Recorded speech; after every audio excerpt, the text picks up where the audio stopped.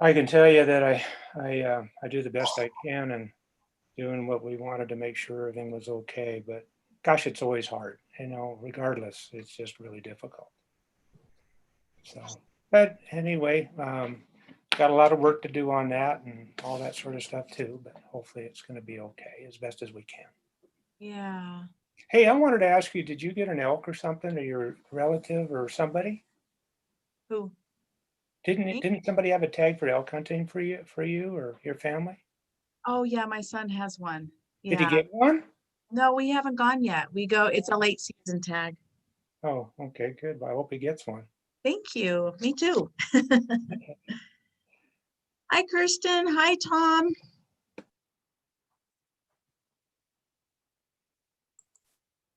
Good morning, everybody.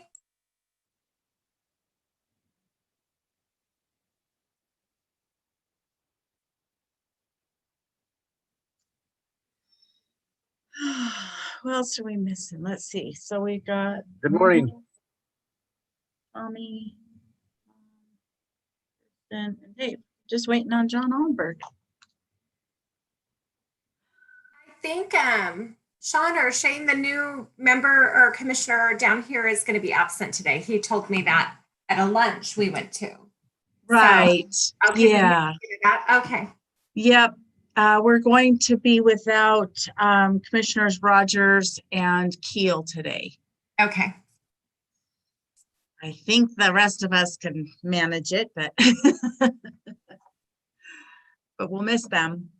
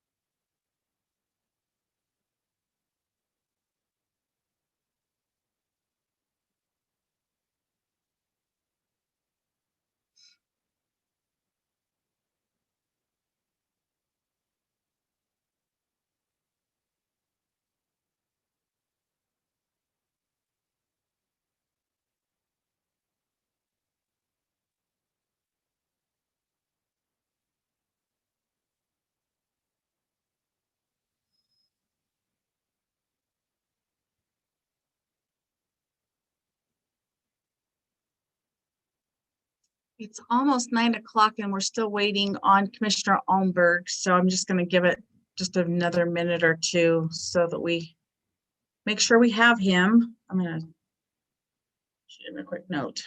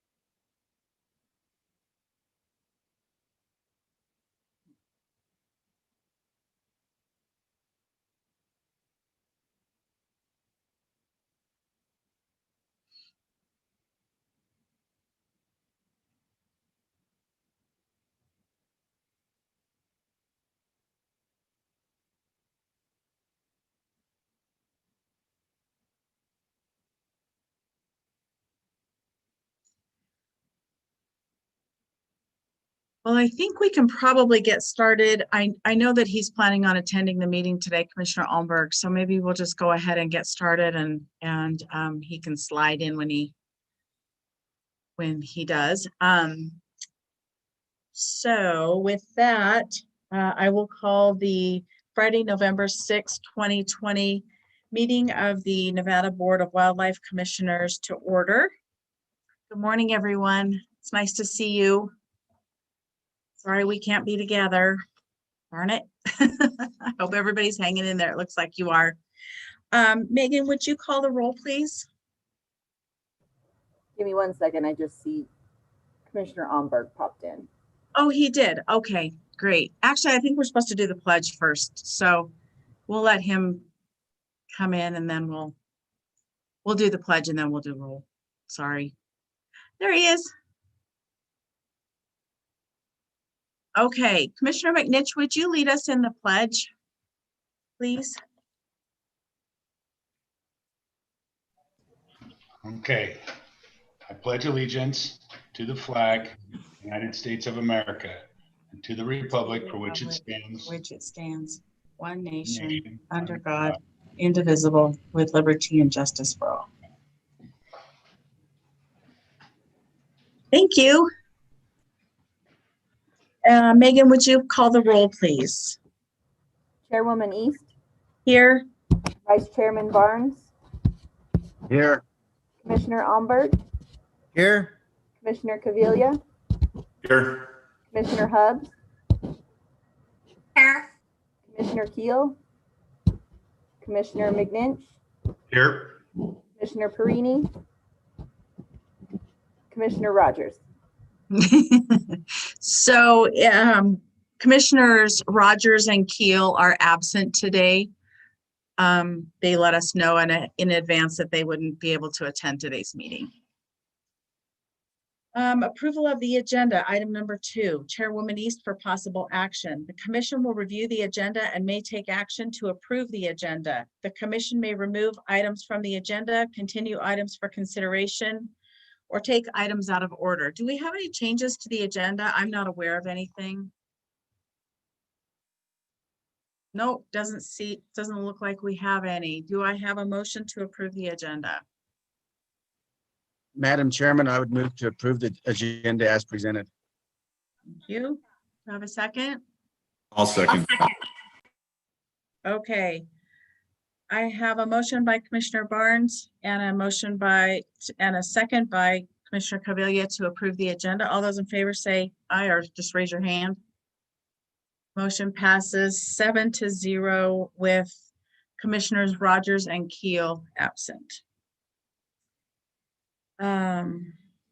Approval of the minutes, agenda item number 3, Chairwoman East for possible action. Commission minutes may be approved from the September 25, 2020 meeting. Once the commission members have discussed this agenda item, a recess of a specific duration will be taken in order for the public to provide input at the following email address: wildlifecommission@ndow.org. Upon reconvening the meeting, public comments will be shared with the commission prior to taking any action. Do we have any changes to the minutes? Commissioner McNinch? Thank you, Madam Chair. I did have one. I'm looking for it real quick. It was just a clarification on the term carrying capacity. And it's Okay. on page 14. It's right down towards the bottom. It's like the third paragraph from the bottom of the page. It's in reference to Commissioner Hubbs asked if the bear activity was due to urban sprawl or if it was a carrying capacity. So CARRYING. Just Okay. All right. Any other? I thought I had one, but I'm not finding it. So, I did have one more on page 18. okay. It's just a misspelled word. It just stood out to me, so I thought I'd mention it. It's under the motion that was made on the third line, the word adequate. That's all. It just stood out, so I'll mention it. That was the one that I had too. Thank you for bringing that up. Anybody else have any other questions or comments, changes? Okay. Do we have public in attendance? Looks like we do. So we'll take this out for public comment. We'll give them 3 minutes. So we'll come back at 9:09. How about that?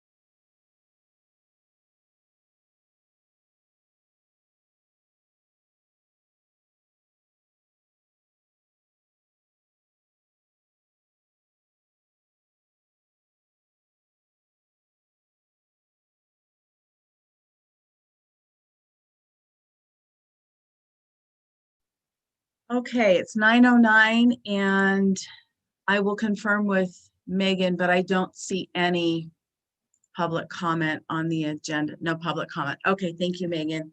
So with that, I'll entertain a motion to approve the minutes with the changes that Commissioner McNinch suggested.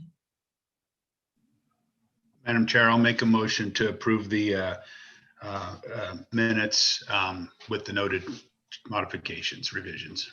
Okay, I'll second that, Madam Chair. Okay, thank you. I have a motion by Commissioner McNinch and a second by Commissioner Hubbs to approve the minutes with the noted changes. Although in favor, raise your hand. Motion carries 7-0 with Commissioners Rogers and Keo absent. Thank you. Agenda item number 4, member items, announcements, and correspondence. Chairwoman East, informational. Commissioners may present emergent items. No action may be taken by the commission. Any item requiring commission action may be scheduled on a future commission agenda. The commission will review and may discuss correspondence sent or received by the commission since the last regular meeting and may provide copies for the exhibit file. Commissioners may provide hard copies of their correspondence for the written record. Correspondence sent or received by Secretary Wasley may also be discussed. I've had a number of emails. I believe that all of you were copied. I've sent everything I've received that was just addressed to myself to Megan to be forwarded to all of you. I have had a couple of phone calls, but most of those phone calls were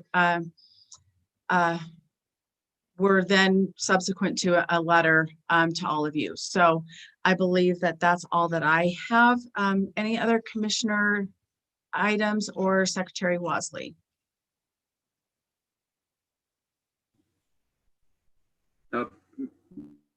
Madam Chair, I would just say that the department has compiled all of the input that we received, all the public comment, correspondence.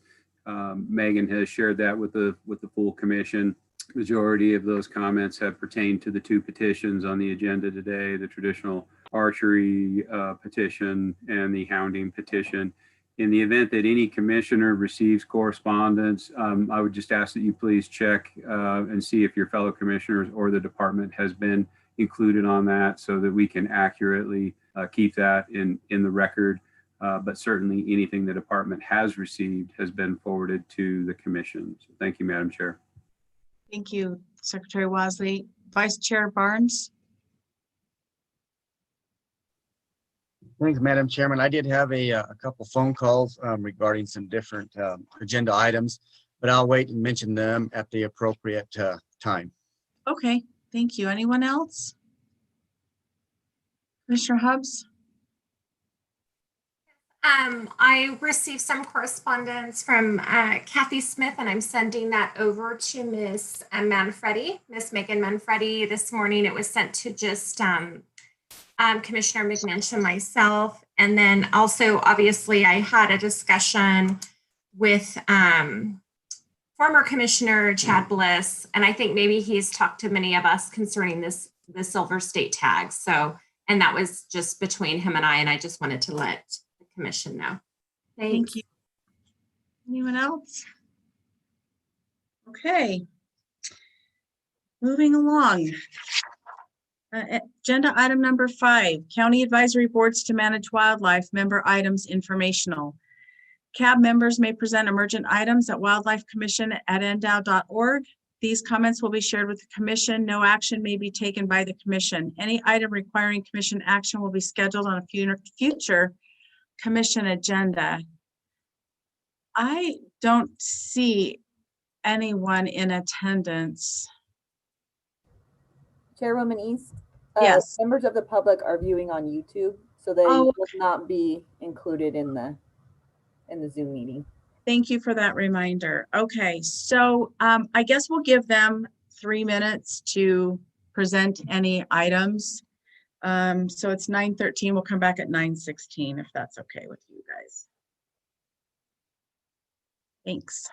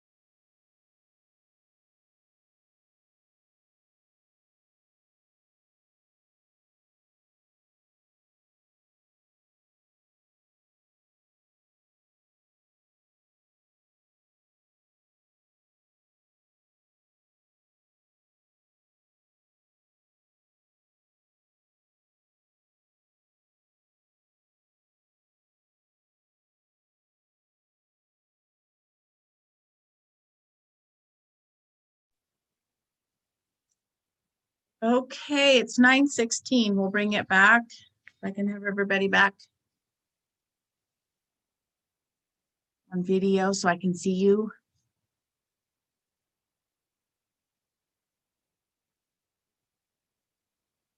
Thank you. Okay, so we have Larry Allen with Humboldt cabin attendance, Glenn Bunch with Mineral cabin attendance, and Joe Krim from Pershing cabin attendance. No emerging items. All right, thank you, gentlemen, for checking in. Moving along to agenda item number 6, commission regulations for possible action or adoption. Public comment allowed.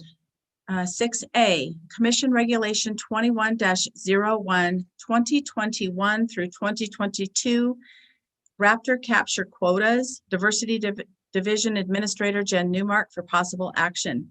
The commission will consider and may take action to approve the 2021-2022 season dates, species, quotas, limits, closed areas, application procedures and deadlines, and take of raptors for falconry.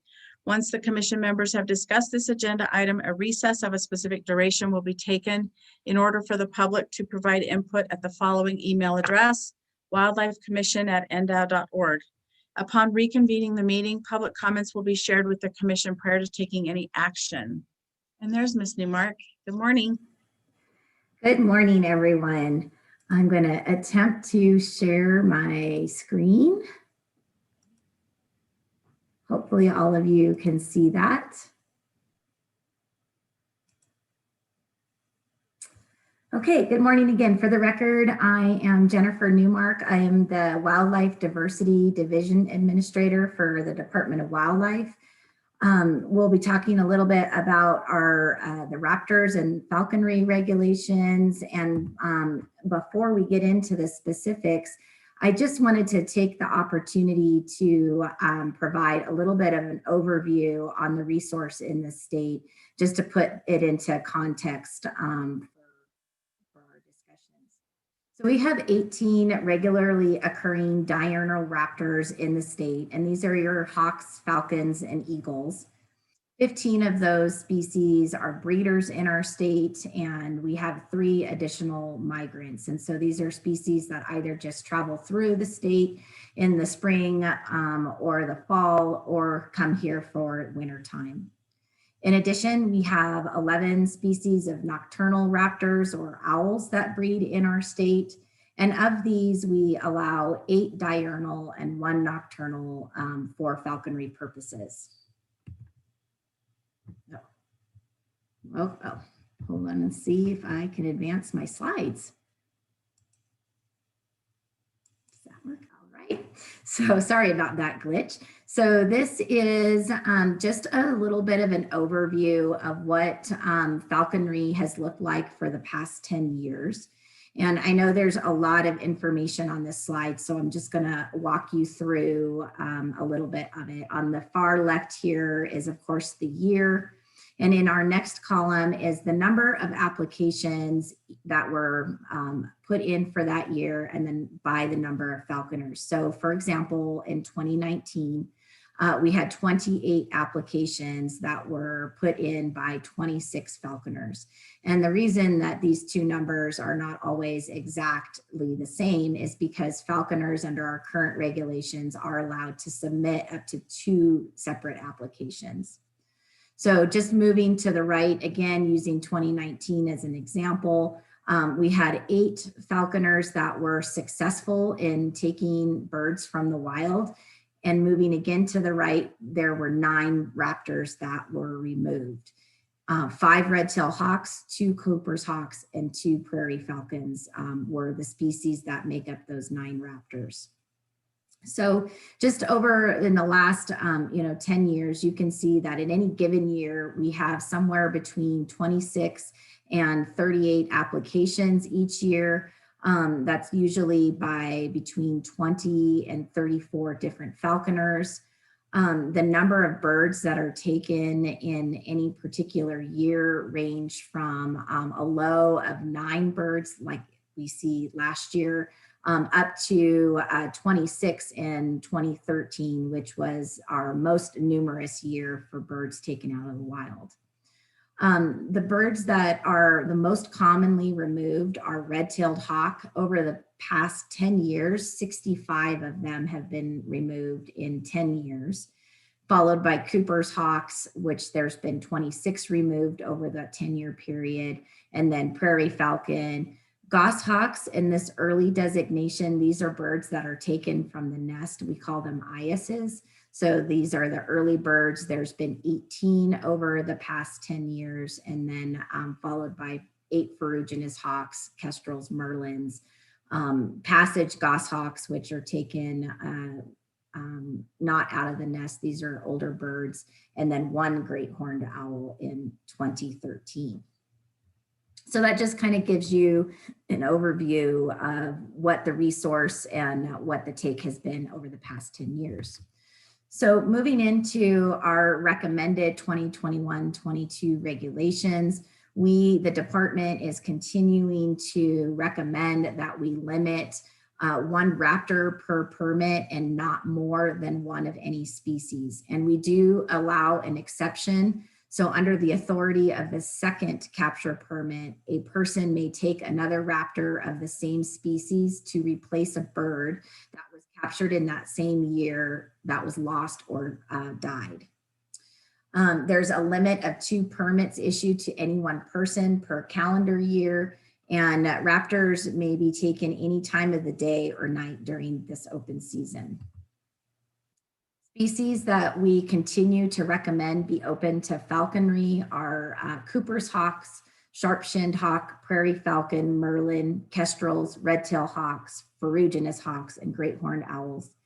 And the stars, after the name of the species, just designate that these are species of conservation priority in the Nevada Wildlife Action Plan. This first group of birds is open statewide. In the case of northern goshawks, it's open statewide for falconry, except in Elko County, where it's closed north of I-80. We continue to recommend the eyas season from March 1 to August 31 of each year, and the passage season from January 1 to December 31 of each year. We continue to recommend that 1 eyas or nestling must be left in each nest from which a raptor is captured, and that nestlings or eyases can not be removed prior to 10 days of age.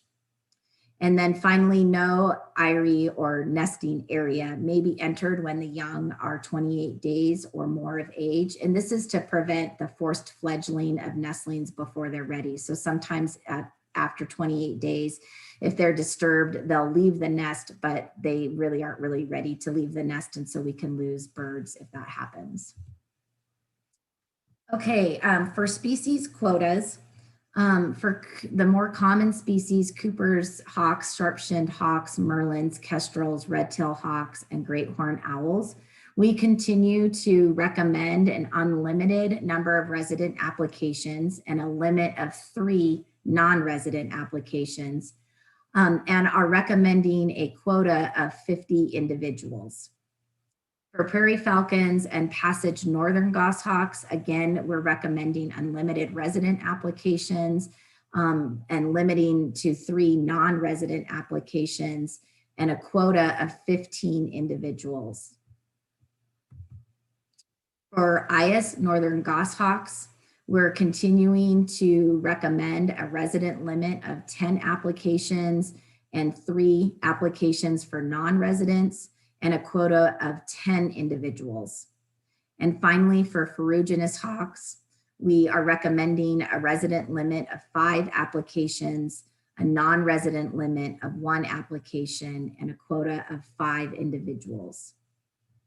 And I'll just finish with, again, putting this in context of what the actual take has been over the past 10 years. We have not reached the quota on any of the species that we are recommending. And we used to have an unlimited recommendation for some of our more common species, but by putting a quota in of 50, we're just providing an upper ceiling for take from the wild that is well in line with the recommendations from a biological standpoint, and then also what has been removed over the past 10 years. So with that, I will ask if there are any questions that I can help answer. Thank you, Ms. Newmark. Does anyone have questions for Ms. Newmark? Yes, Commissioner Hubbs?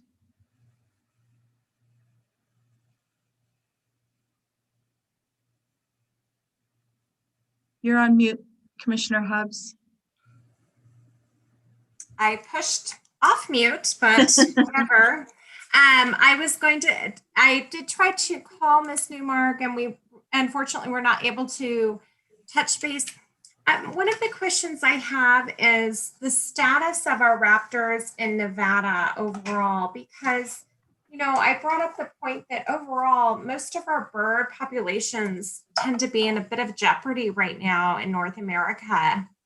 And I don't know if there's issues with my migratory routes or if we're seeing a decrease in numbers in our raptors, but anecdotally, it was funny. I was out in Sierra Valley just a couple weeks ago and was going to go, I was going to go look for raptors, which I like to do when I'm there. And my brother who lives out there stated to me that, you know, I haven't really seen many raptors as much as I used to. And there was something that was sprayed out there that was causing a decline in numbers, or that's what he had felt. And I just wanted to know any concerns that you might have in your role for the state about our raptors, to kind of update individuals on the commission so we understand if there's any issues that are going on or if there's anything that we should be concerned about. Thank you, Commissioner Hubbs. Yeah, I think that for our common species, the species like red-tailed hawks and Cooper's hawks, I have no concern about their population status. Those birds and great horned owls too are better able to adapt to urban landscapes, for example. They don't have such strict habitat requirements as some of the other species. In the case of northern goshawks, for hawks, those species are birds that we continue to monitor and to make sure that their status is not declining. I think you've heard in several of our department activity updates that we have projects on ferruginous hawks where we are satellite tracking their movements to better understand how they use their habitats when they fledge from the nest. Where do they go? Some of it can provide information on some of their habitat limitations. Same with goshawks. Goshawks are tied to riparian areas, and those habitat types are not only are they limited in Nevada, but they also, there are areas where we are concerned about that habitat type. So we're monitoring those populations. We feel, though, that the regulations and the allowable quotas are within line of those population concerns and would not impact the populations unnecessarily.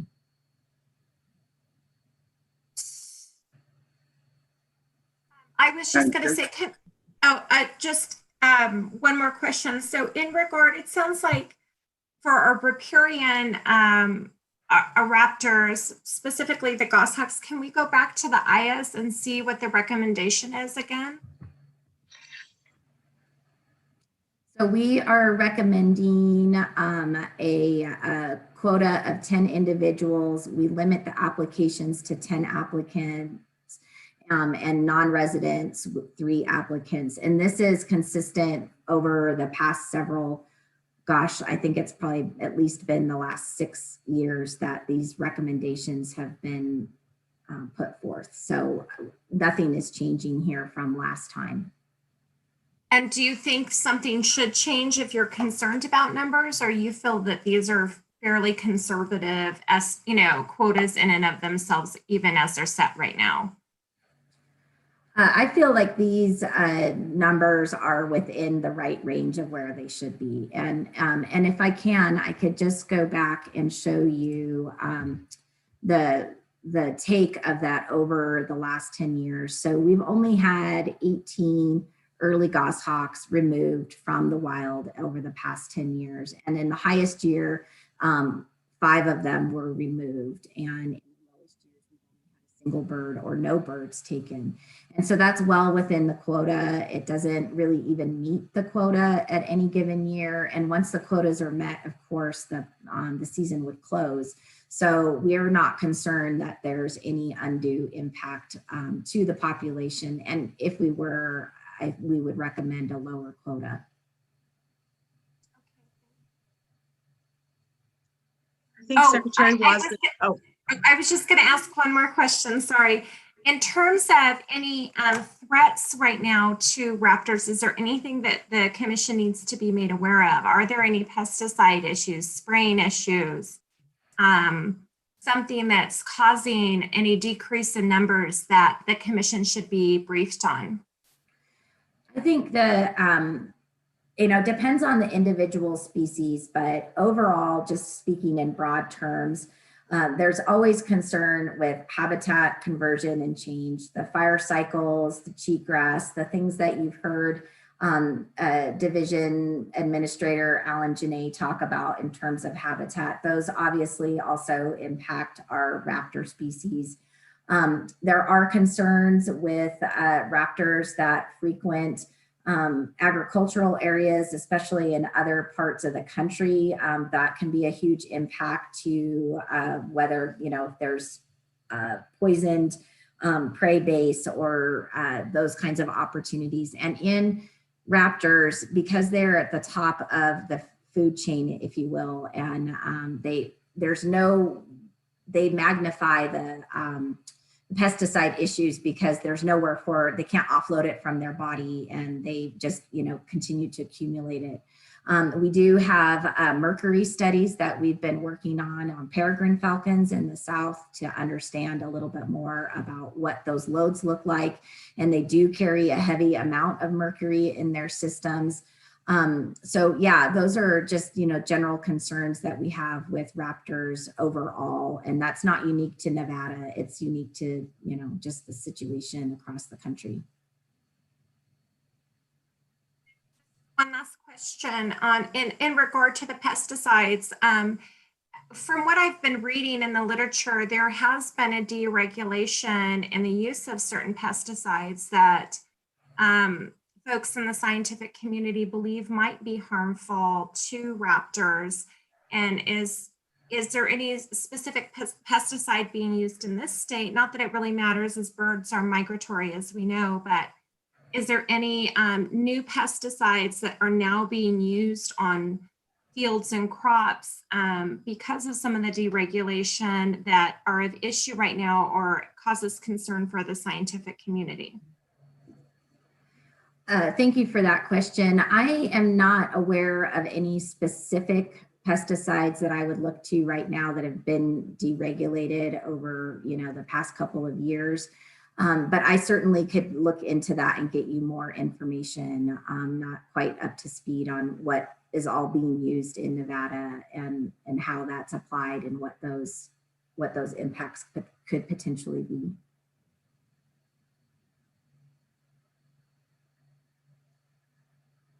Okay, thank you. Secretary Wasley, did you have something you wanted to add? I did. Thank you, Madam Chair. Just to Commissioner Hubbs' reference to the State of the Birds report, and Commissioner Hubbs originally brought that up before the commission at a commission meeting sometime, I believe, last year. Subsequent to that, we had a report from Diversity Division Administrator Jennifer Newmark on that report, what it contained. And the reference that, we've lost a lot of our birds is accurate. However, there were two things in that report. NABC, the North American Bird Conservation Initiative, that looked at the state of the birds, showed that there were two groups of birds that were actually doing very well and had shown growth, a substantial growth in numbers. One was waterfowl and shorebirds that were dependent on wetlands, where there'd been a great deal of work and improvement and investment through the North American Wetland Conservation Act, NACA. And the other was raptors in general. And that was mostly attributable to the Migratory Bird Treaty Act, MBTA, that's administered federally through the U.S. Fish and Wildlife Service and the Department of Justice enforcing those regulations with industry. And so even though it's accurate to say we've lost a lot of our birds, I think it's really important to say that there's two areas where we've had tremendous success, where we have those protections and programs in place: waterfowl, shorebirds, and raptors. So I just wanted to point that out. The other thing I wanted to point out was when we talk about the biology of raptors, there's a tremendous challenge for successful fledgling of offspring of these birds. There is tremendous loss from the time an egg is laid to the time it's hatched to the time it fledges the nest. And so when you look at 13 birds for goshawks, for example, resist the temptation to look at that as additive mortality, when in all actuality, if it's 10% success, you're talking about maybe one bird that could potentially be additive. And so we don't believe that these really conservative levels are going to be additive mortality on these species that have demonstrated positive trends through assistance from Migratory Bird Treaty Act and other places, as documented in NAVC's State of the Birds report. So just wanted to share some additional data and perspective on that. Thank you, Madam Chair. Welcome. Thank you, Secretary Wasley. Any other questions? I can't see everybody, so speak up if you have a question. Yes, Commissioner McNinch. Thank you, Madam Chair. I'm sure that I have read over this 1,000 times over the years, but it just kind of hit me this time. Jen, under deadline for acceptance of application drawing, the third paragraph where it says a drawing will be conducted by the department if there is an oversubscription of applications for any raptor species for which a permit quota has been established. And then it says, after the drawing, any quota remaining will be available by application. So what scenario is that addressing? I mean, if we're going to a drawing, I guess my assumption is that all the quota would be absorbed through that drawing. I think that, for the record, this is Jen Newmark, Wildlife Diversity Division Administrator. I think maybe Director Wasley can help me out here, but as I interpret this and what I understand it to mean is that if we, for example, in the case of goshawks, if we get, let's say, 20 applications, but we only allow 10, then we would do a drawing to pull those applications and, and provide a permit to whoever were the successful applicant drawers. And then after that, there's the quota as well. And so if a quota is not met, people could apply for it again. I see what I did. I took a left at the turn instead of a right. So I can see what it's saying now. I appreciate you explaining that a little bit. And for some reason this year, it just hit me different than it has in past years, I guess. So that makes sense. I see what's going on there. Okay, any other questions for Ms. Newmark? Yes, Commissioner Hubbs. Just one more note. I think I love birds, and I find raptors extremely exciting. I do enjoy birding. So I'm just going to ask a little bit about migration and changes in migration that the state, if they're detecting any change in migration in birds due to change of temperature, change in habitat. Is that something that's going on or being monitored or like, I guess I keep reading that, migratory birds especially are changing their migration patterns over time. And I just don't know if we're watching that, if we're seeing anything in the state of Nevada. For the record, again, Jen Newmark.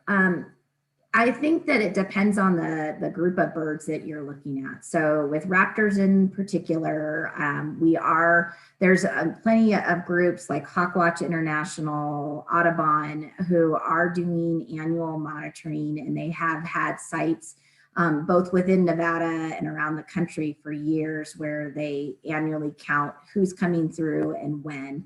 And so they might be detecting shifts in those migration in consideration of climate change. So, for example, broad-winged hawks are a species that come through Nevada, and we might see them come through, a few weeks earlier or a few weeks later.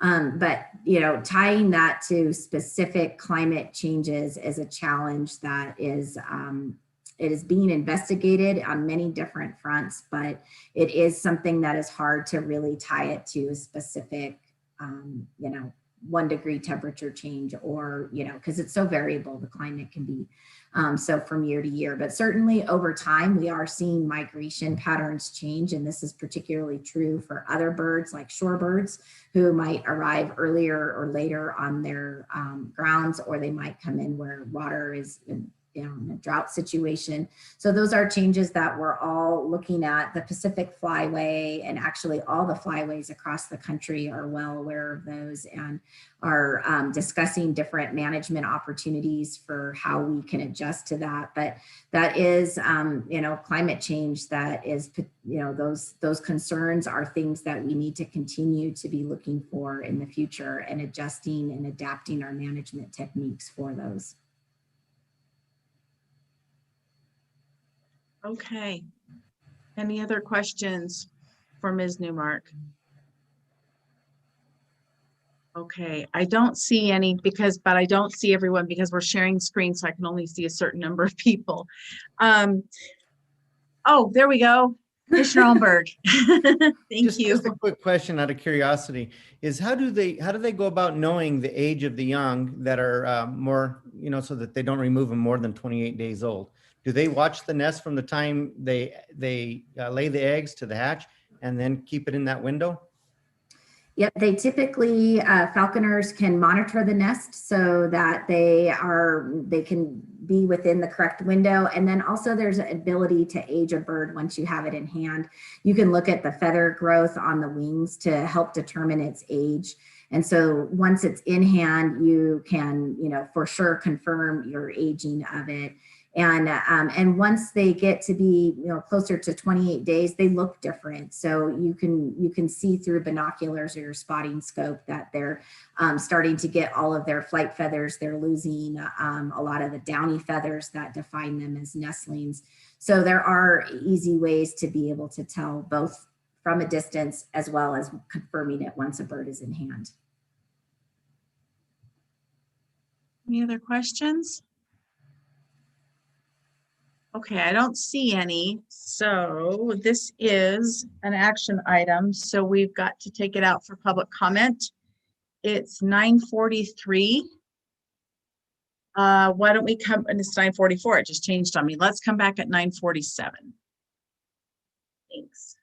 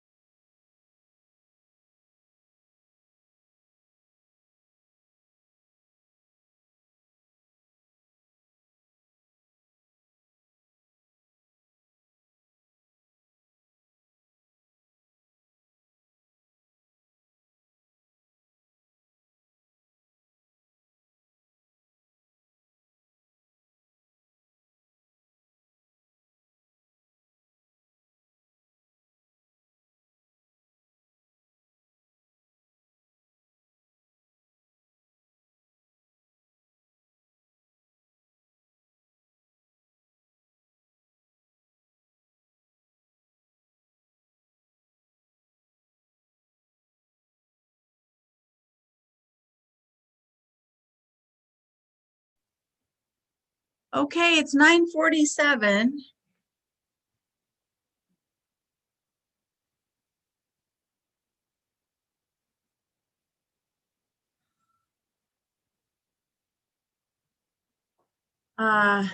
So let's see, do we have it? We do.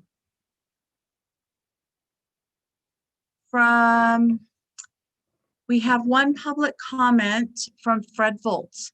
What NDOW staff has proposed as management of raptors does not include population data backing up its recommendations in a given hunt area.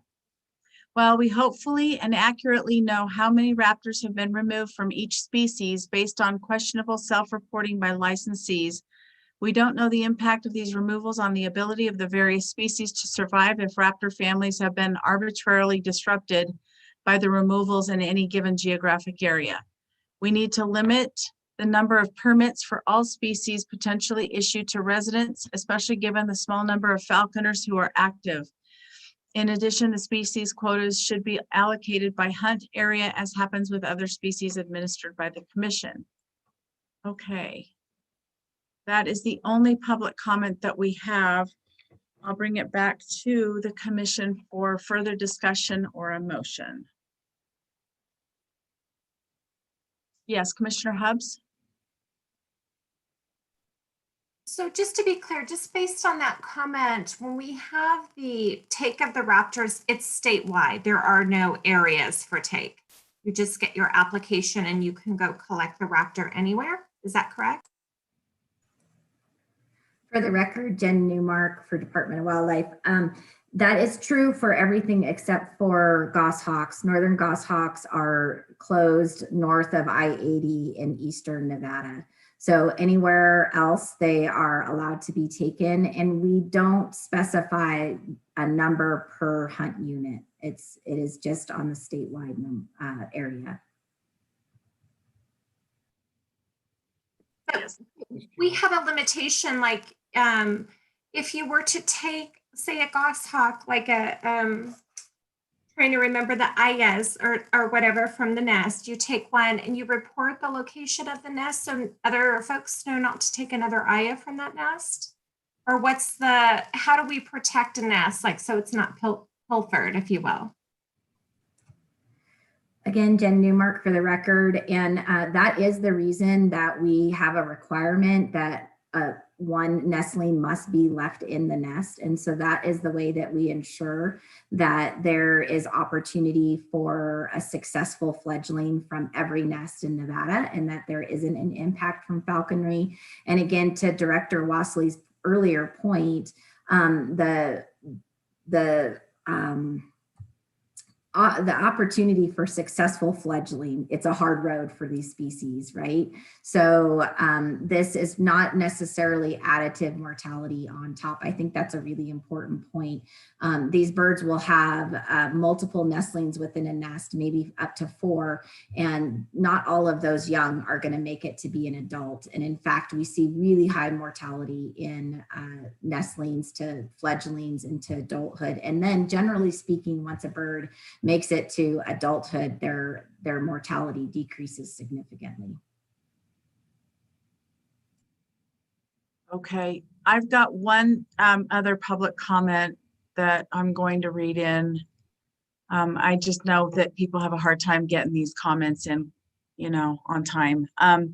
From Therese Campbell, question for Ms. Newmark. Can you please comment on the issue of or concerns, if any, of raptors being poached for falconry, i.e. individuals taking birds without submitting applications to NDOW? Again, for the record, Jen Newmark, I don't have any concerns beyond just the usual, every time there's any regulation, there's opportunity for someone to not follow it. But we put those regulations in place, and as a whole, we have no evidence that there is illegal take being, done in any parts. We require people to report in, and they bring their birds to us so that we can properly check the age, and that we can make sure that they're banded so that we understand where they are. When falconers fly their birds, they usually have what's called jesses on the talons, which is how they hold on to the birds. And so there's evidence of birds being used. They're not easily hidden, and they all have to have a band. So law enforcement has the opportunity to see if there is a bird that has falconry equipment on it but isn't banded. They have that opportunity to check that. In addition, when a falconer is licensed, we do checks on their facilities to make sure that they have proper mews and proper facilities to house those birds, and they're not putting the birds in harm. And we have the opportunity to go back and visit those falconers at any time according to the regulations. So I appreciate the comment, and I know that that concern could possibly be a possibility, but I haven't seen any evidence, and I don't believe our law enforcement ever has as well. Yes, Secretary Wasley. Yeah, I would just add, we have a very exhaustive Raptor database, GIS database, Raptor nest database, excuse me, showing where the nests are. And that database has been, it represents a compilation of 40, 50 years of data. And there's pretty high site fidelity to nests. There's a lot of energy that goes into the construction of those nests. So these aren't like a lot of your backyard, songbirds and building a new nest every year. Because of the investment in these nests, they're reused. A lot of these species go back to the same place, so they lend themselves to monitoring in that way and the creation of a Raptor nest database. And so we have monitored many of these nests for decades, and law enforcement has actually made some cases on either collection of excessive numbers or without permit, but they're very, very few cases. There's also evidence at these nest sites, the way that they access the nest through climbing gear, leave certain marks on the trees. And so when we monitor those nests and check them for activity, if we see those marks, we know that those nests have been accessed. So I think it's really important. This is way more, there's way more data, way more evidence, whole department saying here, we're going to trust what you say, go collect them and let us know later. Having a statewide Raptor nest database that's been compiled, 40 years plus, and being able to monitor, being able to determine when those nests have been accessed, and having a history of actually, making a case, very rarely, but we have made some cases. And the falconry community is very small. And as Ms. Newmark points out, if somebody's flying a bird, then it darn well better have a band on it. And when the falconry equipment can't be reconciled with a band, then there's a red flag, and they police one another as well. And so a very small number of individuals, very small number of birds that are subject to a very high level of mortality from nestling to fledgling. And that mortality isn't necessarily human caused. That's just the nature of the species. We're not saying that these are species of conservation need or priority because of what we as humans are doing. This attrition, this is just a species strategy. You're talking about species that fly and have to have prey. There's a whole lot of factors involved, and their strategy is to put a bunch of eggs in the nest, and if they can pull one of those off into a successful adult fledgling, then mortality goes way down, and they consider it a success. But it's attrition. That attrition is part of nature's way of it's a natural selection effort and issue. So just some additional perspective for the conversation. Okay, thank you. Anyone else have any comment? Commissioner Hubbs?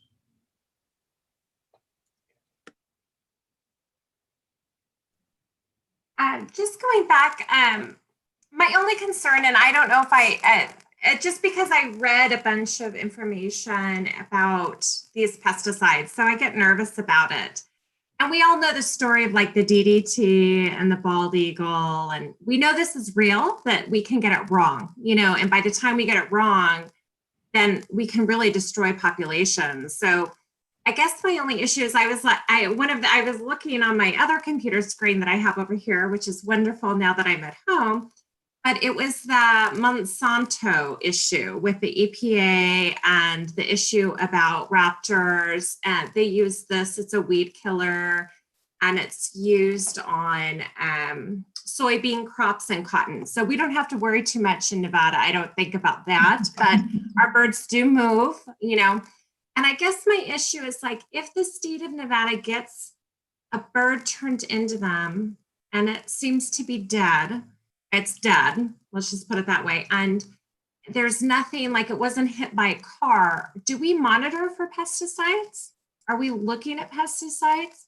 That's just, I think it would be a good thing to do that if you saw that, because you know, by the time it's going to take its effect, it'll be much after the fact, like the exposure will already be there. So I was just curious. Again, for the record, Jen Newmark. There has been several instances since I've started working at the department where we've had a bird that has been found and that we have sent off to national labs to test for pesticide poisoning. There's been a couple cases where we've had a few birds in an area where we noticed like an increased mortality of these species. And we have it, but it's very hard, even at the national labs, for us to pinpoint to a specific type of pesticide. You can look and see that it was likely to be poisoned. And we do see mortality from that there's no question about that. So we monitor it from that level. We don't have any, the department does not have any current specific studies looking at pesticide use in Nevada and its impacts other than the mercury study. And this is a long-term study, feather study that we've had with peregrine falcons. And we are showing, again, those high levels of mercury, but it also appears that the birds are, I don't know if it's not very scientific to say that they're handling it, but they do seem to be, you know, coping with those higher levels of mercury. And those studies will take years for us to be able to recognize individuals that have shortened lifespans or impacts to individual populations, but we are trying to keep an eye on it. Okay, thank you. Just one more question about the mercury. Where do you presume the mercury is coming from? I don't actually know the answer to that question, and I'd be happy to have our Raptor specialist, Joe Barnes, provide some information to the commission on that. Perhaps maybe at one of our department updates, we could do a presentation on peregrine falcons and mercury. I don't want to hazard a guess just because I really honestly don't know. Thank you. Any other questions, discussion, motion? Yes, Commissioner Perini. Thank you. I just have maybe a question. Obviously, at the same time with my computer, I'm still missing seconds. Oh, no. I've got to get that fixed. But so if I'm making a mistake here and asking a question that's already been done, I apologize. But, you know, for the Operation Game Thief, I just wanted to know about, we talk about, you know, poisons and all those kinds of things that are happening with the temperatures and all that stuff that we've had. And it has changed quite a bit. What about hunters? How about people with guns that are shooting some of these type birds? Has it been quite a bit of that? Not enough? Has any of them picked up instead of looking to see if it was poison, or is it because there's actually BBs in it where people have shot them? And is there something like that we are looking forward to that for wildlife, the law enforcement end of it having to go after that, which I'm sure they would if they saw that. Have we had quite a bit of that, or maybe none? I don't know. Secretary Wasley. Thank you, Madam Chair. Thanks, Commissioner Perini. We do send birds to forensic labs. We will, X-ray birds. Look for pellets. I think it's been a very rare case that's been made for that kind of take. There was an issue here just a year or two ago where an individual had a whole collection of various raptor species, and there was an arrest made, citation arrest in Elko County. Most of those specimens were being collected for ceremonial purposes. And so there was a pretty big case there. I would hazard that is probably a more significant risk or threat than any documented illegal harvest by firearm from hunters in Nevada. But we do examine those. A quick X-ray or metal detector can pick up certain metals, as you know. But we have not documented a significant. I can't think of a single case actually, but I'm sure there has been some. But that's another area that if the commission is interested, we could certainly have law enforcement speak to in terms of their efforts and case history on those sorts of issues. Thank you. Bet. Anybody else? No? Okay. Do I have a motion? Yes, Commissioner Hubbs? I'll make a motion. I would like to motion or move to have Commission Regulation 21-01, the 2021-2022 Raptor capture quotas accepted by the Commission as presented. Great. Second. Okay, I have a motion by Commissioner Hubbs and a second by Commissioner McNinch to accept Commission Regulation 21-02 as presented. All those in favor, raise your hand. Motion carries 7-0 with Commissioners Keel and Rogers absent. Thank you. All right, moving on to Commission Regulation B on the agenda, Commission Regulation 21-02, 2021 to 2022 non-commercial collection seasons and bag limits for live unprotected reptiles and amphibians. Diversity Division Administrator Jen Newmark for possible action. The Commission will consider and may take action to approve 2021 to 2022 season and limits for non-commercial hobby collecting of live unprotected reptiles and amphibians. Once the Commission members have discussed this agenda item, a recess of a specific duration will be taken in order for the public to provide input at the following email address, wildlifecommission@ndow.org. Upon reconvening the meeting, public comments will be shared with the Commission prior to taking any action. Ms. Newmark. Okay, I'm going to share my screen again. And hopefully you're seeing that slideshow start. We are. All right. So again, my name is Jennifer Newmark, Wildlife Diversity Administrator Division. And we're going to talk now about non-commercial collection of reptiles and amphibians. And again, just to give you a little bit of an overview of the reptile, and I'll try to make it quick because I know that we have a full agenda today. We have 55 native species of reptiles that occur in Nevada, 28 species of snakes, 25 species of lizards, and 2 species of turtles.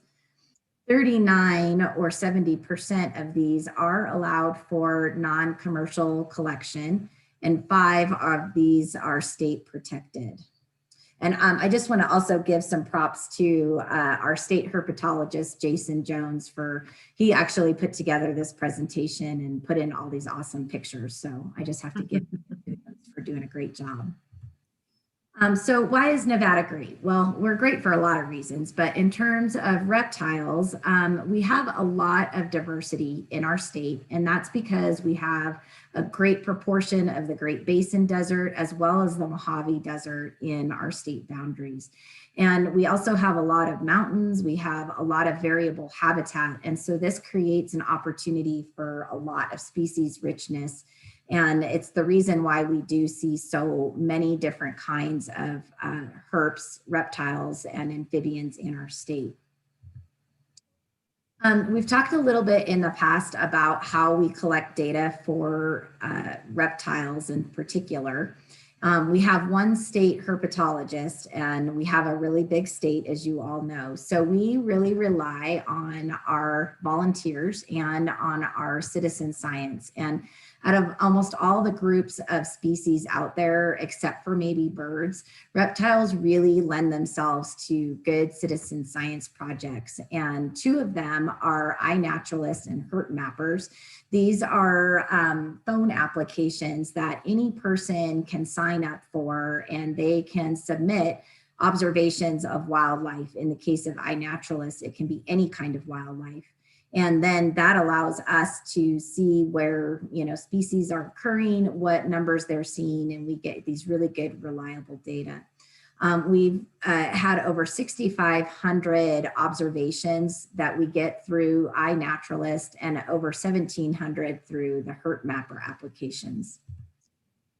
Each of these records come in with photos, so they're really high quality because we can, look at a photo and see what a species is, and we can be confident that we have the right identification.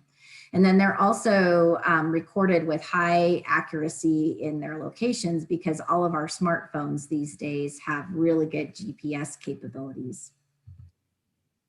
We also have some department-driven or department-level volunteer efforts, and one of them is our night driving surveys. We've been doing these for years, where we have these really dedicated volunteers who will spend an evening once a month for the entire summer season, slowly driving along an established road route, looking for reptiles and trying to observe or identify species that are on the road or on the side of the road. And from these efforts, we have over 1,500 different observations. Similarly, we have a volunteer project on Gila monsters. You've heard us talk about Gila monsters in the past. This is a species that's really hard to observe because they're very cryptic and they hide in these really tiny cracks.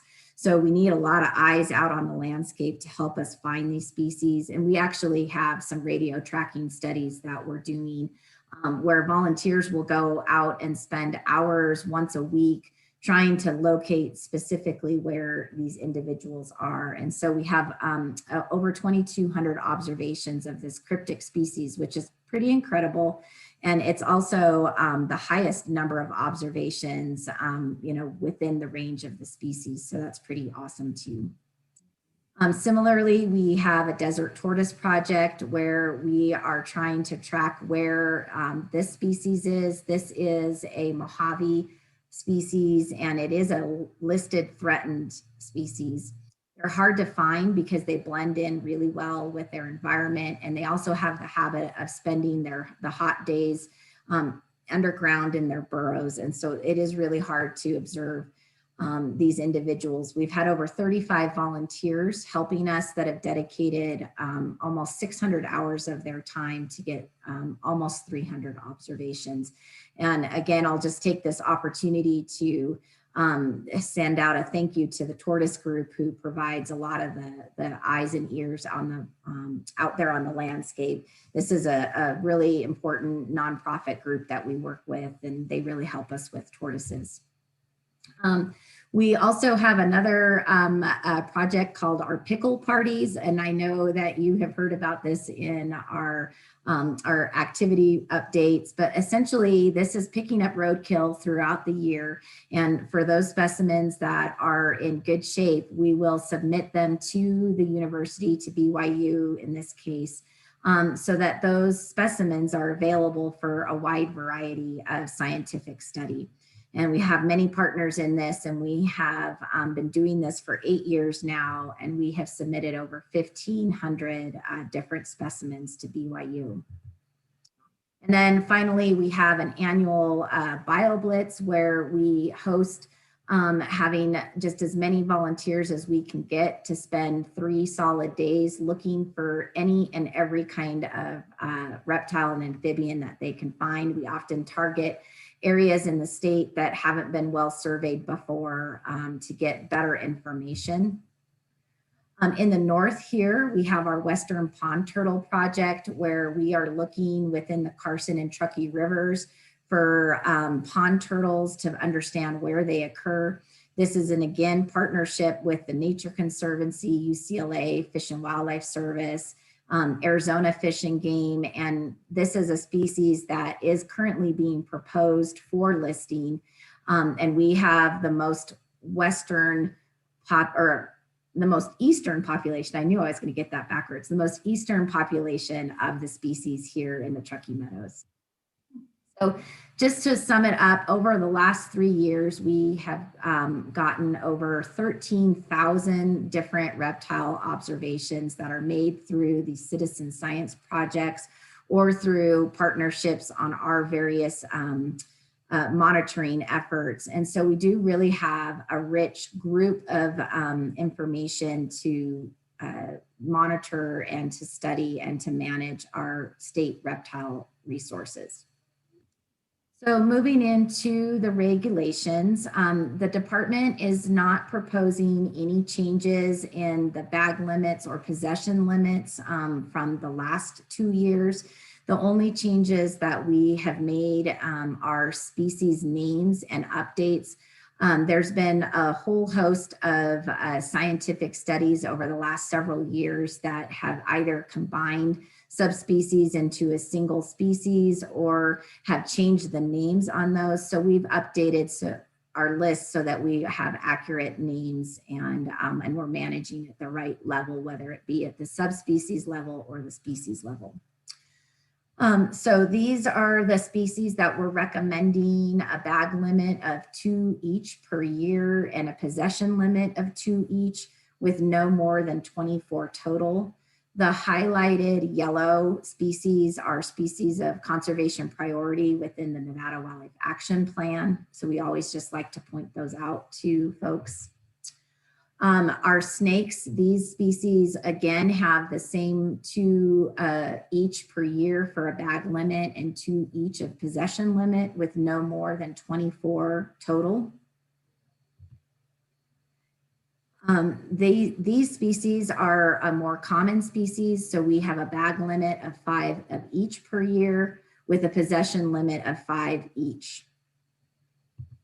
And then finally, for amphibians, we have a limit of 4 of each per year and a 4 total limit. And then for non-native amphibians and reptiles, the tiger salamander, Mediterranean gecko, and spiny soft-shell turtle, those are non-native, so those are unlimited in both their possession and in the amounts that are allowed to be taken.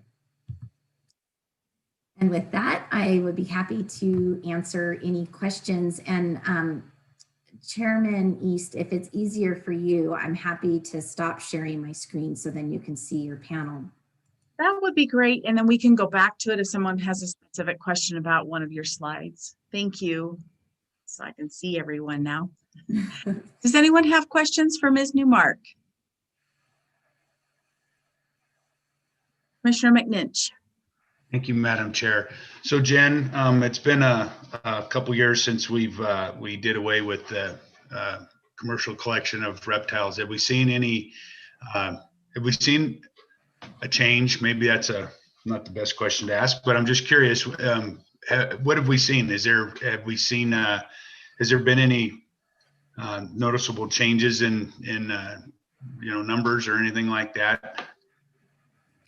Yeah, that is a great question. And we are currently partnering with the USGS and UNR to do some more concentrated studies at certain areas that were very heavily collected for commercial purposes to be able to detect those changes. It's a little early to be able to see those population rebounds. Anecdotally, we see in some of those areas just driving through, I know I've seen more diversity than what I had seen in the past, but we haven't been able to scientifically document that. And I think that that is just going to be a matter of time.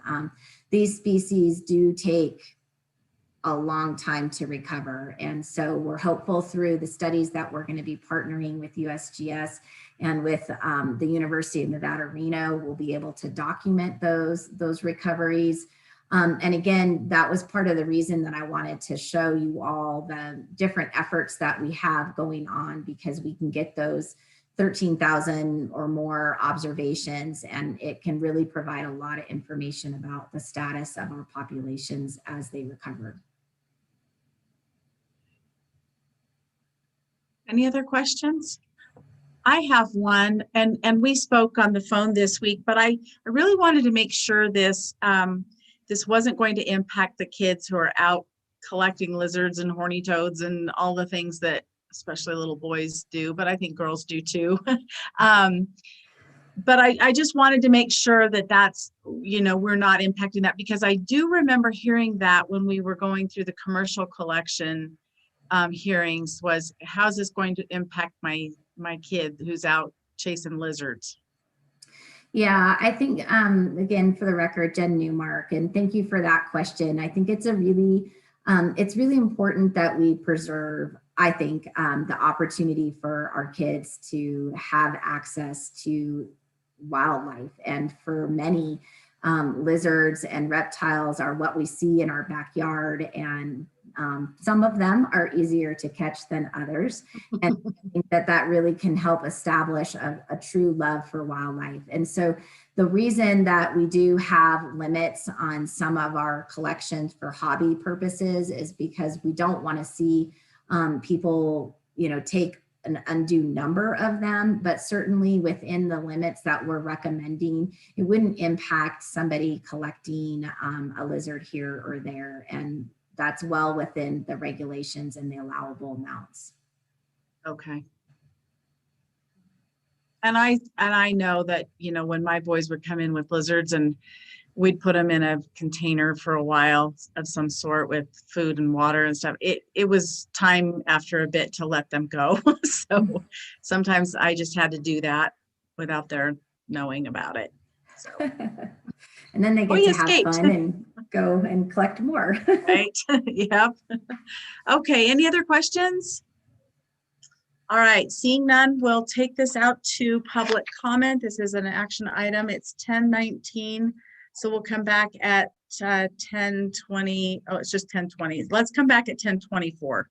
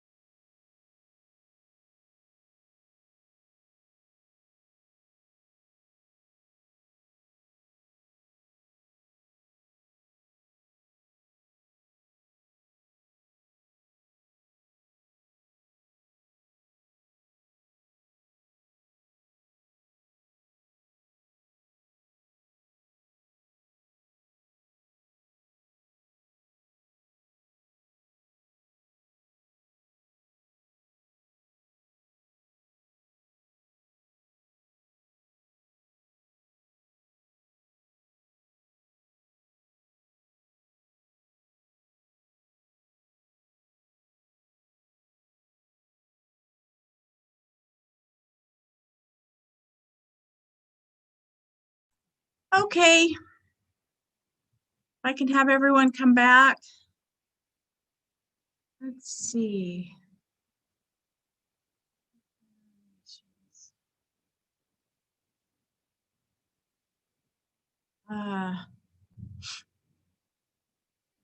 It appears we have one public comment from Therese Campbell for Ms. Newmark. Do you have data or estimates on the number of reptiles being non-commercially annually collected in Nevada? And also what, if any, trends are you noticing?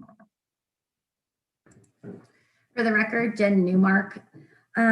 We do not, as a department, we don't require people to report when they collect reptiles from for hobby purposes, nor do we require a license. So I don't have like hard numbers of how many people could potentially be out there. But I can give just some kind of national context and back of the envelope sort of calculations. And this is based on the literature, and it's also based on a report that the American Pet Products Association publishes every few years. So they look at how many households across the country have reptiles as pets. And so a lot of the non-commercial hobby collection for reptiles is to keep them as pets. And so this can provide some good information. And they found that 1 out of 25 households have reptiles. And so again, this is going to assume that Nevada is the same as the rest of the country, that we're in the same boat. But they assume that of these animals, 15% are captured from the outdoors. And again, assuming that Nevada is like the rest of the US, the back of the envelope calculation estimates are likely no more than 6,000 and no fewer than 2,200 are hobby collected from Nevada and brought into captivity. And again, super rough, like back of the envelope calculations that Jason Jones, our state herpetologist, has done. But it does seem to hold up, according to national studies in the literature. Does that kind of help answer that question? I think so. Thank you. Any other questions for Ms. Newmark? Ms. Hubbs, Commissioner Hubbs? Apologize. My only question is kind of to expand on a little bit of what Commissioner McNinch was stating. Are we noticing any, I guess just maybe an update on cleaning up those pitfall traps, and are we noticing new ones, or what are we seeing out in the field and relevant to the commercial trapping, just because we're on this right now, and I think that would be good to know. For the record, Jen Newmark, our land management partners are really helping with the pitfall traps. Those are on public lands, and all the traps that we have known of and have found have been destroyed or removed. Of course, we don't know what we don't know. So I, have a feeling that there are areas that there's potentially more of those pitfall traps. And certainly, we are always vigilant in looking for those. I can't speak to the law enforcement side of things, but as far as I know, we are not seeing activity in the commercial front. So I guess just to clarify, you're not seeing any activity. So what you're not seeing is reestablishment of new pitfalls after the removal of the old pitfalls. That is correct. Okay. Thank you. Any other questions? A motion? Commissioner McNinch. Thank you, Madam Chair. I'll make a motion to approve Commission Regulation 21-02, non-commercial collection of reptiles and amphibians for 2021-2022 as presented. I'll second that. Okay. I have a motion by Commissioner McNinch and a second by Commissioner Hubbs to approve Commission Regulation 21-02 02, non-commercial collection seasons and bag limits for reptiles and amphibians. All those in favor, raise your hand. Motion carries 7-0 with Commissioners Rogers and Keel absent. I think we'll move into 6C and then we'll take a quick break for everybody. We've been doing this for a bit, unless someone needs a break now. Nope, okay. Agenda item 6C, Commission Regulation 20-04, Amendment number 2, 2021 Heritage Tag Seasons and Quota, Data and Technology Services Division Administrator Kimberly Munoz for possible action. The Commission will re-examine the 2021 Heritage Tag Seasons as approved in January of 2020 and may consider adopting a regulation amendment to change one or more season dates. Once the Commission members have discussed this agenda item, a recess of a specific duration will be taken in order for the public to provide input at the following email address, wildlifecommission@ndow.org. Upon reconvening the meeting, public comments will be shared with the Commission prior to taking any action. So before we get started, I just want to let everyone know that I, for one, received a lot of comments on this after we changed this in January. And I had requested that this come back to us now so that we could make any adjustments for next year before the heritage tags are distributed and before we have the auction of tags take place for the following year. So I just, I wanted us to revisit this now rather than maybe in January. So with that, Ms. Munoz. For the record, Kimberly Munoz, Division Chief of Data and Technology Services. Back in January, when we presented the seasons for the heritage tag, the Commission had a lot of discussion over the seasons of the Nelson Desert Bighorn tags. It was decided that the seasons would move from September 1st to the date of purchase of the tag to December 31st of that year. So in rereading the minutes from the January meeting, just to recap for you guys, the reason that that you decided to move these seasons was due to the fact that it was felt that with the season move, the department could get more money at auction for that particular tag.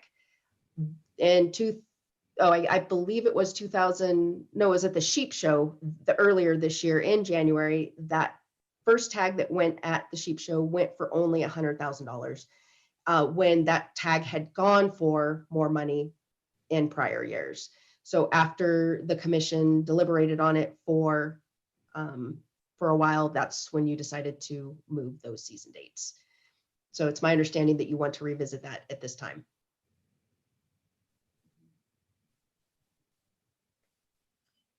Yeah, and I think I ended up getting a lot of comments about the dates. You know, one where we've opened up when the animals are sometimes more vulnerable in the summer with the hotter months. We also had comments about the Silver State tag, which we'll have to do after we determine these dates. The Silver State tag needing to match up with the heritage tag seasons. The other comments were that, you know, with the data purchase, one, you know, giving a sheep tag to one organization and then another organization's tag isn't sold for another couple of months. So even though they get a year, it maybe reduces the value of that second tag. So I just wanted us to have a conversation around this and see if there's any consideration for movement, and if not, so be it. But I feel like we've had enough comments to make it to warrant a conversation. So, Mr. Allenberg. Yeah, I guess we probably have all had conversations with the originator of the Silver State Tag program, both before this meeting and then right prior to when we made the changes. And I guess there is some discussion on the meaning of concurrent, and we might have various, but in this case, we absolutely know the intent. The intent was to make an identical hunt for the Silver State as the opportunity is to the heritage tag holders. So with that being in mind, I am definitely interested in trying to make those the intent match, that these hunts are in fact identical. The dates, you know, I'm personally open to the discussion on dates, but I definitely want to make sure, in my mind anyway, that we fulfill the intent. Anyone else? Commissioner Cavilla. You know, I was heavily in this discussion when it initially came up, and in all honesty, I mean, you could, like Commissioner Alberg said, you can go back and forth regarding the definition of concurrent and if it has to start and end at the same date. But I do believe that the intent of that, the Silver State tag, was it to be the same hunt. I think that didn't even come up in our discussion when we set the date at the type of purchase. That was kind of an afterthought of what we did. So I truly don't have a problem with looking at the date, but you know, and I said it in the prior, when we set this season in the prior meetings for prior years, the myth that you're hunting them when they're most vulnerable, it's just that, it's a myth. I've been on these hunts. I go out and look at sheep year round in Southern Nevada.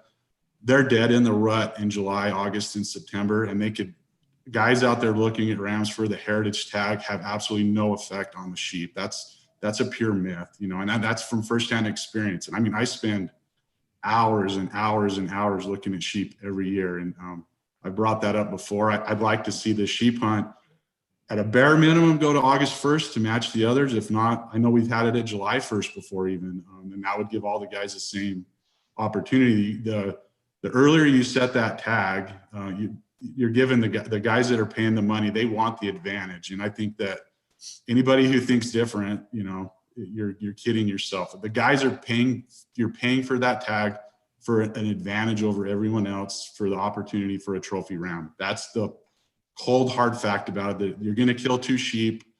And the other cold hard fact that I think everybody needs to look at is these tags are for money. They're pure and simple. It's for money for the department, for the Heritage Fund. And everybody needs to not forget that, you know, and I think we need to try to maximize the money you're going to get for the tag, and leaving that, you need to, in my opinion, you need to leave that tag early. And it's a myth that the guys, I've guided multiple governor's tags now. I've been on the team of guides that have guided that tag. And believe me, the guides out there looking for these sheep they're not bothering the sheep at all. That's a pure myth. So that's my opinion on it. Any other comments? If I could, Ron Perney. Yes, Commissioner Perini. I don't want to mention a whole lot on that, but what Tom just mentioned, I'm 100% for you on that. No sense in saying the same stuff that you just said. I appreciate that. Okay, Commissioner Barnes, or Vice Chairman Barnes, sorry. Thanks, Madam Chairman. I want to agree with what Almberg said, that he was right on, and this is the conversation that I had with Chad Bliss, and I think everybody else had the same conversation. These 2 tags are supposed to be the same tag, and I just think that whatever we decide, we need to make them the same. That was the intent of this, and I think we just need to be consistent with it. As far as the dates, I agree with Tommy that you know, whatever that is, just need to be consistent. And so I guess those are my thoughts. Commissioner Hobbs, did you have a comment? Yes, I did.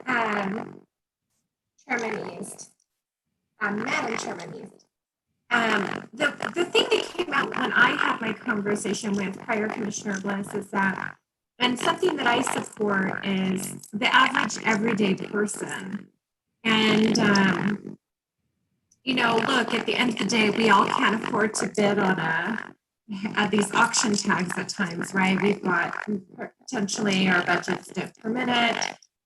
We've got bills to pay, especially in this time of a little bit of economic uncertainty. But He said his intent was looking out for the average everyday person, and he wanted to give these folks an opportunity because they probably and most likely may not ever have that opportunity to bid on an auction tag.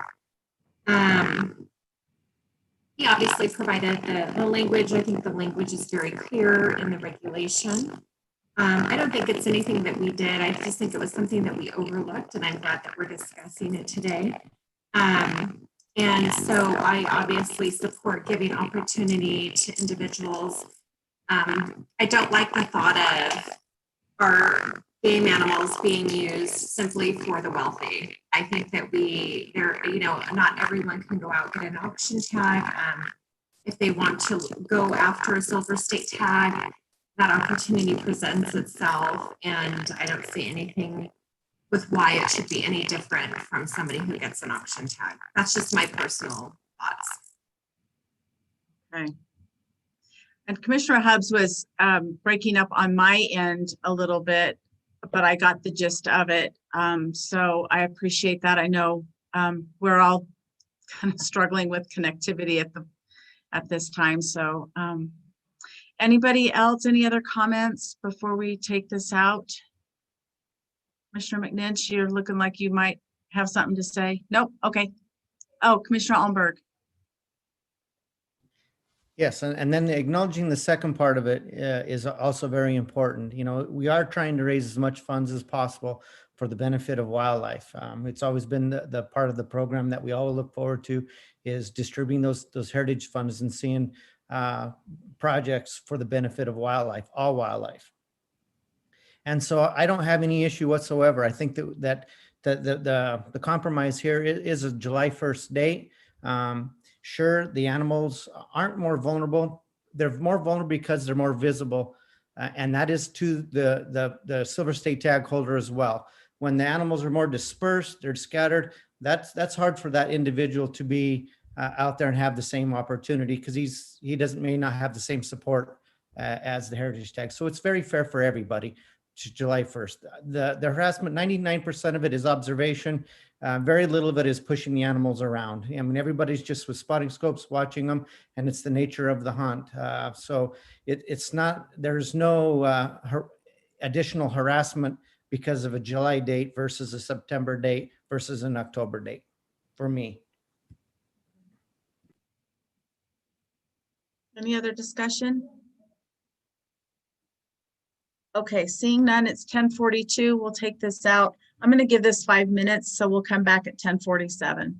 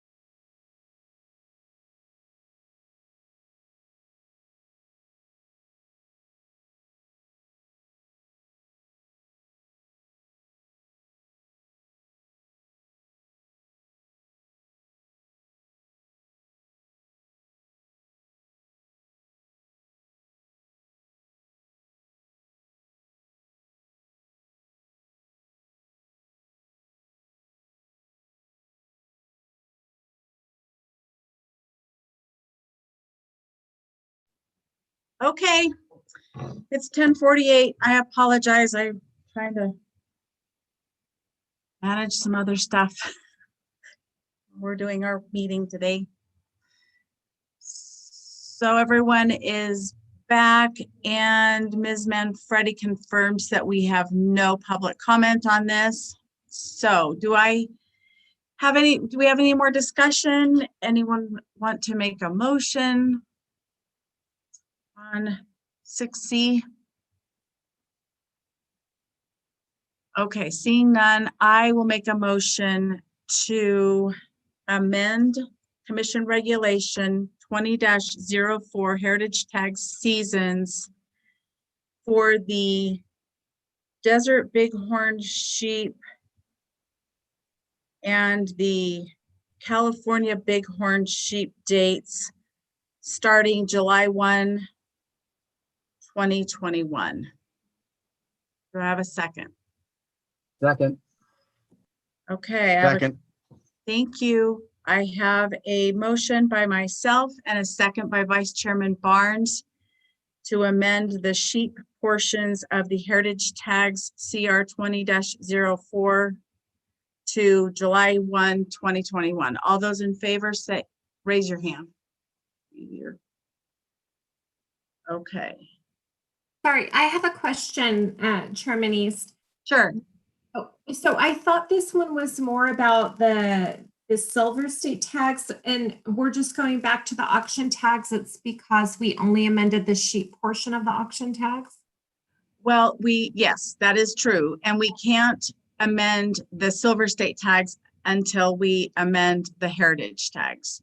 So we will amend the silver state tags at our next meeting. So I guess my only concern is, should we just acknowledge that the silver state should run concurrent with the auction tags versus setting a date in case we modify that in the future? I think we could probably do that. Does anyone, where is my DAG? Or Secretary Wasley, any thoughts on that? Because all we're doing is trying to just point out that they need to be concurrent, right? No, we're changing the dates for the sheep tags on the heritage tags. At the next meeting, we would make them concurrent with our silver state tags. We're amending the dates for the sheep tags on the heritage tags. Right, but we haven't set those yet, and those are still up for a prior meeting. And I think what was coming out is that we weren't taking into consideration the silver state tags. Am I incorrect here? Commissioner Almberg? The catch with the Silver State is that they aren't allowed, they don't receive that tag until a later date. That's why they will have it in hand. They will be able to have that in hand by July 1st. So all of the tag holders will have that opportunity starting July 1st. And that's what makes them identical.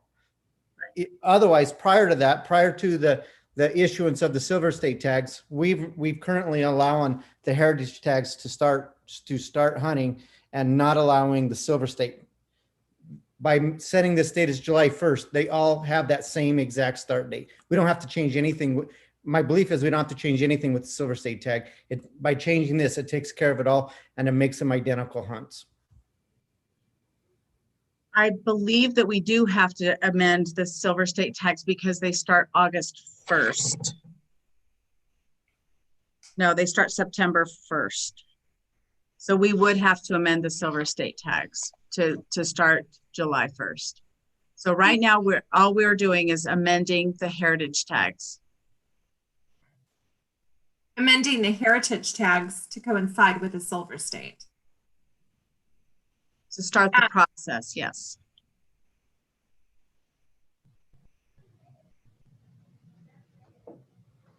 And this is the second time. I just want to go over this just because I don't know if we're getting a lot of the biology addressed here. I know last time we changed it, but we were nervous about the I heard that we're saying that we don't think that all of this interaction with the game in July for the sheep will be that stressful. So this is the second iteration of the heritage tag seasons. And on this amendment, we're just trying to say, hey, we want to, even though we're going to allow some exposure in July, we don't think it's going to be too bad. And we need to have concurrent seasons with Silver State, basically. I just want to understand what I'm doing here because I don't hunt, and I just want to make sure we're not exposing wildlife to anything that's stressful. Chairman East, Yes, Deputy Director Rob. for clarification, the reason that you have to do this now is the heritage auction tags are set a year in advance. And you haven't set the Silver State tag until season and quota setting. The heritage tags, the auction tags have to be set a year in advance to notify the buyers and the sellers of those tags as to the season dates and to the venues they're to be sold. So you're ahead of the process on the Silver State tag. There's nothing has been set yet on Silver State tag for a future year. Secretary Wosley. Yeah, just to add to that. So what you're looking at, Commissioner Hubbs, is it would require two separate meetings. It's a two-step process. The first step would be to amend the heritage to whatever season the commission desired today. And because there is no agenda item to address the Silver State today, that would be agendized at a future meeting. And if it's the desire of the commission at that future meeting in late January to adjust the Silver State at that time so that it runs concurrent, as has been expressed today, that would happen in January. And then both of those seasons would have the same calendar dates. Okay, understood. I'm sorry. I'm just wanting to make sure we do the right thing. And so we're fairly set then as a commission that it's July 1st is the appropriate date for heritage amendment. Well, we have a motion for that. So I suppose that once we take a vote, we'll know if that's the case. We just haven't, I guess, discussed one last time with the biologist if that is stressful for them, for the game animals. I think that at least is worth putting on record. Secretary Wosley, can you speak to that? Or Yeah, I see that. Certainly, Commissioner Kabelia, you spoke to some of his observations and experiences out there. We're talking about such a small number of tags, for the vastness of sheep distribution. I can't imagine any particular biological impact that would manifest itself in a population level impact. There may be, and I say highly speculative, that there may be some localized disturbance of the presence of individuals, but it would be no greater than what you might expect from campers, hikers, other recreators in the field at those times. And I can't imagine any detectable population level impact from changing those season dates. And actually what you're talking about here is reducing the period over which those heritage tag holders would be out there. And so you could even argue that the reduction, postponing that could provide some benefit to those animals, or vice versa. But I don't see any obvious biological impact as a result of the discussion of the changes that are being discussed here. Okay, and then when we add the Silver State tags, which we know is our intent to do at a later meeting, how many Silver State tags again are there provided to the public? There's one desert bighorn sheep. Yeah, and I just again, and I know I rambled on earlier, but I didn't the summer prior to this last summer, I assisted guided on that hunt. I spent the entire summer scouting. You're hunting in Southern Nevada. It's extremely hot. There's nobody out there. I didn't see a single other individual the entire summer out looking for sheep. It's I've heard it brought up that it's the impact of the sheep early in the year. And in my opinion, it's an absolute myth. The sheep don't get bothered. And like Commissioner Almberg said, when you're out there looking for the sheep, you're not out hiking and trying to bump them. You're glassing them from distance, and you're not. There's virtually no impact on the sheep until you go up to kill the ram. That's when the impact is going to happen to that ram, the target ram that you're going to hunt. So I do not believe that really should be a concern at all, in my opinion. Yeah, I know. I'm more concerned about the hunter in July in the Mojave Desert.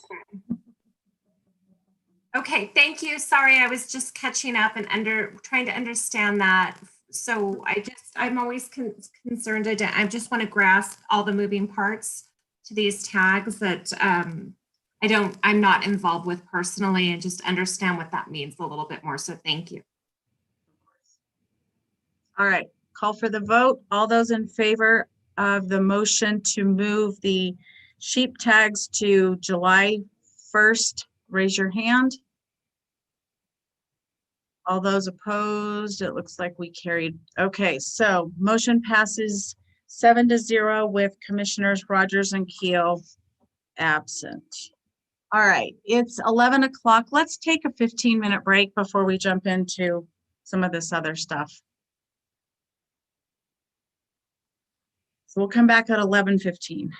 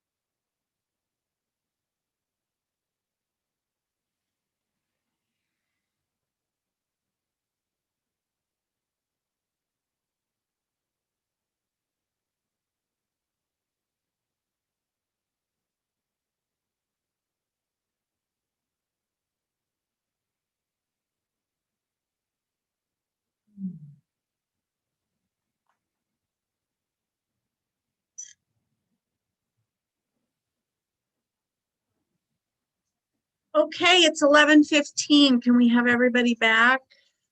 Oh.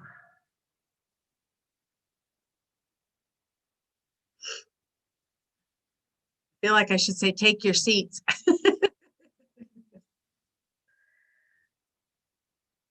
There we go. Okay. So we'll reconvene our meeting. It's 11:15. We'll move into agenda item number 7, tag allocation and application hunt committee or TAC report. Committee Chairman Tommy Cavilla for possible action. A report will be provided of the recent tag allocation and application hunt committee meeting. Mr. Cavilla. All right, we had our meeting on October 26th. I think it was a productive meeting. There was a fair bit of discussion. Just kind of a quick summary. There was a couple agenda items that had been on previous TAC committee agendas that we looked at. One was expanding the youth hunt to antelope and elk, and we had a fairly lengthy discussion on that, and basically we just kind of came to the conclusion that we didn't support it, so we didn't recommend anything on that. Same thing with the novice hunter program. We had a lengthy discussion on that as well, and we didn't proceed with it. Believe we needed to proceed with anything on that either. I know that's come up on the commission as well before, but and then one item we did put on there, the mule deer junior hunt.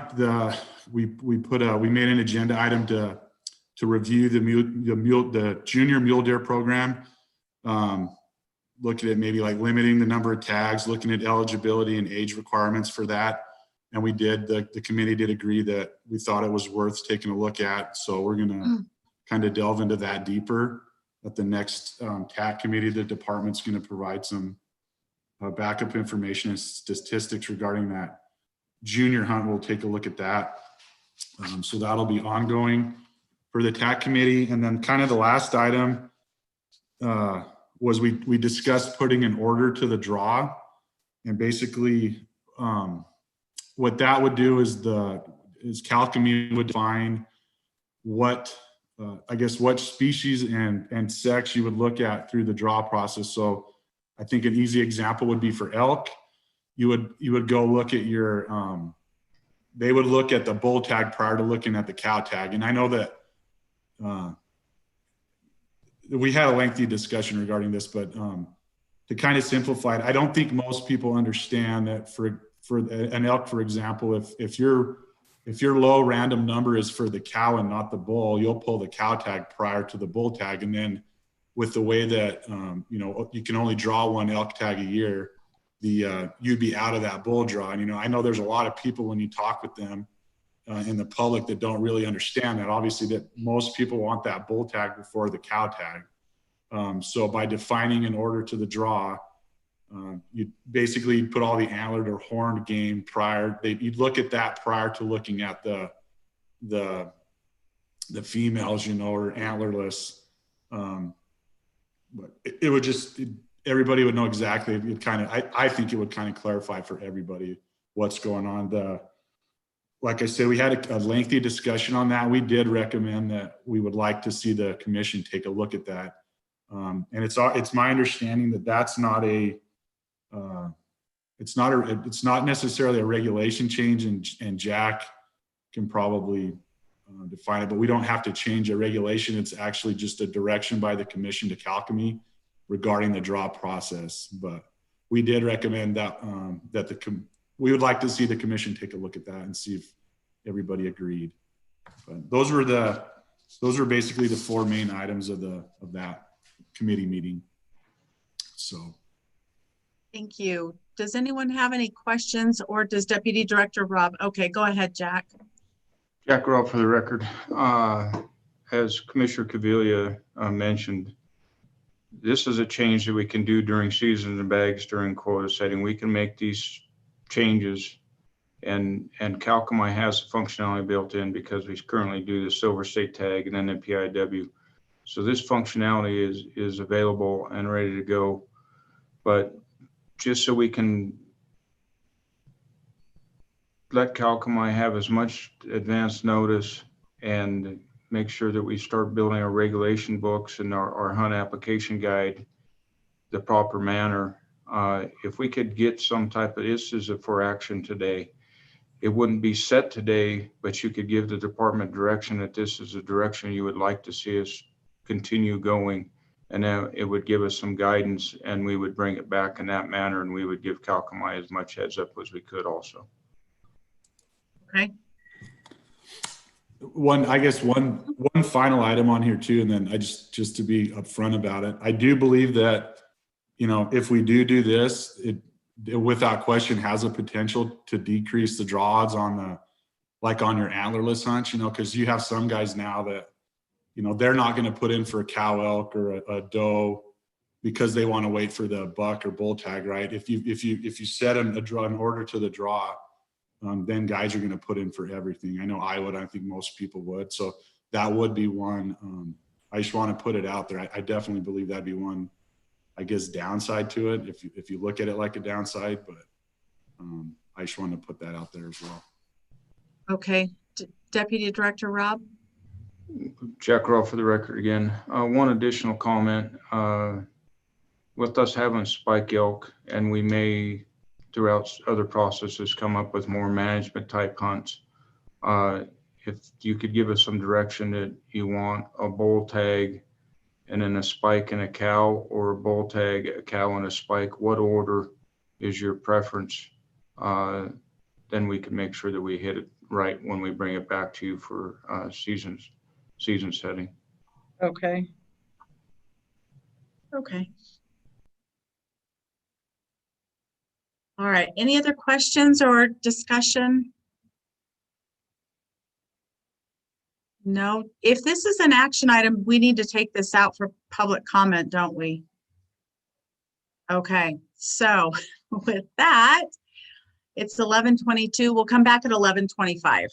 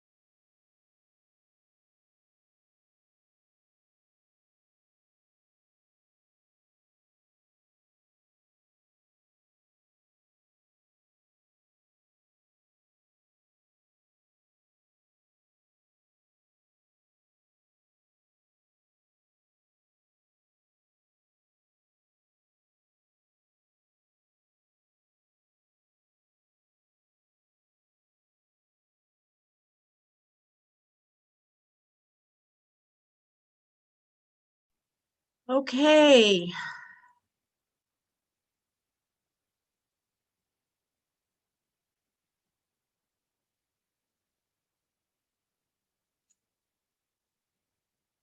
We have no public comment, so do we want to direct staff to come up with essentially a hierarchy to draw for our tags? Is there any consideration for that? Oh, Commissioner Almberg, let me grab Commissioner Almberg before Cavilla. Oh, yeah, I just, for my personal perspective, I would absolutely support put it in order to the draw. Okay. I think it's a good thing to do. Okay, Commissioner Cavilla. I guess what exactly would, it's a question to Jack and the department, what exactly would they be looking for? We just direct them to put something together that we can review at the next commission meeting? Is that all we need to do? I think so. It sounds like they'd like us to give them an order of preference. So if we're doing bull spike, with respect to elk, bull spike, antlerless, or cow, or do we need to do that for every single one of our species, or just give it a broad direction, Deputy Director Rob? Jack Robb, for the record, if you just told us male, female, and then, like I said, if we do have a hunt like a spike elk hunt, there's other hunts that may be similar to that that could come up. Where do you want those falling in? Do you want them falling in after, if we have a management type hunt for, say, a ram, a particular type of ram or something like that, where do you want it falling in? Do you want it falling in before you go to the female species, or do you want bull, spike, cow, or do you want bull, cow, spike? Because the spike hunt is admittedly harder than a cow hunt. Some people that are looking to put meat in the freezer, they'd probably rather go on a cow hunt than a spike hunt. So those are some of the nuances that we're looking for some direction on. Okay. Yeah, and I don't disagree, and I don't know. I think right now the only one you'd be looking at is the spike hunt. I don't think on any of the other species we currently don't have a different type of hunt, do we, that we would have to address right now, or at the current time? No. Okay. I guess I can attempt to make a motion. Okay, that would be fantastic. I'll make a motion we'll direct the department to create an order to the draw specific to each species and sex, with the male, the antlered or horned game first, with the females second, and then on the elk I would do bull, cow, then spike on the elk. I guess put together that process that we can review at the next commission meeting. Okay. Do I have a second? I'm writing this down. Do I have a second? Okay, we have a motion. Thank you, Commissioner Almberg. We have a motion from Commissioner Cavilla and a second from Commissioner Almberg to direct the department to put an order of preference for our draw specific to each species, starting with male first, female second. In the elk category or species, we would direct staff to list them as bull, cow, spike. How's that? Okay, did I get it all? I think I did. All right, all those in favor, raise your hand. Opposed? Motion carries 7-0 with Commissioners Keel and Rogers absent. Thank you. And you're good on that direction, Deputy Director Rob? Yes, we are. Thank you. Okay, super. All right, moving on to agenda item 8, Regulation Simplification Committee Report. Committee Chairman Tommy Cavilla, informational. A report will be provided on the recent Regulation Simplification Committee meeting. Hey, we met on October 27th. And again, I think it was a productive meeting. We had a substantial bit of discussion. I'm not going to go into too much detail because it's the next two agenda items, but we did recommend both NEC 502, the revisions to NEC 502 and to NEC 503 for review by the LCB and the commission. And then all we have remaining now is the review of NEC 504 on that committee. I believe that's all that's left for right now with that committee. So kind of a brief summary, but we are going to look at the next two agenda items, kind of take care of what we went over. So That is true. Do we have any questions for Commissioner Caviglia? Otherwise, we'll just move into the regulations. Okay. Thank you, Commissioner Caviglia. Moving on to agenda item 9, Commission General Regulations Workshop, public comment allowed. 9A, Commission General Regulation 495, NAC 502, simplification. Management Analyst Kaylee Taylor for possible action. The Commission will review the Regulation Simplification Committee's recommendations regarding language updates and simplification of Nevada Administrative Code, NAC 502, relating to licensing.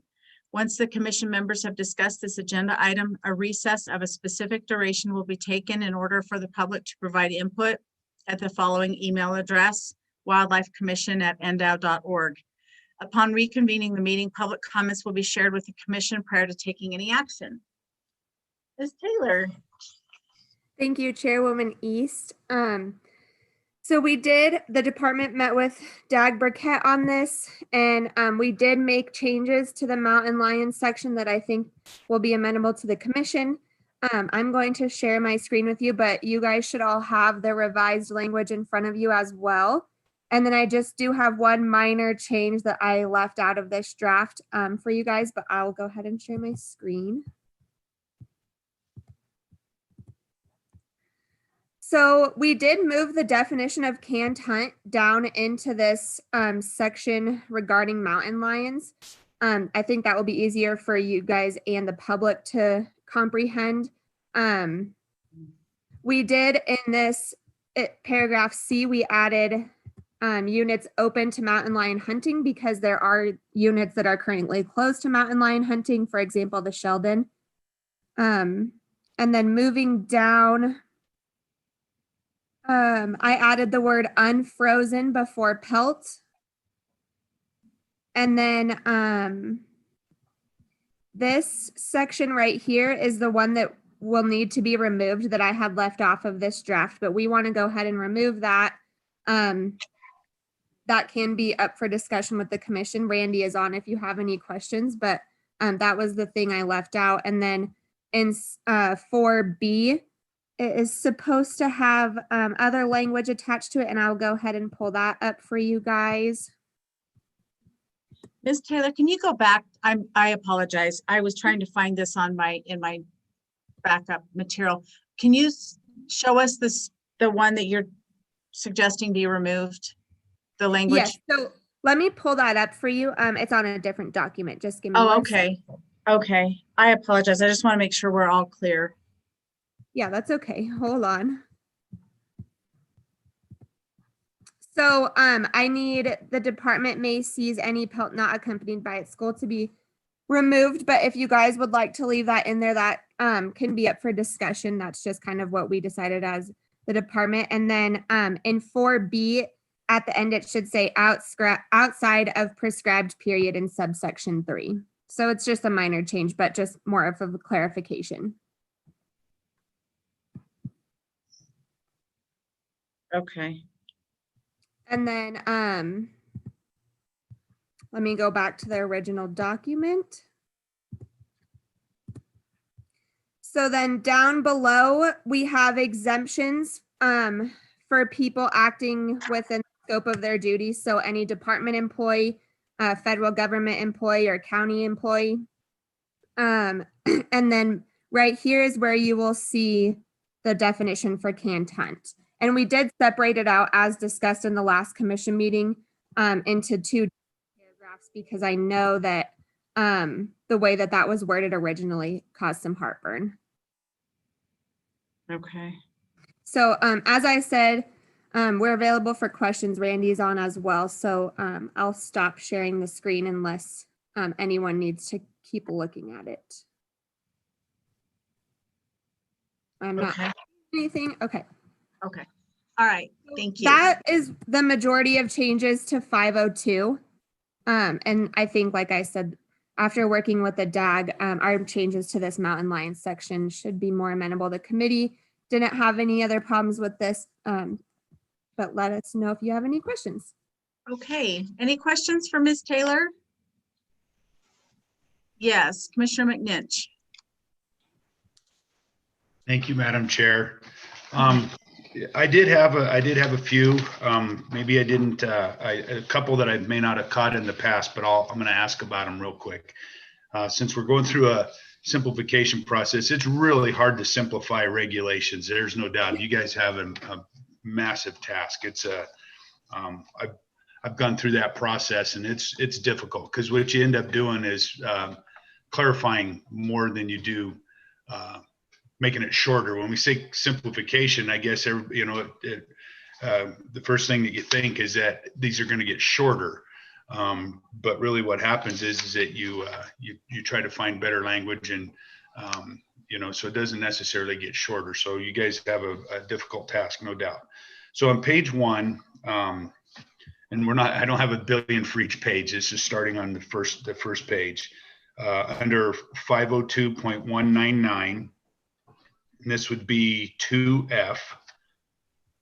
This is in a section under 2. It says the information required pursuant to subsection 1 must include, but then down in F, it says the applicant's electronic mail address, if any. And it seems to me like we're either, it's either required or it's not, basically. This would be a nice to have maybe because, anybody could just say, I don't have one, and it wouldn't be included. You see what I'm saying? So I didn't know if that was an area that, for clarification.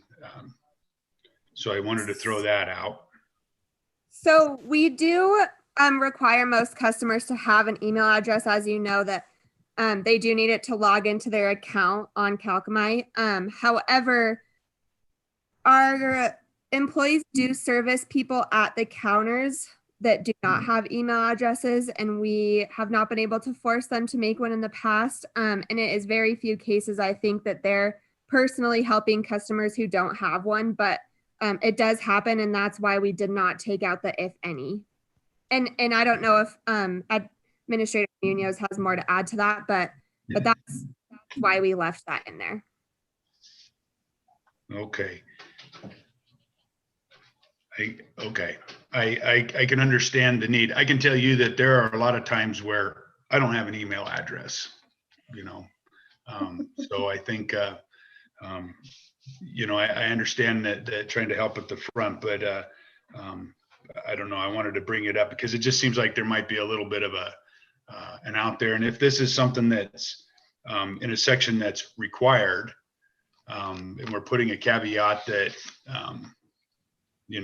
unless, then maybe we need to build that in somewhere else to, kind of a nice to have area rather than a required area. Okay.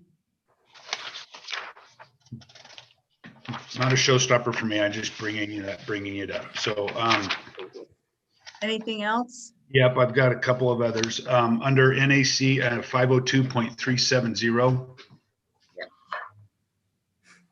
And this would be under 2B. Mm-hmm. I like the third line down. There's a funny E. Yeah, the funny E. Yes, I apologize. So that doesn't always get captured depending on what program you're using. It's supposed to be a little arrow, like basically bringing the next subsection in, but it's supposed to be an arrow. It came out as an E. It just depends what program you're using to draft. You've got it under control. Yes. Okay.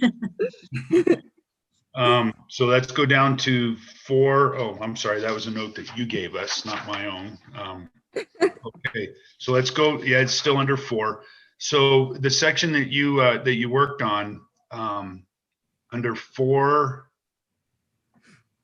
what is it? 4G, the definition of where it says participate in a canned hunt. Mm-hmm. So as used in this section, B, I'm still struggling with B. It's a provision, not part of the definition. So we're actually, if that's left in there the way that it is, then basically we're including this requirement or this prohibition as part of a definition. And it seems like it should be its own separate area, separate section. So I'll attempt to answer this, but I'm going to let Randy jump in if he feels the need. As far as I have heard department discussions, it's really a second scenario because canned hunt could mean either A, the mountain lion's tree cornered or held at bay, but B could mean that someone is holding or a mountain lion was treed or whatever, and then someone released it intentionally so that someone else could go hunt it after it had been captured. So I think in the department's mind, it's 2 different scenarios of definitions of a canned hunt. But if it's the commission's preference, I could certainly move that into a number 2, for example. It would just be G2. I don't know that LCB might have the same questions, and they also have their own nuances to drafting regulations, so it might not even come back this way as it is. But if it's the preference of the commission for me to move that into a number 2, then that would work. But I think in the department's mind, it really is 2 separate scenarios that could mean canned hunt. Yeah, and I appreciate you explaining that. And I do remember this part of the conversation last time. So for me, I think the preference would be just to reword that. And I had some suggestions last time, and you think I could remember what they are. I can't, but maybe rewording that would get you the A and the B, or 2 separate scenarios that you're trying to address, and leave it like it is with just a little rewording. I'll put a little bit of thought to it again and see if I can remember what a suggestion would. Sorry, Commissioner McNinch. Would you better if it said and B, a mountain lion released for the purpose of a canned hunt after previously been captured or confined or held at something like that, and just remove the cannot be released? Yeah, okay. That, I think, yeah, that to me fits that definition. I think you're seeing where I'm headed with that, and that's, yes, I think that would work for me. Okay. And then now under 5, the A and B, I just made a note here. If a mountain lion is accidentally trapped, the animal must be disposed of. Mountain lion may not be taken.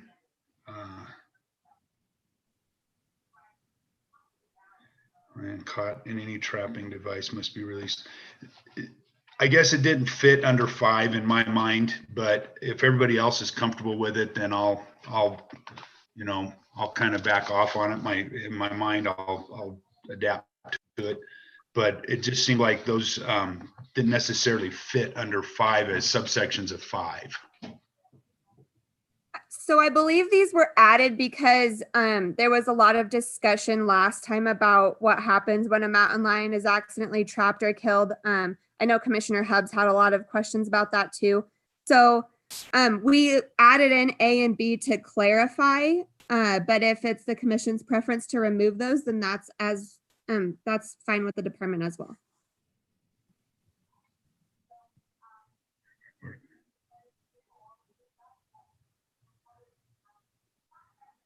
Okay, that might be just more of a some modifying the verbiage too to I see what you're trying to accomplish. That I do see that, and I do appreciate, like I said, the clarification.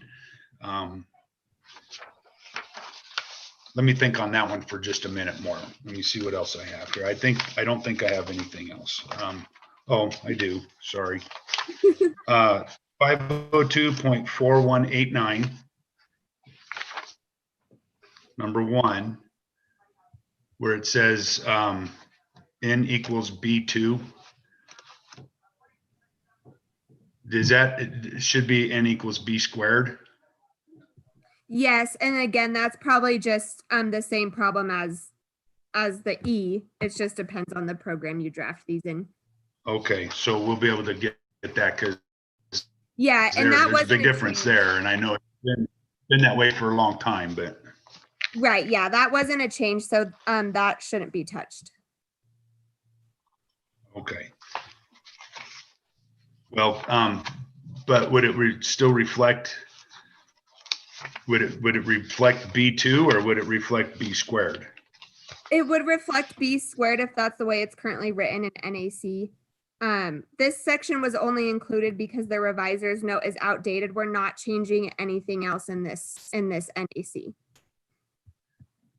Okay, I guess what I'm saying is that maybe we do need to change that, because if it's saying B2 or 2B, it should be B squared.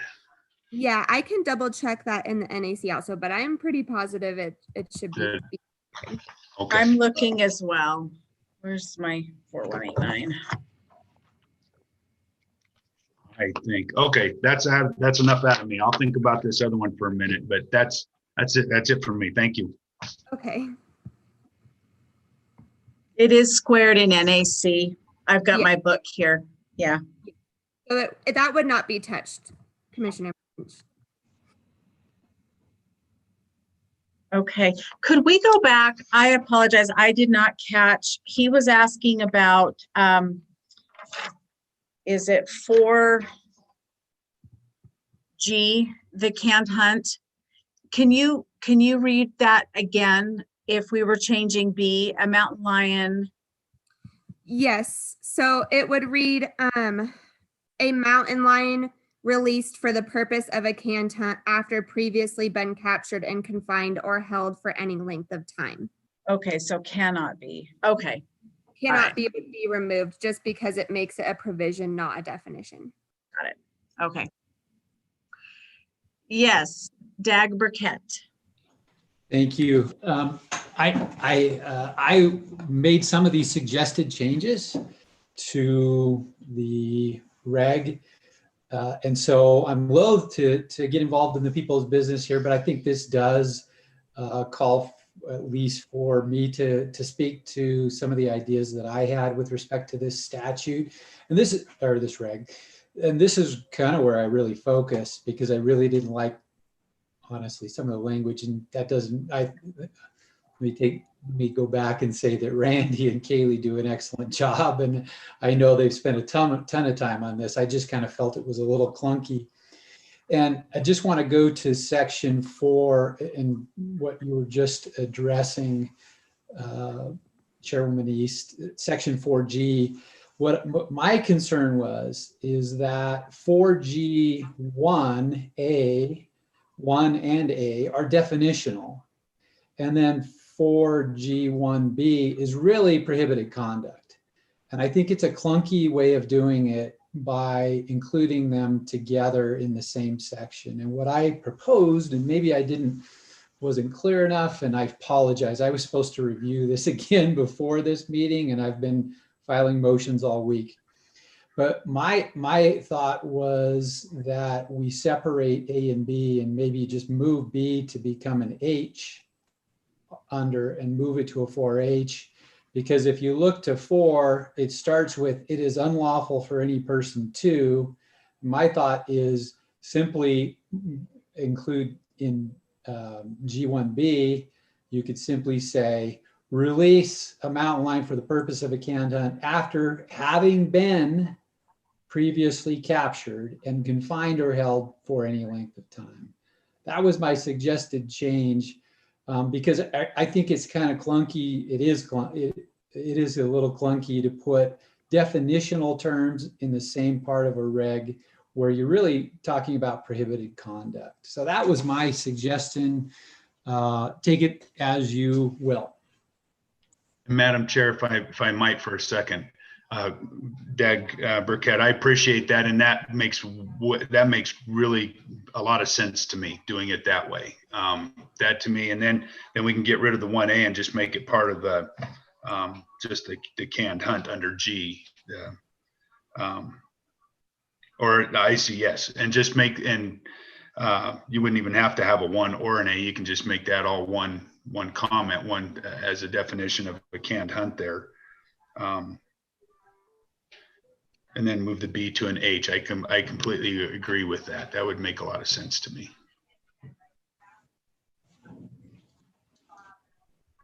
Okay, any other comments or questions on this particular regulation? I don't see any.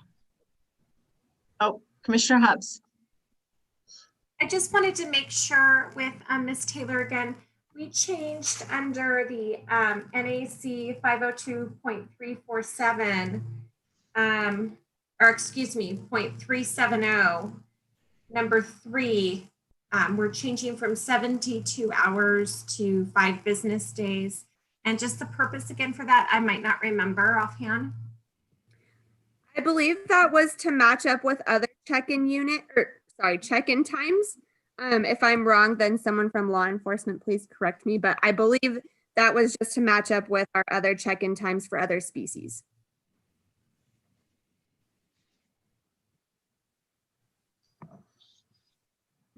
Just real quick, Randy Lucetti, representing the Department of Wildlife. I just want to confirm what Ms. Taylor said. That was the intent.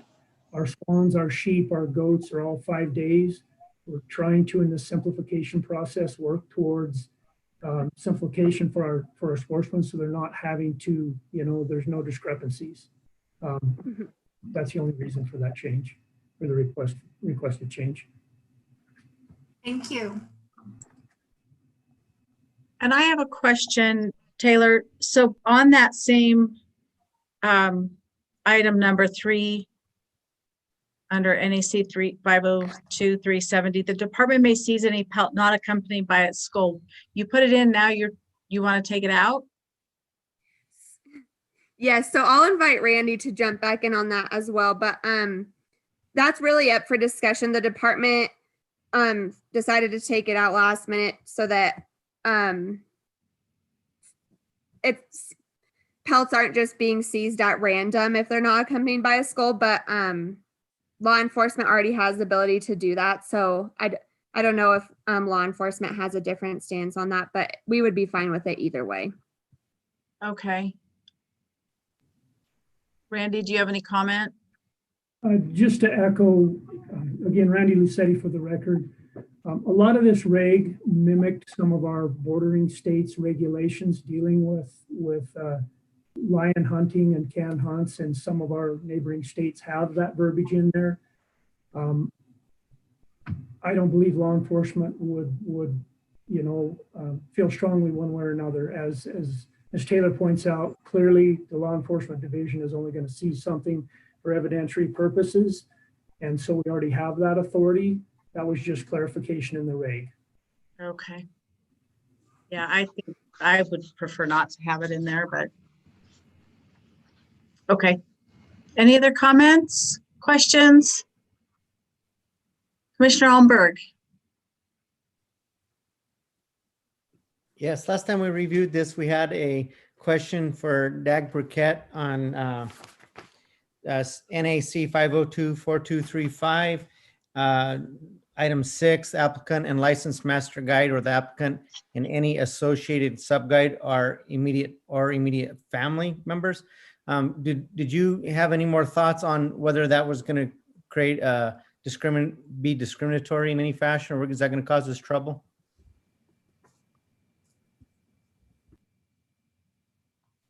Sorry, let me make sure I'm understanding again that issue. I recall reviewing this.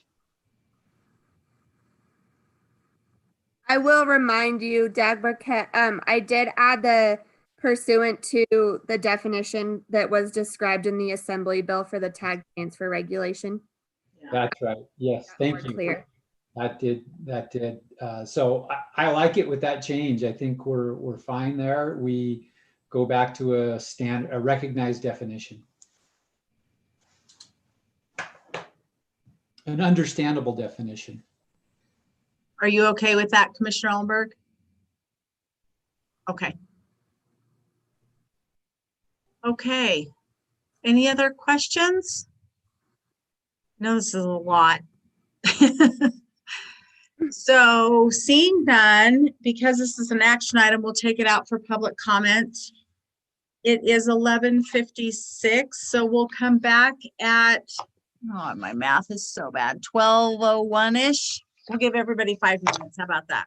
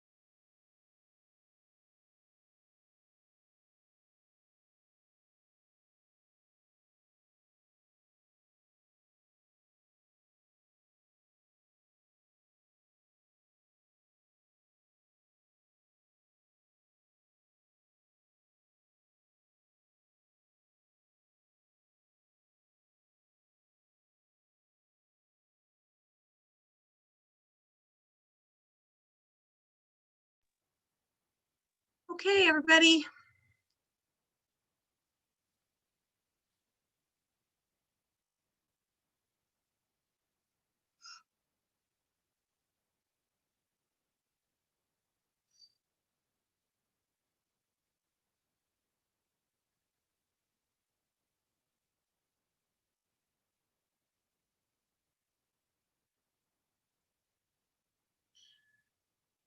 I guess we can go forward, but I think we're going to need Dag Burkett and possibly Randy Lucetti to comment. We have a public comment. Rob Beamer from Carson Cab. One question that came up in our cab meeting was centered around the definition of canned hunt. Question we had for the department was, wouldn't this definition apply to bear hunts potentially as well? Not just mountain lions. Since it is going to be potentially defined in NAC regs, we wondered if it may be something to consider or possibly conflicting to reflect bear hunts as well, unless it is already addressed in other regs already in place. We acknowledge that this proposed regulation change is addressing lion hunts, but would the definition possibly conflict with bear hunt regs? I hope this makes sense and I am conveying the CAB's thoughts and discussions. We would refer to Senior Dag Burkett on this. If he sees any potential concerns defining this and not addressing that, the same thing could potentially happen with bear hunts. Randy Lucetti may also want to weigh in on this as well. Just some thoughts we might want to be considered. So, yes, Dag Burkett. So very good questions. And I think Randy will definitely know the regs and statutory scheme better than I would on this issue, so I'll defer to him. But that's really a policy decision in my mind. The first issue there as to whether you want to make inclusion of the bear hunt as a canned hunt. But I'm going to leave the rest of that discussion up to Randy. Randy Lucetti for the record. I would echo what Craig just said. Essentially, the way I view this is we're specifically talking about a rig that is specific to mountain lions. In the process of putting the definition of a canned hunt into that rig, in my assessment, we have limited the application of that definition to the lion rig. And as Craig had mentioned, that's a department and commission decision how far reaching they want the definition of a canned hunt. But in my assessment at the present time, we have NAC that deals with bear tags. We have NAC that deals with mountain lion tags. And right now, what is only open and being considered, and in my assessment that this canned hunt definition applies to, is mountain lions at the present time. Okay. Commissioner Hubbs?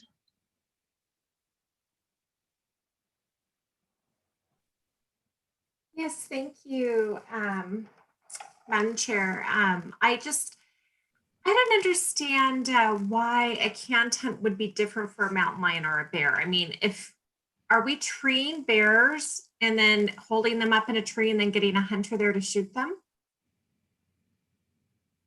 I mean, does that have to be revealed? I think right now we're only dealing with lions, and I think that's what that was the comment, the public comment was, we're only, should we take this also over to the bear regs, and that would be a separate conversation. Yeah, no, understandable. I understand that concept and that we're not talking about bears, but I don't understand why we would not be okay. I mean, with a canned hunt, because it sounds like we're holding game in a tree by use of dogs or whatever else, or restricting its movement for somebody to come shoot it. And my question is, does that happen with bear hunts? I have not been on a bear hunt. I haven't been on a lion hunt. Maybe somebody that has. I'm not asking you, I'm just asking department on the individuals who do these bear hunts, if that's an acceptable practice. Do we have Secretary Wasley or Deputy Director Rob available to comment? Yeah, I'd be happy to comment. And I think that, there's this continuum, and I think the challenge is in defining canned hunt and the language around what constitutes a canned hunt. And what we tried to do as it related to lions in this regulation was define it in a way that was clear, concise, and understandable by both law enforcement as well as hunters. I think that part of that challenge is certainly if you are using hounds, which will be discussed at length later today, what distance when those hounds are away from hunters, or what duration that an animal may be treed, constitutes, where does that confound that definition of canned? And it wasn't our intent, as we discussed what constituted a canned hunt, to necessarily address this issue where individuals using hounds, whether it be for lions or bears, necessarily apply. The canned hunt concept is something that is easy to define. There is black and white. The challenge is there's a lot of gray area in the middle. Nevada does not have traditional canned hunts as you might find in private land states like Texas, and high fence operations that are truly canned type scenarios. So I think it's a challenge to have a definition that has a clear black and white, that's enforceable, that's understandable by the hunters. But to your question, does that happen with bears? I don't know where you want to draw that line in terms of distance that those dogs may be away from hunters, or duration that animal, whether it be a bear or a lion, be in a tree.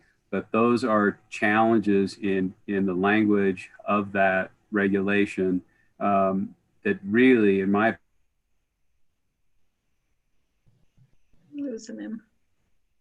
opinion, aren't, that don't in many of the private land states. We're trying to some benefit and still have clear enforceable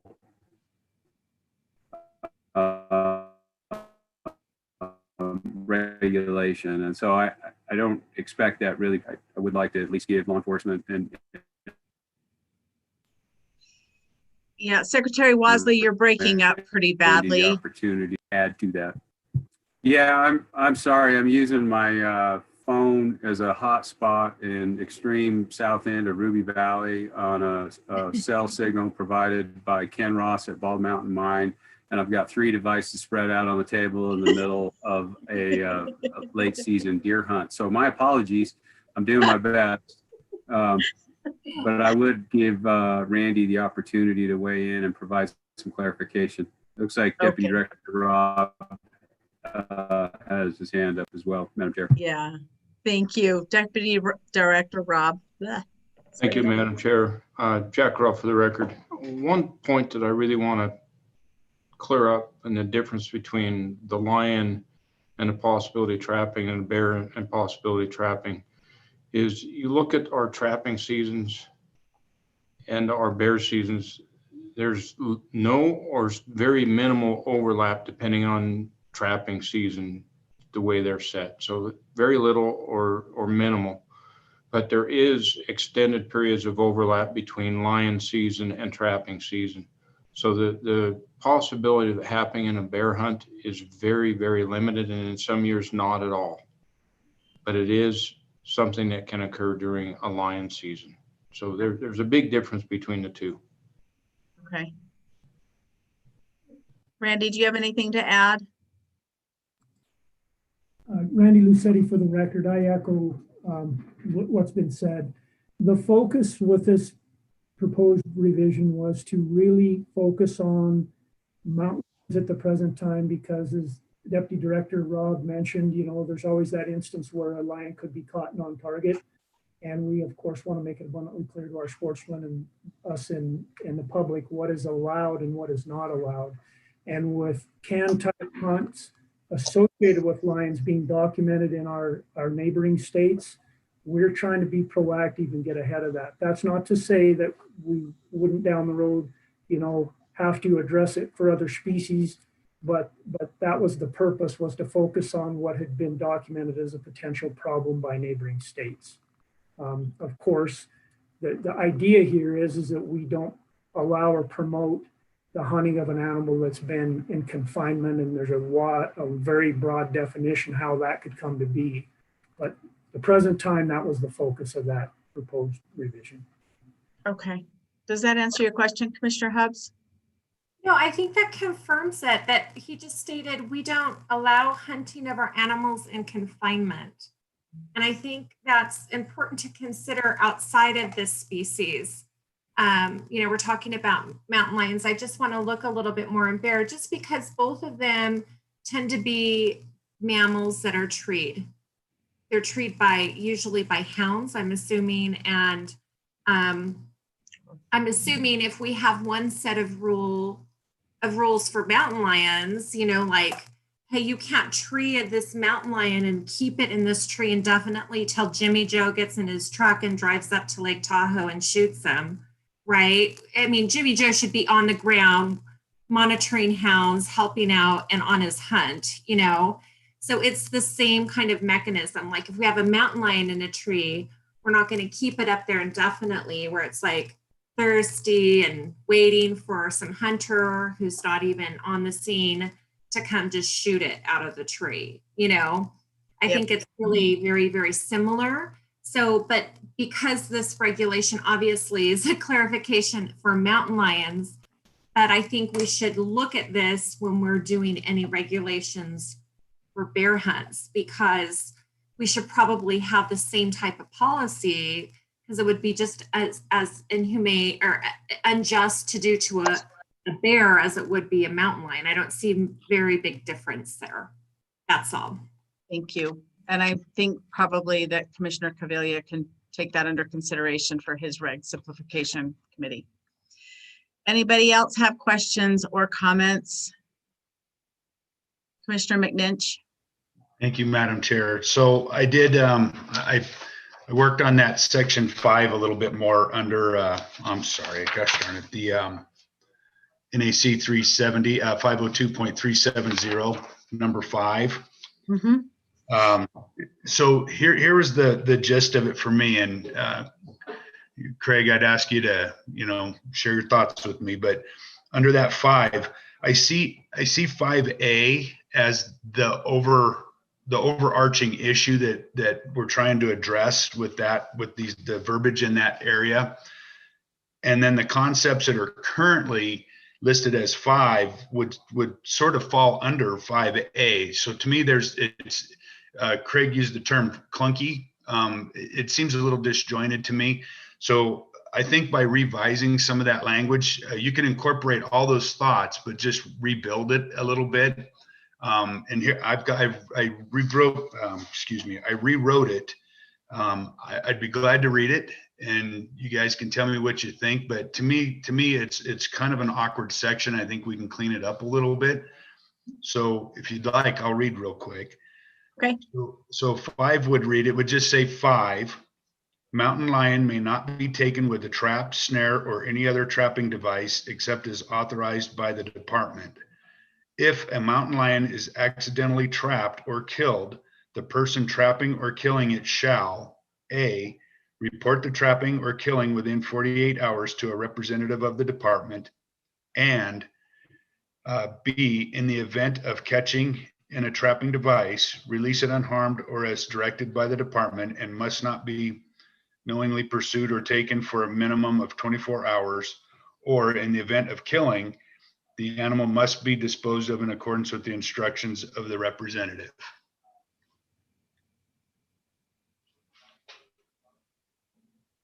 That may not be 100%, but that to me clarifies that section a little bit better.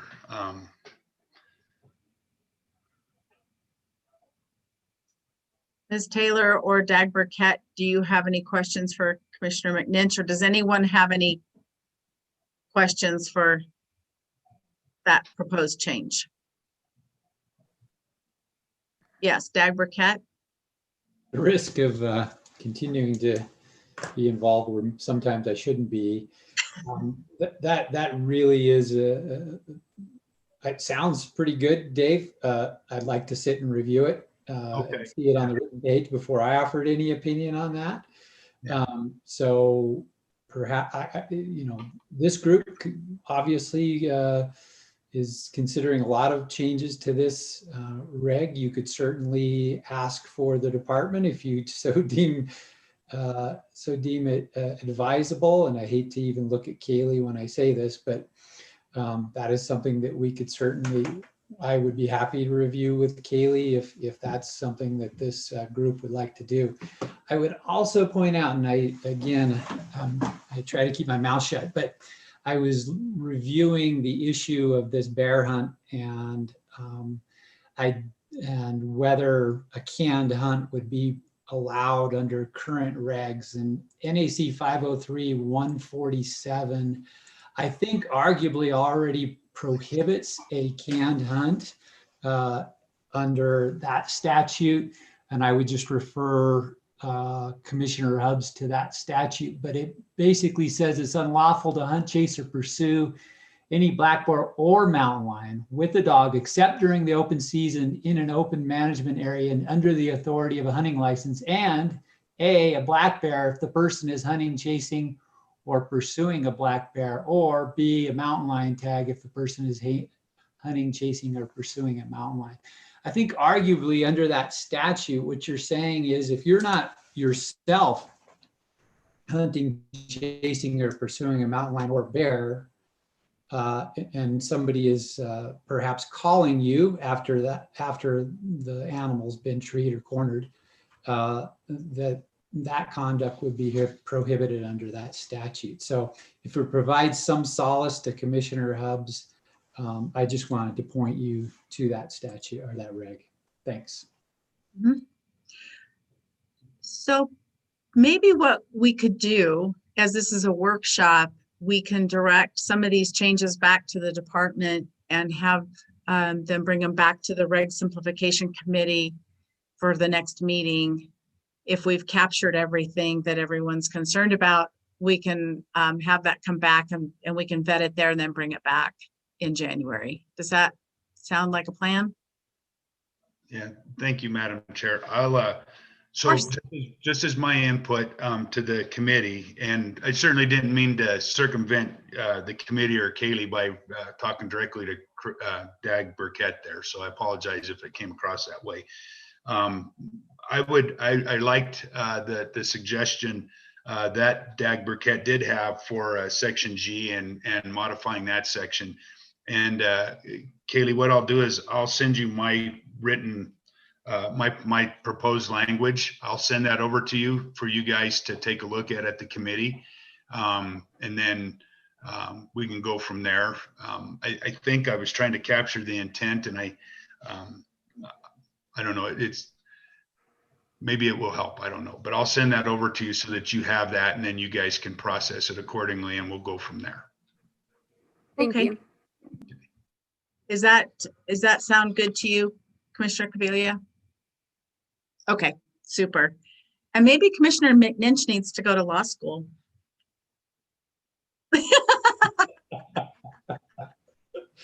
Want to see everybody smile. Okay.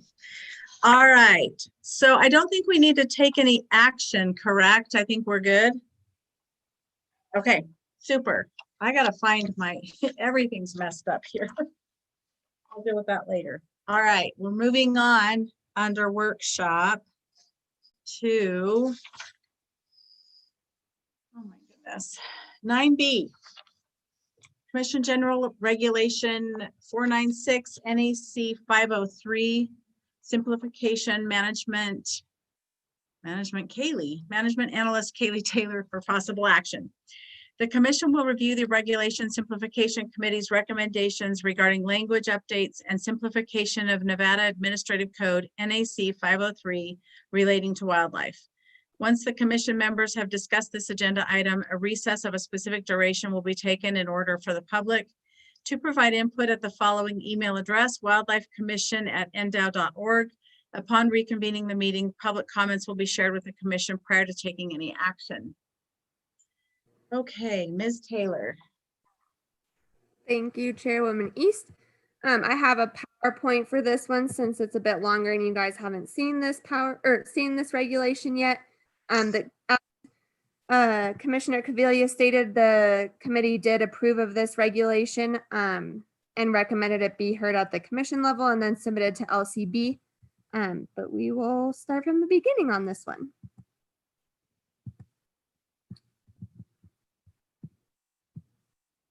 So I didn't include all of the taxonomical name changes in the PowerPoint. It would have made it extremely long, number one, but number two, we have staff available to answer any questions if there's questions about the taxonomical name changes and classification updates. I included this one as an example because it has both the taxonomical name changes and then also an example of moving a species from sensitive to threatened, and that was the yellow-billed cuckoo. You can see that it was taken out of sensitive and moved down to threatened. And then you can see the other species name changes. I did want to point out in 503.030, that's one example of taking out a few species of bats. And then instead of listing all of the species, we took those out and then said all bats in the order of Chiroptera. And there's one other example of that as well. But I'll leave it on this slide for a while. And then if any of you guys have questions about the name changes or classification updates, then just let us know and we have staff available to answer.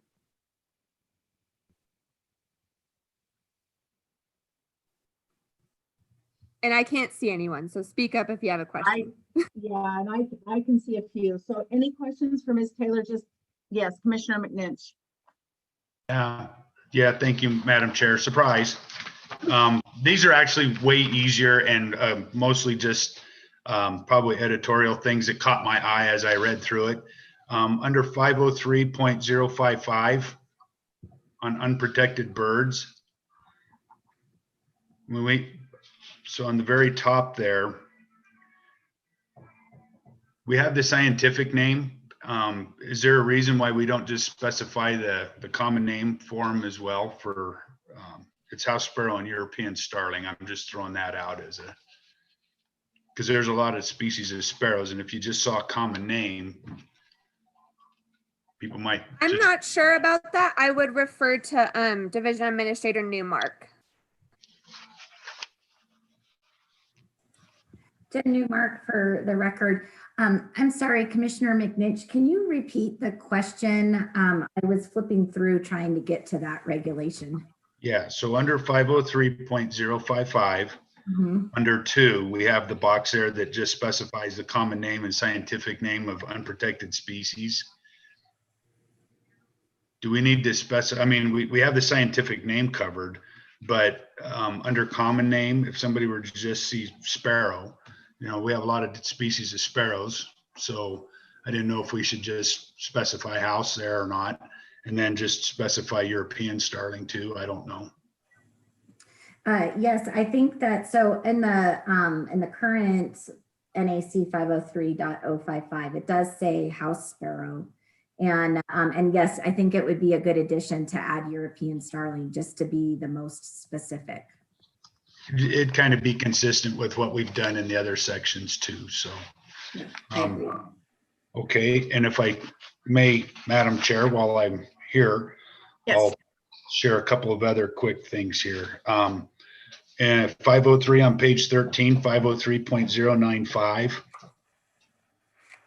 And this is all stuff that would probably get caught somewhere in the process, but we might as well throw it out there while we can. Under 4I, under 4, we've added a section K, but under I, we have an and at the end of that subsection right there. You probably need to move that to J. Thank you for that catch. And there's another one of those, but I'll find it here.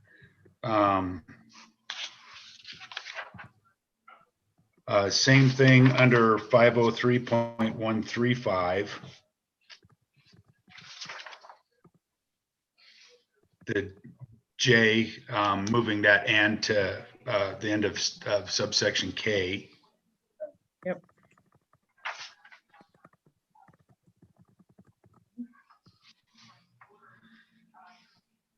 And then under 503.140, and that would be one double E4. It's a reference to ring-necked and white-winged pheasant. Should that just be a white dash winged pheasant? Because otherwise we're probably generalizing all white-winged pheasants, whatever those might be, rather than a specific species. Okay.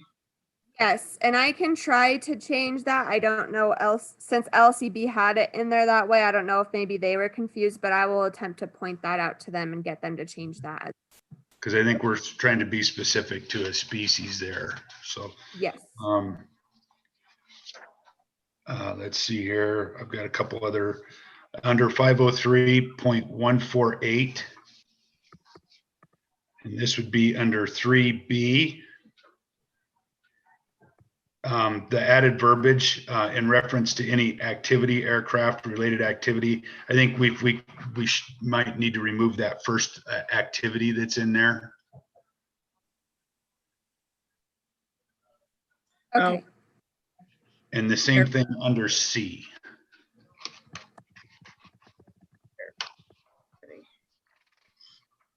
Okay. Under 503.185, there's a distinction. The cleanup of the language is going from blue to recognize the two species, dusky and sooty, and up at the very first where it says transportation of blue or ruffed grouse. So in one respect, we're referring to a specific species, and the other, we're just making a general blue, as in blue and dusky and sooty. But maybe we should just, since we've talked about ruffed specifically, maybe we should clean that up and say a transportation of dusky, sooty, or ruffed grouse. The terminology works really. Blue grouse are dusky and sooty, but I think because we've referenced ruffed specifically, maybe we ought to reference the two species of blue grouse specifically as well. And that's it. Enough for me. Okay. So I didn't hear any specific questions except for the one for Jen about the taxonomical name changes. So I'll keep going through the PowerPoint if that's okay with you, Chairwoman East, and then I'll give time at each section for any other questions. Sorry, okay. I didn't mean to disrupt your presentation. I thought we were ready to roll. So Well, and now, no, you're fine. And now he's done. Okay, well, we'll keep moving. Okay. Back to the beginning. Okay. So the next in 503090, I'm just going in order of the regulation, aside from the taxonomical name changes and everything. The only reason this is included is because, again, the reviser's note is outdated, so we would like it removed. And as I reminded you guys, the last commission meeting with 502, LCB might not necessarily remove these. They said that we can request them, but it doesn't mean that they will be removed. It's up to the drafter. So we're requesting it, and I'll let you know if they're removed or not. And then in NAC 503.095, we removed in 3, we removed the facts because it's outdated. We added K, as Commissioner McNinch noted, the social security number or tax ID of the applicant. It's required by NRS already. We just are clarifying it in the regulation because it hadn't been in there. And then in 6, we just simplified this to make it easier for the public to understand. It says they shall submit a report. It already said that. The department may require one, but we just made it more clear for the public. And then I'll pause on here for any questions on this section. Commissioner Hubbs? Yes, just what is the statute for the definition of protected versus unprotected? I actually don't know. I don't know if Division Administrator Newmark has an answer to that. I've given my books away to help the new commissioners, so I don't have my little regs, so I was going to look really quickly. I thought you might have that on hand. I don't know that it's I don't know that it's particularly defined in NAC or NRS. I know that the federal government has some classifications for that, and that the state agencies can recommend a change in classification based off of how populations are doing. But I don't know that we specifically define it in our NACs. Madam Chair, if I might ask Randy Lassetti to provide a law enforcement perspective on that. Thank you. Sure, you bet. Randy? Madam Chair, Randy Lassetti for the record. We do in fact define protected and unprotected. And so protected, threatened, and sensitive species are defined in NAC 503030. And then unprotected, of course, 503035. And there's some reference to what species fall in that. Like for protected, it lists species, but then it also references like the Migratory Bird Treaty Act, and you would have to go to that to define what species are in it. Mm-hmm. Right. So I've seen, yeah, so it's NAC 503.103, and then back to NAC 503.0035.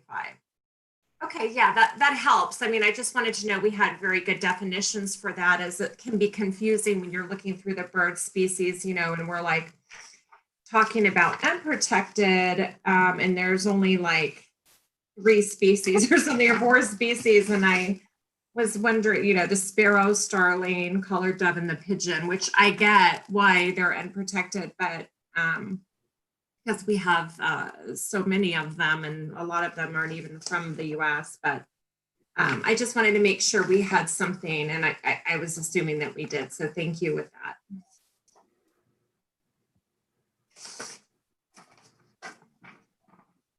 Okay. Okay, I don't have any other questions. No. Is it okay if I move on from this? Yep. Okay. Okay, so in 503.135, it's similar to the last one. We added the social security number and tax ID, the real ID number, and then in 2C, we added mobile telephone number because not everyone has a telephone number at their residence anymore. Does anyone have any questions on this before I move on? Okay.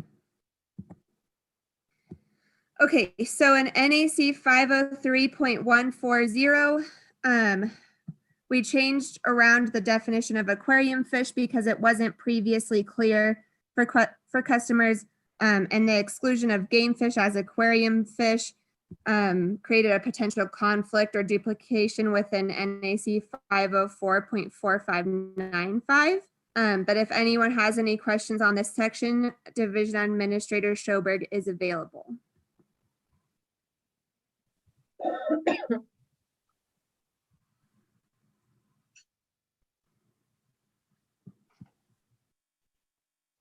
Don't see any questions? Okay. Nope. Okay. So in your version of the regulation, I did not include any markups to it because we wanted to bring this to the commission for discussion. In 503.144, the Archery Trade Association requested the department change the draw weight from 40 pounds to 30 pounds. The department does not have a stance on this, but we wanted the commission, and same with the committee, we wanted the commission to discuss whether or not to go forward with this or not. And I included the Archery Trade Association's justification for you guys to read also, since that's not in front of you guys.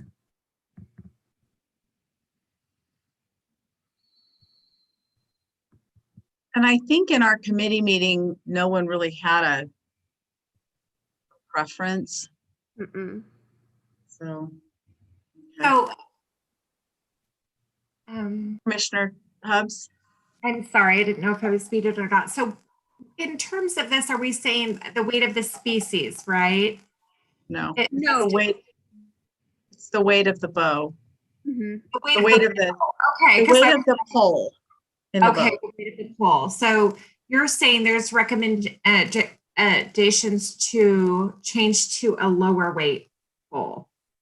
And the recommendations stem from the Archery Trade Association, and the rationale is listed here, but the justification is below as to why. Yeah, Okay, and Director Wassley was in discussion with them, so I'll let him add to this. Madam Chair, if I might, the Archery Trade Association conducted a review of all the regulations. The Archery Trade Association, as the name suggests, is just a trade association for all the bow and arrow manufacturers, and they were looking at some of the complications surrounding regulations as it pertains to archery. Deal of variability from state to state that confused and confounded archers. And what they have endeavored to do is have some consistency in regulation. One of the areas where they found some inconsistency in Nevada compared to other states was with respect to the draw weights. And they felt and recommended that Nevada's draw weight requirement of 40 pounds was unwarranted, and that if it were changed to 30-pound draw weight, it would be consistent with other states. So that's kind of the justification. We don't have a stance, as Kaylee indicated. We have, it's a very challenging thing to enforce, but because of the technology around manufacturing and heads and shafts and everything else, I don't believe that we have any concern over the effectiveness of those weapons going from a 40-pound to 30-pound. But I would also ask that if law enforcement has anything to add, that they please do so as well. So just out of curiosity, the draw weight, is that when you pull it back, the weight of the, or just actually, what is the poundage weight? Is it measuring?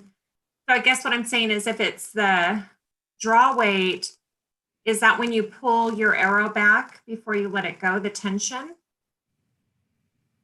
I believe that's an accurate characterization of it. Yeah, the draw weight, the weight that is required to draw back.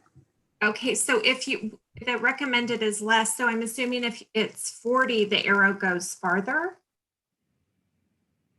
Well, that's where some of the technology and the physics, as far as the percent let off and the cam systems and other things, have potentially rendered that draw weight, the importance of that draw weight, less important, because there's other factors in the physics of the manufacturing of the bow and the design of the bow. I'm not an archer, but would certainly welcome perspective from somebody who is. It doesn't sound, based on interaction that I've had with the Archery Trade Association, as well as interactions and conversations I've had with our law enforcement, that there is any concern over it. But again, we said we didn't have a stance on it. We certainly would, strive to have consistent regulations as with other states, so that we wouldn't have non-resident archers or residents that purchased a bow in another state or moving in. And given that it's not something that, we don't have wardens in the field actually measuring draw weights and citing people for having, too low a draw weight, and it doesn't, result in, animal loss or increased wounding or, any such issue as that. We don't have a strong stance. We certainly don't see a concern there. But again, I would offer either an archer or law enforcement to add.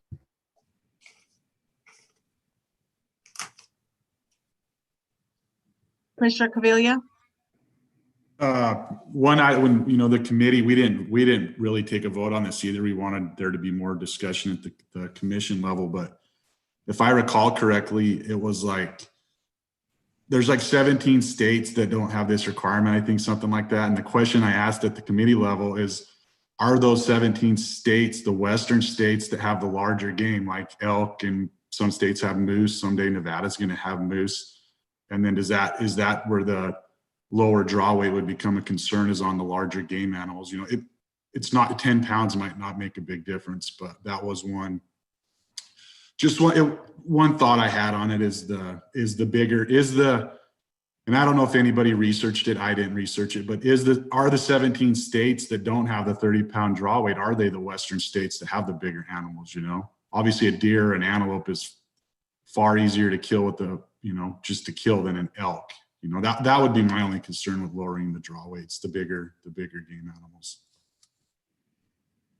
And Madam Chair, if I might, if the commission desires it, I am 100% certain that the Archery Trade Association would be more than happy to engage with the commission at a future meeting and discuss, their findings and speak to it from a industry or technology standpoint, if the commission desired so.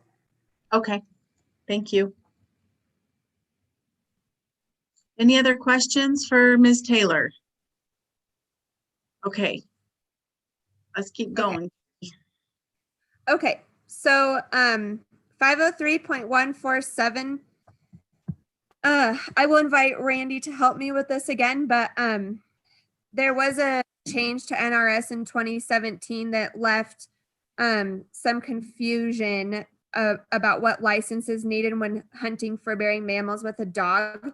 And so we recommended just including the word hunting or trapping license. But if Randy has further explanation, then I'll invite him to jump in right now as well.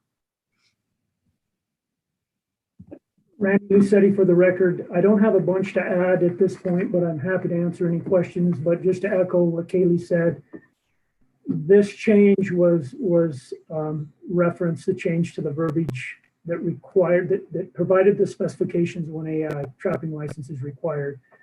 As a warden for a number of years, it's pretty common knowledge that there's a little bit of confusion out there with our sportsmen as to what license they need when they take a fur bearer, a bobcat, a fox, etc. So this is truly a simplification effort to make it clear to our enforcement, make it clear to the public what is required. And it's based on the fact that a trapping license used to be required to take a fur bearer by any of the lawful means, which would include trapping, gun, and bow and arrow. The recent verbiage of that trapping law legislation dictates that a trapping license is required in reference to fur bearers if you trap them. It's required for the sale of raw pelts as well, but that's what this is based on. It's just clarity for our sportsmen. Okay. Any questions for Randy? All right, moving on. I see a question from Commissioner Hubbs, if that's okay. Oh, okay. Chairwoman. Sure, I can't see her. That's okay. My only concern is, does this ever happen, Randy? Do you ever get folks out looking for bears with their dogs and then telling you they're actually looking for mountain lions? Because the mountain lions season isn't it all year long? Randy Lucetti, for the record, Commissioner Hubbs, I'm not sure I entirely understand your question, but if you're asking the question of if we have documented or have a concern about individuals claiming to be lion hunting while they're bear hunting, is that what you're asking?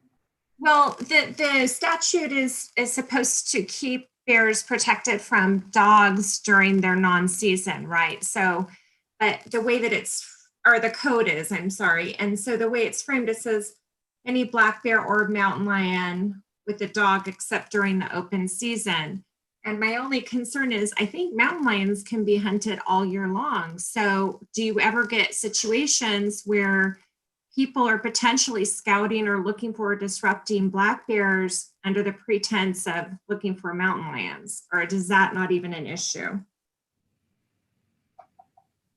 Randy Lucetti for the record. That's, you know, that's something that we're aware of, and when our wardens are out on patrol, that of course we try to be cognizant of, because you're exactly right. There is overlap, you know, with the line being able to be hunted, you know, 365 days a year.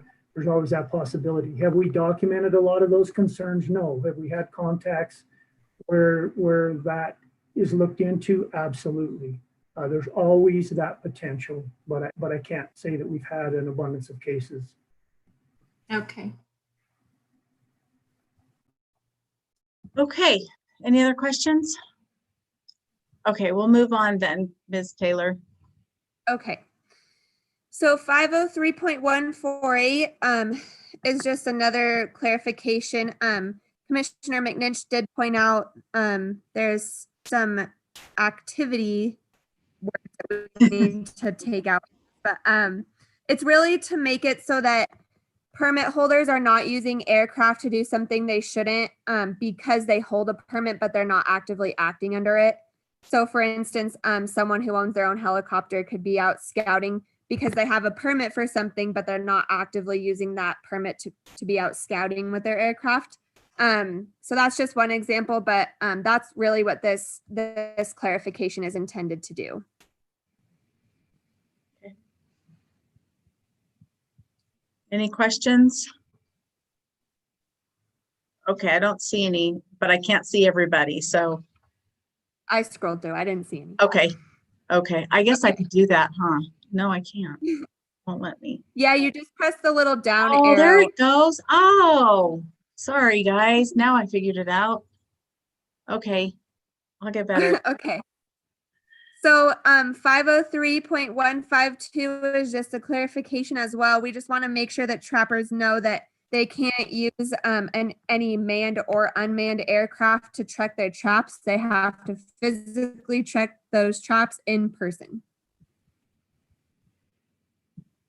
And I guess we can wait for public comment, because I have some public comment on this that was sent to the commission.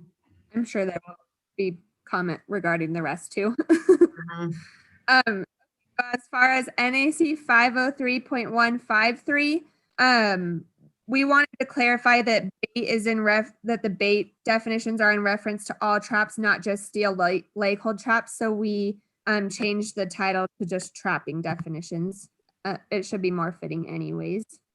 And then I'll go through because they're related. So it's the same with 503.155. I'm not sure if I marked that out on your version, but I did include it on the PowerPoint so you can see it's supposed to be marked out there as well. And in the title. And then we added at the end along the catching surface just to clarify that spacing for trappers, because we don't want them measuring any other part of the trap. We want it to be that length along the catching surface. So that's just a clarification for both the trappers and law enforcement. And then same thing in 503.157, steel leg hold traps is supposed to be crossed out. As I said, the use of bait is supposed to be for all traps and snares, not just steel leg hold traps. And then we added snare in there. And again, that's just another clarification for the trappers and for law enforcement.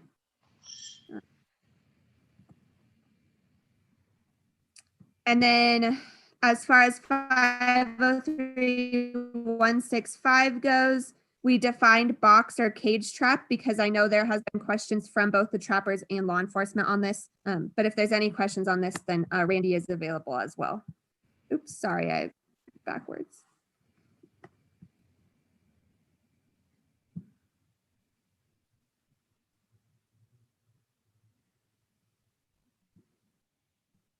I don't see any questions, so I'm going to keep going.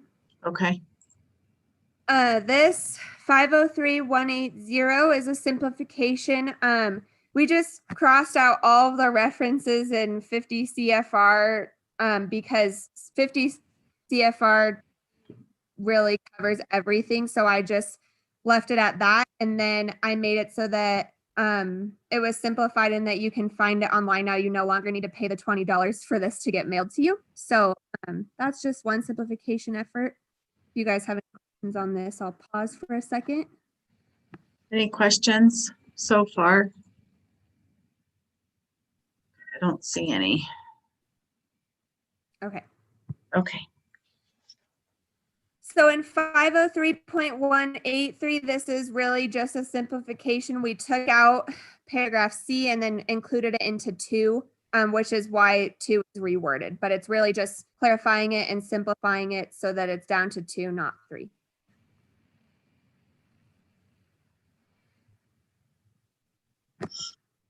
Okay. Okay. And then we did talk about this one with Commissioner McNinch. In NAC 503.185, we further classified blue grouse into dusky and sooty as they should be. And then I can also change the title to say transportation of dusky, sooty, or ruffed grouse.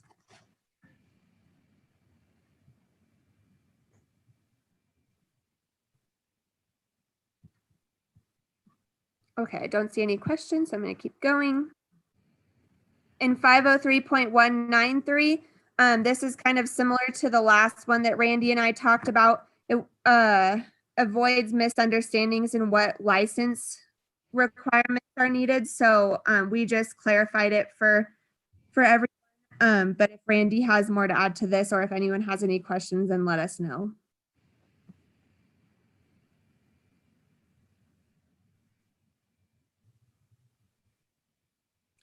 I think this will make it more clear for sportsmen on what license they need.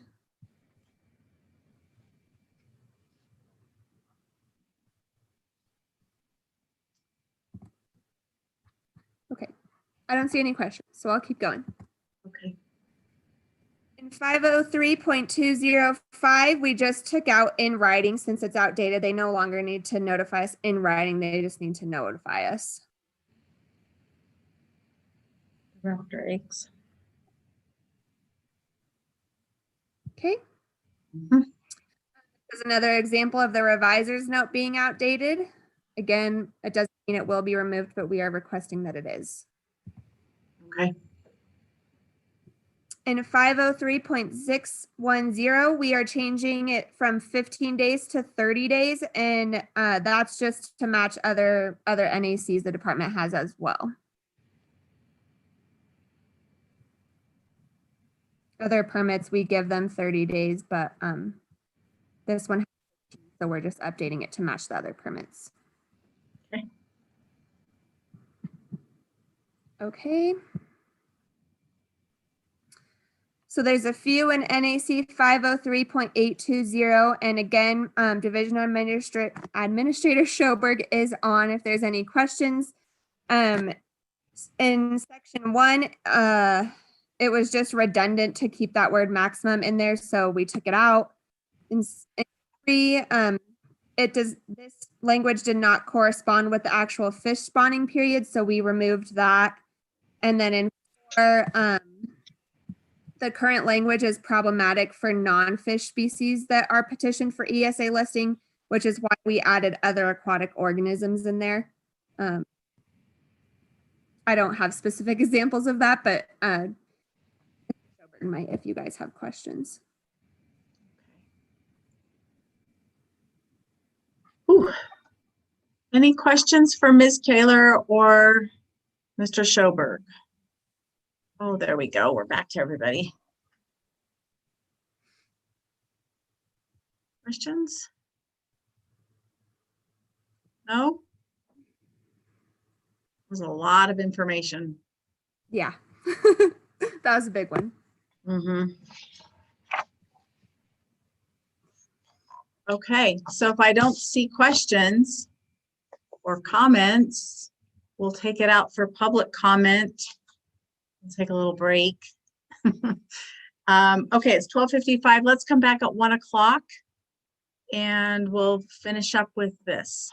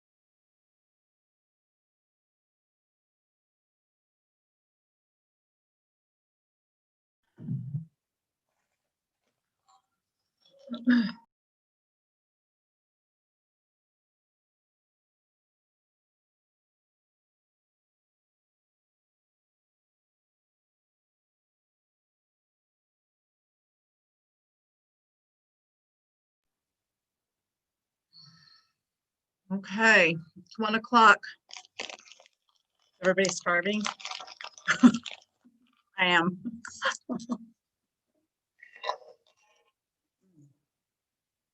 We'll take a break after this.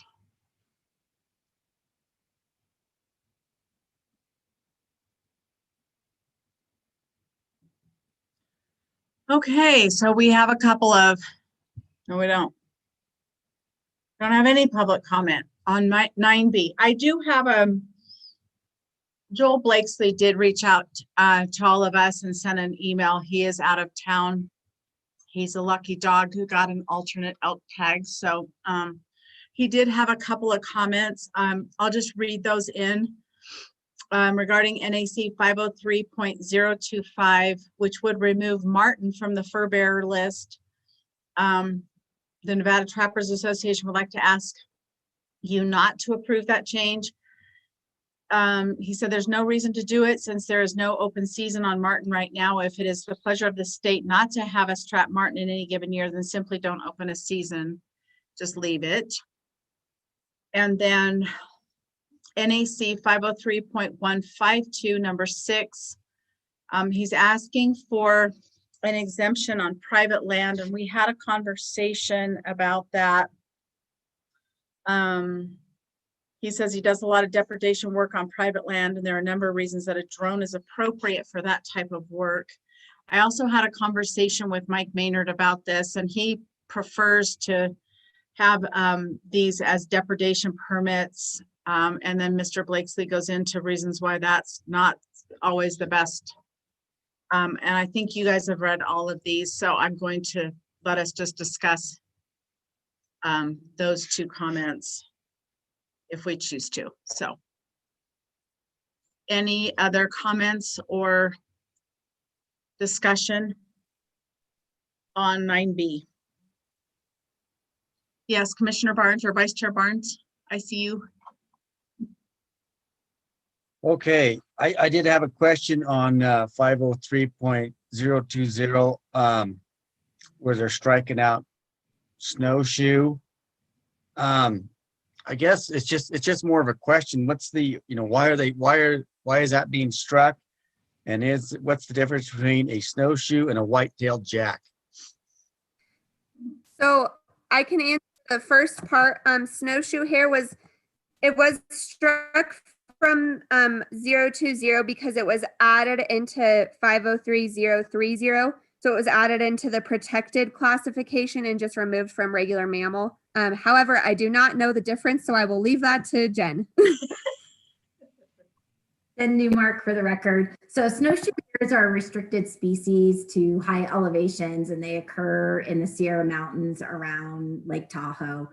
They are mostly found in our information is mostly from the winter time. They're a fairly rare species, and they're not a species that is frequently taken like a jackrabbit would be, or any of the more common rabbit species. So would that be why it was taken off of that list, and just because they are kind of rare and they only occur in small areas, apparently, like around the Tahoe Basin or Lake Tahoe, wherever you said? Yes, Commissioner Barnes. The thought behind it was that it protects us it protects the species in that basin area, and it puts us in line with regulations in California as well. And like I said, they're very narrowly distributed in the state, and they are a rare species. So this lines up with that biology. So then the species that turn white, like in northern Elko County, those would be like white-tailed jacks? Correct. Or what are those? Okay, thank you. White-tailed jackrabbits, yes. Then while we have Ms. Newmark, maybe you can answer the question that Mr. Blakesley had about the martin.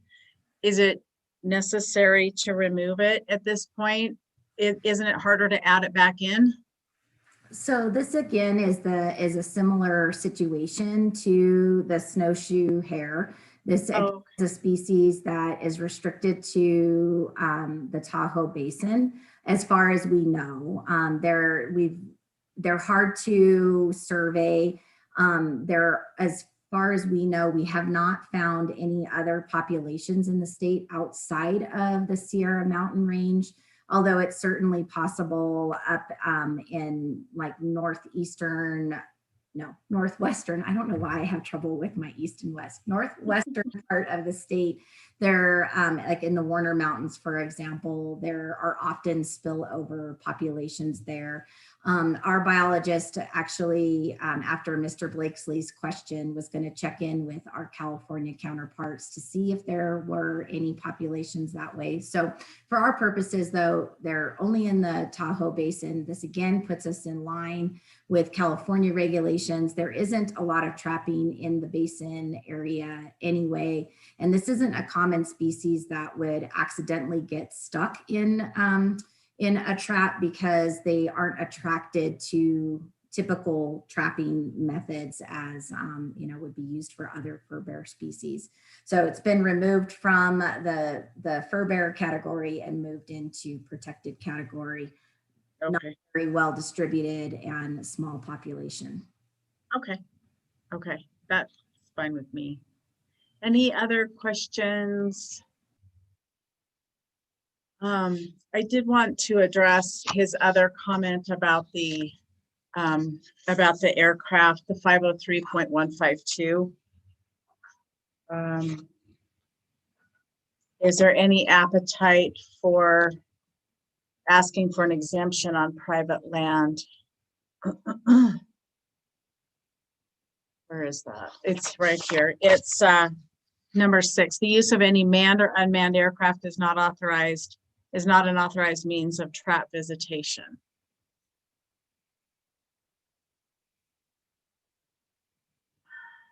There's Randy.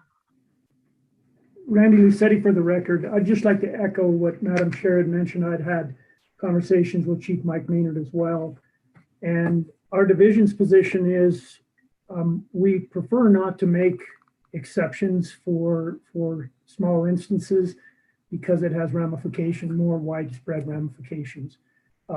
I see that specific request for an exception, which we're not here to hobble Mr. Blakesley's efforts whatsoever, but we have to look at it on a broader picture here, that under 503 152 and the prior one that we talked about that talks about aerial scouting. And we need to reflect on the fact that those aerial scouting laws and those prohibitions were based essentially on 3 things. First of all, that animals aren't being harassed, and second of all, that hunters on the ground aren't being impeded by that activity. And then third, the ethical nature. And again, what Mr. Blakesley's request is, it's very specific to unmanned drones, which of course have far less impact on wildlife, far less impact on hunters on the ground. But the reality is, if we make those exceptions, which is ultimately up to the commission and the department, but just keep in mind that those exceptions would be allowed then for helicopters, fixed wings. It's pretty broad spread exception. And then when you start talking about private property, Nevada being a very dry state, there is a lot of private property holdings out in public land that will be problematic for us to do enforcement on these regulations, because it's not just these depredation private properties that would apply out into the public land as well. So that would be my comment. Okay, thank you for addressing those. Yes, Commissioner Almberg. Yes, Randy, would the depredation permits exempt them then if they were to go get a depredation permit? Would that allow them to do so? In some instances, I believe it's our division's position that we minimalize ever allowing an activity that is clearly prohibited in another reg or law. but there is that opportunity to do that. We try to keep it to an absolute minimum so that we're not in violation, of course, of our own laws and regulations. But in general fashion, yes, if the department decided to, yeah, there could be that condition put in a depredation permit. Any other questions? Okay. So Ms. Taylor, you have some work to do. Are you clear on everything?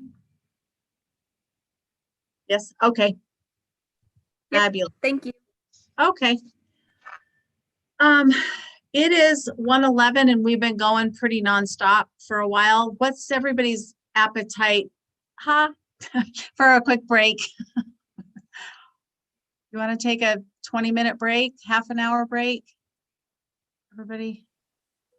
Madam Chair, that makes sense to me. I think we've got a long afternoon ahead of us, and it's probably worth it to take a quick break. Okay, why don't we take a, let's take a half hour and just get our thoughts back together, our heads back together. Everybody can get something to eat.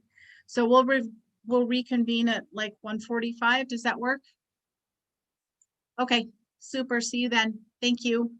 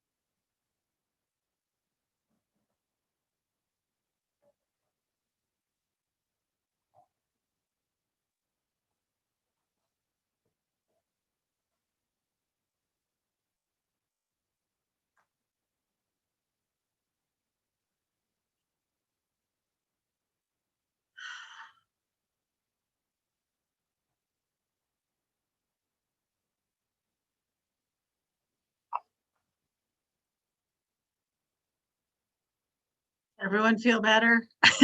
I do. Whew. Do you have any wind out your way? Yes.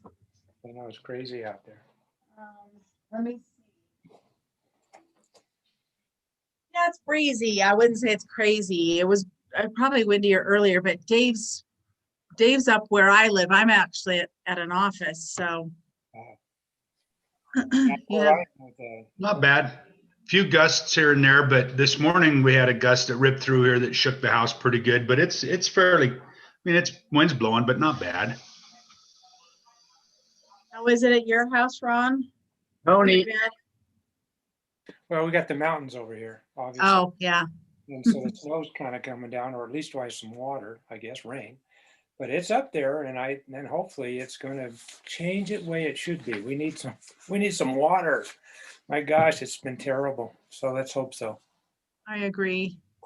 How about you, Tom? Tony's, yeah, it's windy. Tony's south of me, and I think I saw him fly by a little while ago, but he must have landed because I see he's in place again. So he's eating a sandwich. They did blow out the pilot light on my refrigerator, and if you see me shaking like this, it's just a trailer bouncing around a little bit.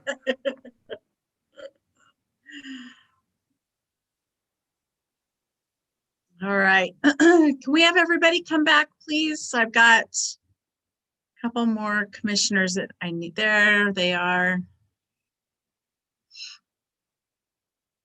I think everyone is refreshed. I hope we've got a long afternoon. I know that.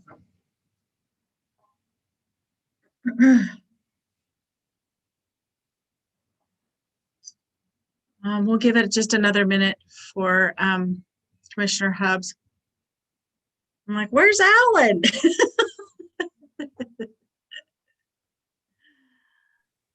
I'm here. I bet you'd like to be where that picture is, though. Amen. Me too. I think we should trade places with Tony. I like that idea. Okay. Well, it's 1:47 and we've had a good break. So we'll get started, and I'm sure that Commissioner Hubbs will join us in just a few minutes. So we are moving on to agenda item number 10, Nevada Department of Wildlife Project Update. Secretary Wasley informational. The commission has requested that the department provide regular project updates for ongoing projects and programs as appropriate based on geography and timing of meetings. These updates are intended to provide additional detail in addition to the summaries provided as part of the regular department activity report, and are intended to educate the commission and public as to the department's ongoing duties and responsibilities. Thank you, Madam Chair. I just provide a real brief introduction, and then Habitat Division Administrator Alan Janae and Game Division Administrator Mike Scott will provide an update on various activities. But I just kind of want to start and say that, anytime we get extreme conditions, it really shows us where our vulnerabilities are in wildlife management, whether it's an extreme 100-year winter event, and we see where we have high winter range losses, and it can point to problems with summer range, animal health. It shows where those weaknesses are and where we have some vulnerabilities. And 2020 is no different. We know that we've got places in the state that haven't seen any precipitation for 6 months. And, we are in some ways a victim of our own success when it comes to some of the wildlife, big game distribution and bighorn sheep numbers and distribution in particular. Through our Guzzler program, we've expanded distribution, we've increased population levels. In the last 6 months or so, in this extreme drought and high temperature conditions have shown us where we have some vulnerabilities. And so what we're going to do today, Habitat Division Administrator, again, Alan Janae, will kind of provide an update as to the department's response to some of the challenges out there in meeting the water needs of wildlife. And then Game Division Administrator Mike Scott will talk about maybe some of the ideas, thoughts, and strategies in going forward, with some possible actions that the commission can help the department in addressing some of these challenges. So with that, Madam Chair, I'll turn it over to Alan Janae to kind of provide an update on some of the challenges in water development and some of the department's response. So thank you. Great, thank you. Mr. Janae? Thank you. Good afternoon, Chairwoman East and members of the commission. I'll just jump in and start sharing my screen, take you through a PowerPoint that we've got to kind of go over the year 2020. Can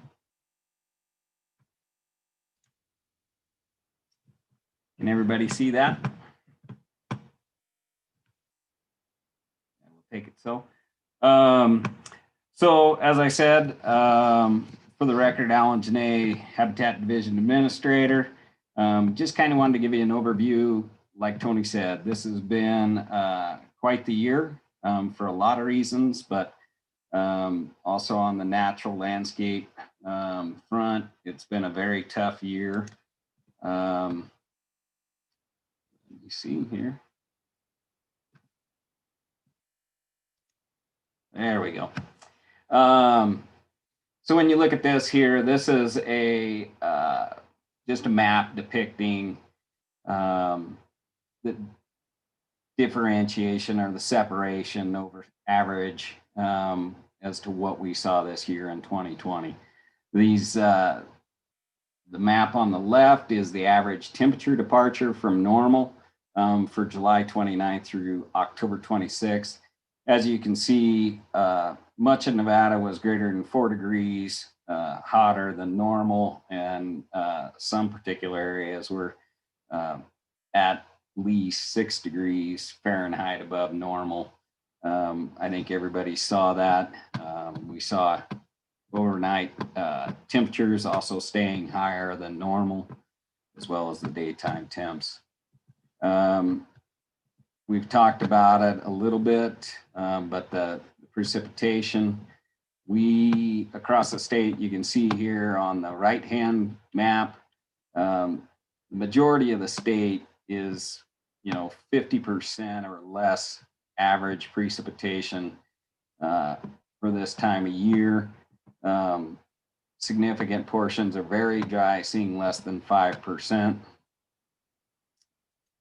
This correlates very well, as you would expect, to the drought monitoring map depictions.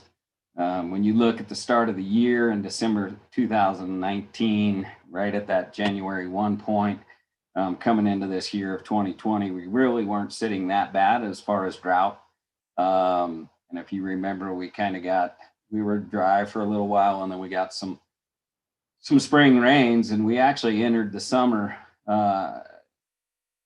early summer in decent shape. But very quickly we started drying out, and you can see here in the middle map depiction that by into July we were starting to see areas that were starting to dry out. And what you see here on the right is kind of where we sit right now. Much of the state sitting in a drought condition. As I said, I think most everybody's realized the impact. It was big news, down south when Clark County, went 153 days without any rain at all. It exceeded that record from 1959 of 150 days without rain. Reno right now is seeing its driest fall on record out of 83 years of record.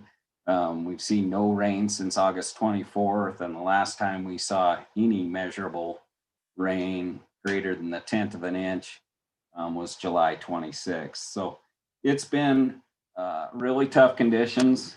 This is a point that's kind of up in the Middle Rock Creek, Eisenhood country. It just displays how tough the conditions are. And I think anybody that was out there with a tag or scouting or even just visiting our wildlands can appreciate just how tough this was this year. Again, going back to the drought monitor and just kind of talking about where we're at right now. and kind of thinking about this as we went through the year. I found this kind of entertaining because I don't know that Department of Wildlife has ever had much involvement in providing categories or comment to the drought monitor classifications, but when you look at it, you've got classifications that go from D0 to D4 drought conditions. You look across there in D0, it says golf season's extended, but then you start getting into D1 and it starts becoming more applicable and comes into our world in a big way. Fire danger increases, fire at elevation increase, D2 bear activity increases, wildlife encroach on the residential areas. You look at D3, you're looking at forage and water supplies are inadequate for wildlife. Wild horse health deteriorates, leading to emergency roundup and relocation. You start getting into D4, bears and wildlife encroach on human inhabited areas. Wildlife populations decrease and habitat is degraded. And I think that's where, we saw conditions get to. Definitely by fall, like I say, August, September, October, very dry months for much of the state. People that were out there with tags were definitely seeing the influence of that. I know I was one of them with a muzzleloader tag. I was out there, very dry, hot conditions. Added to the complex was the smoke from all the fires in California. I know it was very tough conditions, but you think about the impacts to wildlife and just some of those described in the drought monitor. We were seeing populations that were modifying their distribution because of water availability. A lot of those smaller ephemeral water sources were drying up. Even some of the more perennial water sources were also being very depleted. But also, we were seeing some of our water developments that were also being quite challenged. So it was quite a year as far as populations and impacts. And I'm kind of going to go into kind of some of the things we did as far as our response to what we saw in the water development world and what we did to try to supplement waters. But I think Mike Scott wanted to kind of just add into my assessment of where we were on wildlife conditions. And you there, Mike? Yes, thanks, Alan. For the record, I'm Mike Scott, Game Division Administrator. As Alan mentioned, hot and dry conditions have prevailed throughout Southern Nevada for months. Instead of conducting mule deer surveys in Washoe County next week, one of our helicopters is going to be in Southern Nevada, continuing to fill water developments because that is the highest priority for the Game Division and the Habitat Division.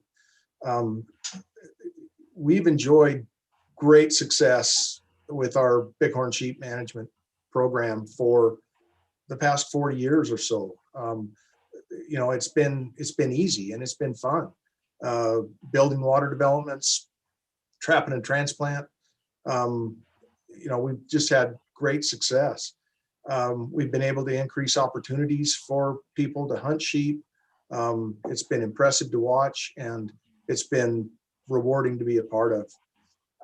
There really aren't many goals in our bighorn sheep program that we didn't reach, with a few exceptions, but it's been very successful.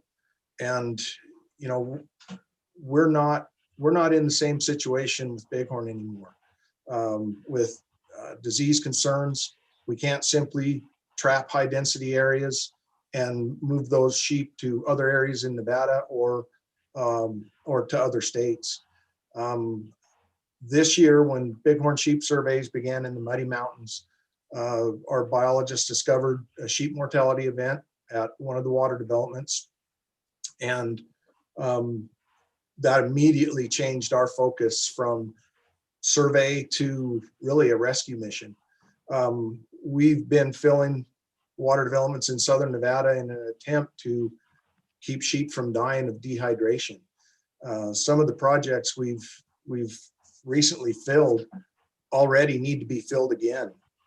What's happened is sheep from one unit have drank that unit dry and have moved to an adjacent unit where there's already a high number of sheep. So you just put added stress on already stressed out animals and projects with high use. So it's really not a sustainable long-term solution for us to be filling projects with a helicopter. The events that we've witnessed this year show that we need to discuss what the appropriate number of sheep is that we're managing for in some of these units, some of these hunt unit groups. It's awesome to see 70, 80, 100 sheep on a guzzler. It has been our mark of success, but it should be setting off some alarms now for those high numbers in some of these areas. So just with what we've seen, I think there's some lessons learned from this event and changes that we need to make.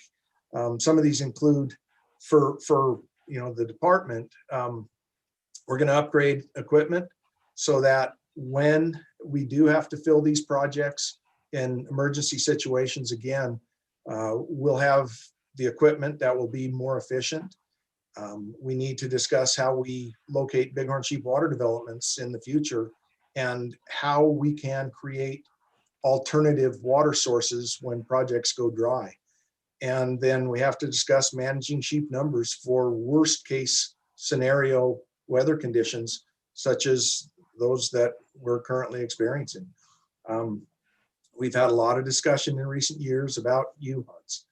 A lot of you have been part of those. A lot of times they're not much fun, but we need to decide on the numbers that we're going to manage for in some of these hunt units, and then we need to make a strong effort to stick to those numbers. I haven't been a big proponent of updating any of the statewide big game plans, but this event in particular has changed my mind. So I am going to be proposing that we begin updating the statewide bighorn sheep management plan. It was finalized in 2001. I think what we should do is reach out to some of the people that were involved in that the first time, see if they want to be involved again.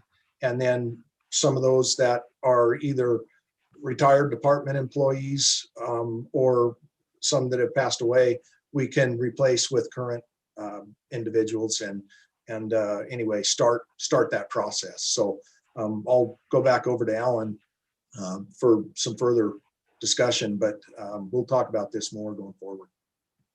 You bet. Thanks, Mike. Yeah. So as Mike mentioned, we kind of saw ourselves as we were monitoring situations, despite early surveys early in the year. Typically in the southern region, what we do is we conduct both on the foot and aerial surveys of our water developments. And I think we finished up our surveys, aerial surveys in the southern region, the end of February. We had looked at over 102 water developments, and actually things were sitting pretty good at the time. Many were full. And that's often an indicator of where we think we're going to end up and where we may have to supplement, thinking about where we might be for emergency water hauls. And this year, just given the extreme climatic conditions of it being so dry, it definitely pushed us beyond what we expected. And you can see here, this was kind of the start of the season. On July 23rd, we started in the McCulloughs on the Poppy Guzzler, and we were working with Fraternity for Desert Bighorn, and got a contract ship, got down there, and we hauled water to that Poppy Guzzler. But that just kicked us off and we started rolling. And on that operation right there, late July, early August, we hit Poppy, 5-ram, and Flipper in the Muddies, hit Rance and Pindy and the McCulloughs as well, and then Long Canyon in the Paranagate Range. That operation in the south totaled about 23,000, almost 24,000 gallons that we hauled with helicopter. Like I say, the initial one on the 23rd of July was with a contract ship from Sundance. All of the others were completed with our NDOW helicopters, which is a really key component that I'll dive into a little bit later. The map shows the spatial distribution. You can see the red squares on that map are the units that we actually ended up filling. The green squares are the other big game water developments in the area. So you can see that it is a small portion that actually needed supplement at that time. But that also indicates, where the populations are and where the distribution of sheep are. As Mike mentioned, sometimes it became one unit would get challenged by the number of sheep using it, or it might have had some mechanical, capacity issue that might have been in a little bit lower situation but as it dries up, then those sheep move off to others. And so becomes even additional stress on the next unit, and it just becomes a compounding effect. The southern region wasn't the only place that was dry this year. This is kind of that area around Hawthorne, southern Churchill, eastern Nye County, Mineral County. We were monitoring, we've been monitoring conditions all summer, and we started seeing that we needed to do some emergency efforts in the Gabbs Valley Range. We started there in August, and actually I say September 3rd on Volcano and Butte units. We hauled in or flew in water there. And we just started working our way through, and as of October 27th, Kenny Perkle had put together a project down there on Wild Horse in the Gabbs Valley Range to actually use UTVs and volunteers to get water in. But yeah, not the only, southern region wasn't the only place in the state that was dry. So again, this map is a spatial representation of those units that we hit and worked in filling in the Candelaria Hills, the Gabbs Valley, Gillis Range, Battle Flat, country. And again, 43,250 acres so far in the north, and we're not done. We've got at least one more that we're thinking, if this storm doesn't hit and put some water in, we'll be visiting that in the upcoming weeks. This is probably the biggest operation that I'm aware of. Mike Scott as well has been, has a history on the water development crew as well as I do. I cannot recall anything like what we did starting on October 1st through October 13th.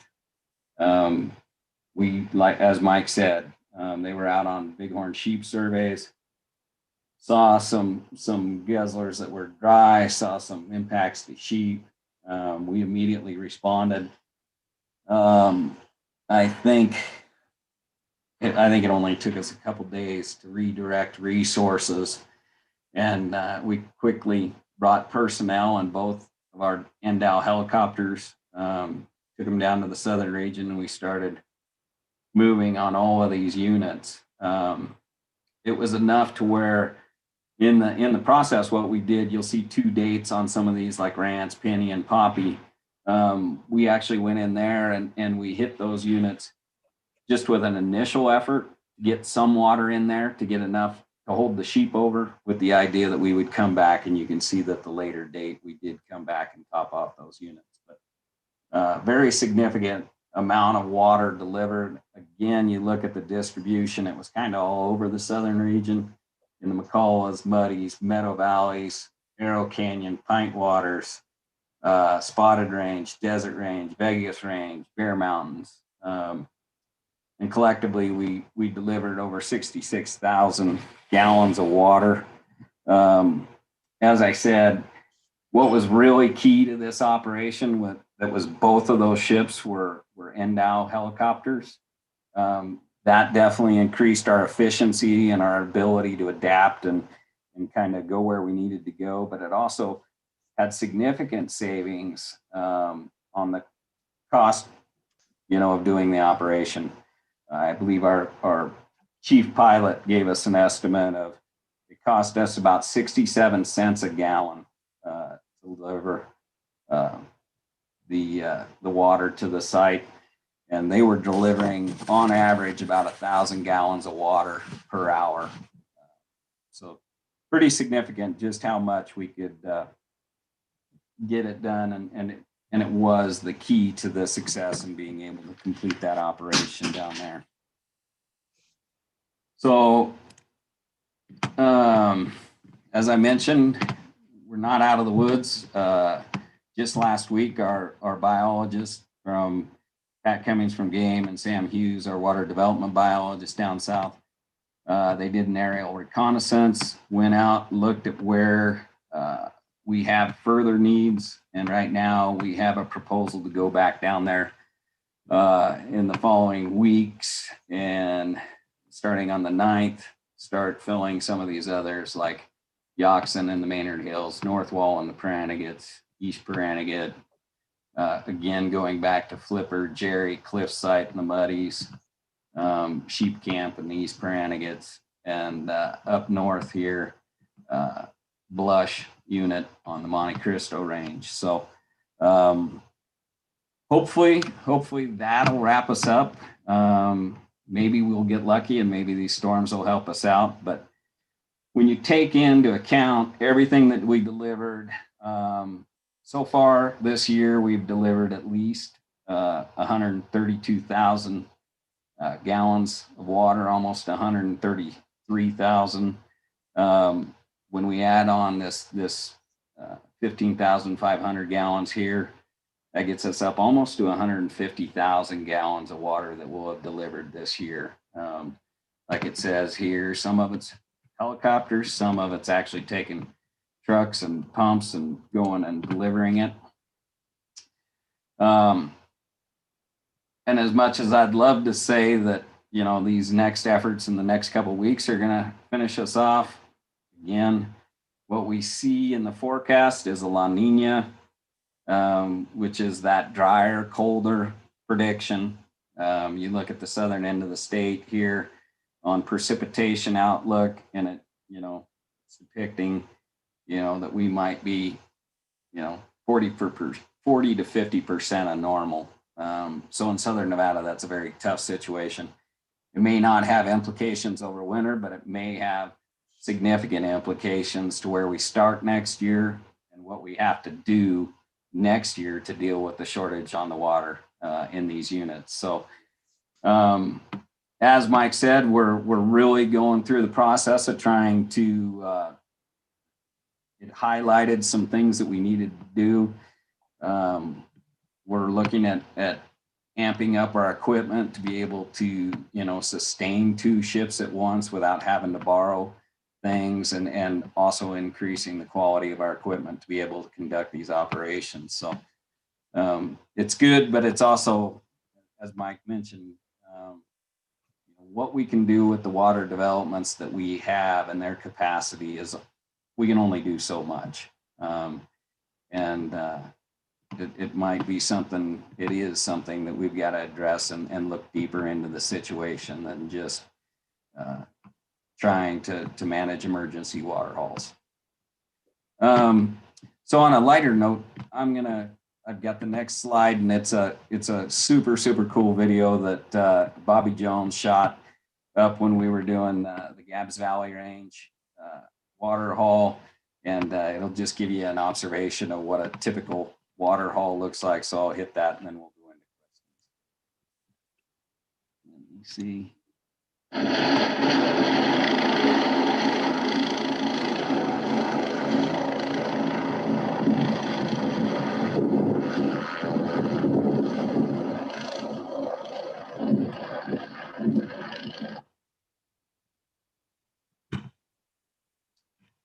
So that's that. Let me get back over here. I'm trying. Lordy. Trying to stop sharing my. I can see the commissioners if, Okay, I'll does get you anybody, back there. there we go. There we go. Does anyone have, I know it's overwhelming. It is for me. Well, Tiffany, can I questions? just Of add? course. So I just want to add that these weather conditions aren't just affecting bighorn sheep.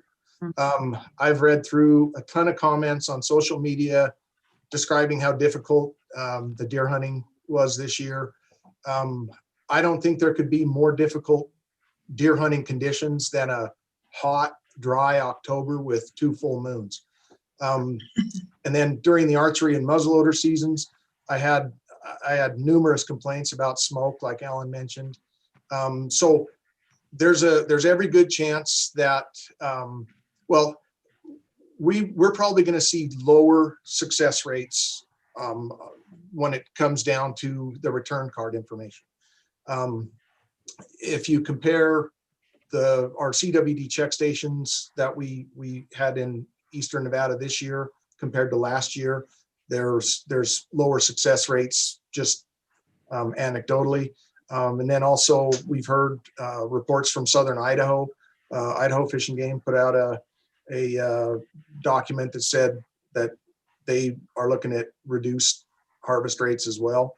We're going to be starting deer surveys next week in Northern Nevada with our other helicopter. So we'll begin collecting that data and see what our buck ratios look like when we get out, in those surveys. So we're going to collect all that data from the hunter success rates, deer surveys, and we'll collect that like we always do and get prepared for the quota process that's coming up next spring. Some of the comments that I read on social media were, they disturbed me a little bit though. One of the comments is that we raise deer tags as a way to raise money. I've been in the game division for over 30 years, and we have never and we will never increase tags because we need more money. If we doubled deer tags or if we cut deer tags in half, the difference in revenue for the game division is less than 1% of our budget, up or down. So the biggest difference that it makes is allowing more people to get out and to have a chance to get out in the hills and pursue deer. I've also read complaints about buck ratios and people saying that the buck ratios are extremely low or things like this. Last year, the postseason buck ratio observed was 28 bucks per 100 does on a statewide level. We weren't able to fly all of the areas in 2019, and so that average didn't include some of the areas with the highest buck ratios in the state.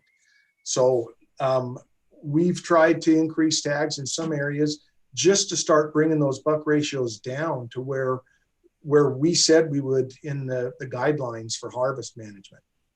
So when we conduct our counts, those buck ratios are further increased, which may result in even higher quotas or quota recommendations next year. So, we're going to have to work through that process with the cabs and the commission next year. But I do have to say, I've been highly encouraged recently because of the number of junior hunters that I've seen that are having some great success and really nice bucks. So, I'm very happy to see that. It's nice to see those young kids having some success. So with that, I'd be happy to answer any questions. Okay.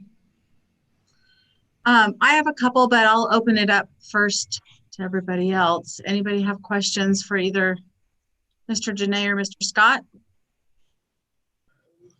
Mr. Cavilla?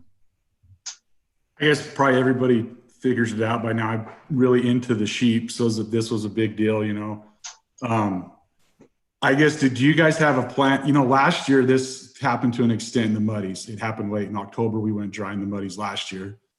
It happened again this year. I'm curious if you guys have a plan in place this upcoming year to try to prevent that from the developments completely going dry. You know what I mean? Because it did happen last year. It was just later in the year. We had a little different moisture situation last year, but I was just curious if you guys have a plan for next year yet, or if it's something you guys are working on to prevent it from anything from going completely dry again. I mean, the best we can, right? Next year.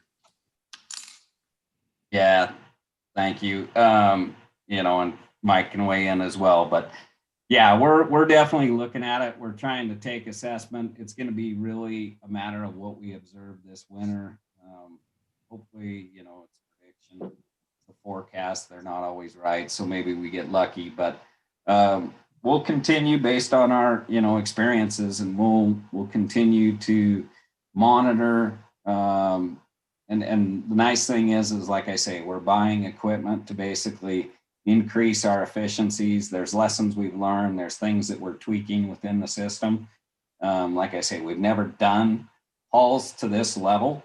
So definitely this has been a learning experience, but I think we've learned a lot, and I think we're tweaking what we're doing.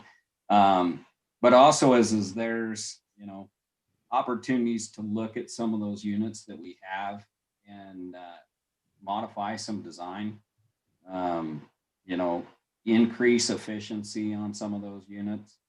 Some of them are old Hypalon tarps that have, you know, various degrees of degradation. You know, if we can swap those over to, you know, the steel apron, that definitely increases the efficiency and capture.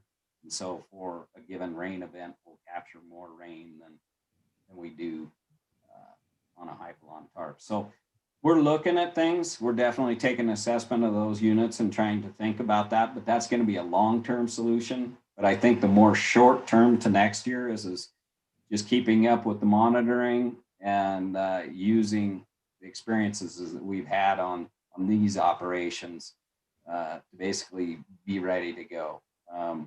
There's some of these that, you know, cliff site, we're definitely learning some lessons there.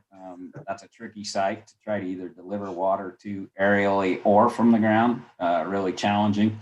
But we're actually hardlining pipe into that unit. So, and we're using different pumps that it can actually pump that head pressure up that 300 to 400 feet vertical distance. So we're learning and we're making tweaks, and we're definitely trying to increase our efficiencies and our abilities to get the water there.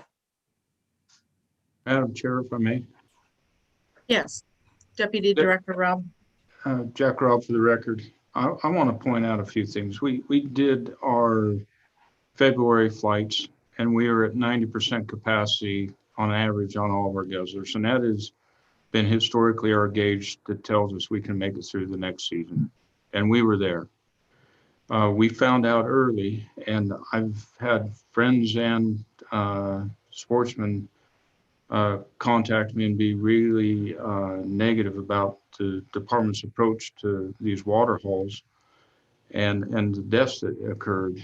I can tell you, we were hauling water as early as July, which means we didn't fall asleep at the wheel. We were out there on the ground monitoring these sites, working with sportsmen, the heritage tag holders that were in the field, having continual conversations with everybody to monitor the situation. We flew water into sites in the muddies in July, and that should have sufficed. That is exactly where we lost the sheep come October. It wasn't like we were asleep at the wheel. We were doing things, we were proactive. Where we lost the sheep, this will be the third time we've flown those waters this year. That's, you know, one flight in a year is unprecedented, let alone three. And there's a bunch of rumors out there. We did find some mortalities. That's what started the big event that we really pushed hard on. And then there was rumors that there was 25 dead sheep on a project, and there's dead sheep all over the place. Just to put it on the record, everything that I know of to date, we do have 31 dead sheep.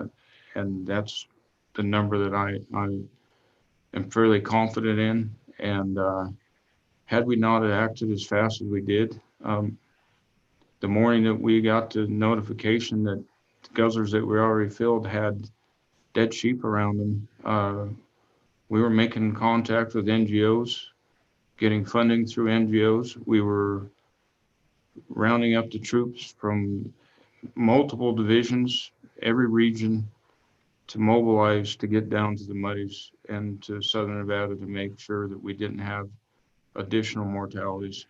We took an approach that wasn't as efficient as it could have been. We could have just kept flying water into one site and been more efficient with our time. But it was critical to us to not fill one guzzler before we got emergency relief to other guzzlers. So we took a known stance that was going to cost us more time and more money, but in the end, it was to save more sheep. If we would have gone and systematically filled guzzlers along the way, it could have been 13, 14 days that some of these units could have been dry, and we would have had additional dead sheep at that time. So I just want to put on the record, and I've heard it so many times, and some of my closest friends have been very critical of the agency. And I can tell you, nobody fell asleep. We had people out monitoring. We had one of our biologists on a day in the 110s, 113, 114, have a UTV or ATV overheat, and we had to send multiple people out to rescue him because he was out trying to monitor these sites. So there is no, we didn't fall asleep. We did our job. We've done it 3 times, and we still had the event that happened. We are a victim of our own success, and we're proving that we can't hold the number of animals on some of these sites that we currently have, and that's what it's coming down to. That's a good point, Jack. I just looked here at the information, and I've got the surveys from the February flights. 5 RAM was completely, it was 100% full. We have visited 5 RAM each time on the Southern Nevada operations. We've hit 5 RAM and hauled water to it each and every time. So you think about that as it's just temperatures, very extreme conditions, but it's also the number of sheep that are hitting that unit.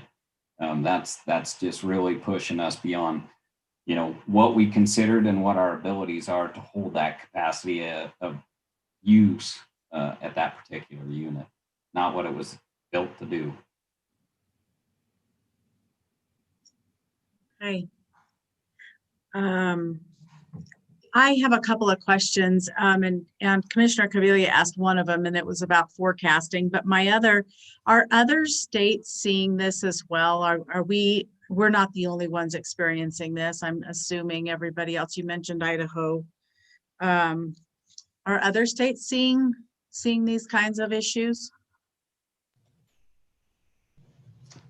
I'll speak up, and then somebody else wants to add to it. Absolutely. I have seen notification that Arizona, they've had to do some emergency water hauls down there.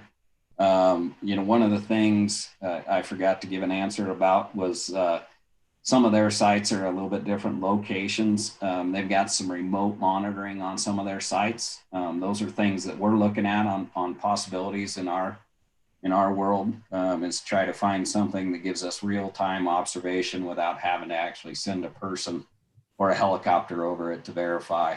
But yeah, other states, you can only imagine. I mean, when I showed that graph of the drought monitor and the impacts across the West, as Mike mentioned with the mule deer harvest in southern Idaho, I think a lot of us are seeing these impacts and the wildlife's response to it. Jack Robb for the record. Unlike a lot of other states, we have total populations that are 100% dependent on natural water, on guzzlers. And I don't know of any other state that has their entire population based on man-made waters on guzzler type situations. And we have a good number of sheep that are 100% reliant on these type of waters. And we're the largest, we've got the largest water development program in the United States. 1,754 guzzlers across the state. It's significant, and the number of big game guzzlers is substantial. I have one more question that I'll let everybody else. I know that you employed the use of our sportsmen. And did we get any feedback from them from their time out in the field? Because I know when we were out for my hunt, we visited the guzzlers in our area and they were all fine. So I didn't report anything, but did you get much feedback from sportsmen? Yeah, we did. And actually the incident that Jack spoke of where our biologist, got stuck in the middle of nowhere, we had to send rescue teams out. That was actually, he was following up on a sportsman's tip. A guide had actually told him about a unit where the float was stuck and it was overflowing and basically wasting water onto the ground. And so he was trying to get up there to respond to that. We've got constant relations and constant conversations going with the sportsmen and the guides down in Southern Nevada. I think Commissioner Cavilla could absolutely speak to that we're not the only ones monitoring. Fraternity for Desert Bighorn also, we've got volunteers from them going out monitoring units as well. Once it gets hot, it becomes really tough. And I think the volunteer level of use drops off when it's so extreme, but nonetheless, there is that component out there helping us identify. And we did this year, if you recall, we did release a volunteer guzzler report form. We worked with NDOW and Fraternity of Desert Bighorn to try to get out a monitoring form so that we could, given this year and the shortage of volunteer hours, we could take advantage of those people that are looking at and inspecting guzzlers on a recreational time to be able to bring back and capture those as match dollars, match hours to the grant program. Okay, thank you. Anybody else have questions? Commissioner Cavilla? Yes, yeah, I know that I've talked to Sam and previously it was Matt, and I know a bunch of Southern Nevada guys too. But just a couple of thoughts. I've talked to some of the other sheep nuts down here too, but I just, in the future, I guess if we get into a year like this and there's certain guzzlers that for whatever reason NDOW can't get there in time or something, if they just ask the fraternity or somebody, say, hey, we need these guzzlers checked in this range. I know there's volunteers, including myself, that would go do that. No problem. One downside to the trail camera law, and this was way prior to me sitting on the commission, I put it in my letter to I brought this up clear back when that got banned, but back in the day when we got to run trail cameras for all the way through the fall, I can remember reporting on guzzlers all the way through the fall. And I think you guys probably see it that, once July 31st hits, if it's 110 degrees and you don't have a camera on that guzzler, guys aren't going to go up there. And then you don't have the public. It's one downside to the trail camera thing. And I brought that up a long time ago, because there's guys down here that are running, myself included, you're running 20 or 30 cameras just for sheep and hiking to all the guzzlers. And it was a valuable tool to NDOW, but I do think that in the future, if something comes up and you guys just don't have the staff to get out there, I would just reach out to the fraternity and they can do a blast to their members, and guys would definitely get out and do it. One other item that came up, and it might be useful, is I don't know if you guys have ever considered, using drones to check the guzzlers. You could buy a drone and, run, you say the McCulloughs, you could run the McCulloughs in a day and check every guzzler there whereas in the heat, you can't hike. It might be an option. I know you could put a GPS waypoint on right where you want that drone to fly, and you can visually see probably the same thing you can see if you flew over it in the helicopter, obviously, if you see it's low, then you know you got to do something. But that was just a thought that came up with my discussions with the public as well. And then completely unrelated to sheep, I was curious more in northern Nevada if there's a concern with the feed. Is everybody I'm talking to, the feed's in very poor condition because there's no moisture. If there's a concern about this winter with the elk and the deer going into winter and going in, you know, with the feed in such a poor condition. If you guys have any thoughts on that? Yeah, I'll answer that. Commissioner Kabilia, thanks. You know, that's always a concern. You know, if we get a hard winter and the feed is in poor condition, we can expect to see low fawn recruitment next year. You know, I was in Battle Mountain when we had the winter of 92, 93, and we had such high snow that we lost a lot of deer. But, you know, I don't know if we're going to have that kind of snow depth this year, but we certainly could have conditions where forage is limiting for deer on winter range or other big game as well. So yeah, I would say it's a concern, but I don't know what to do about it.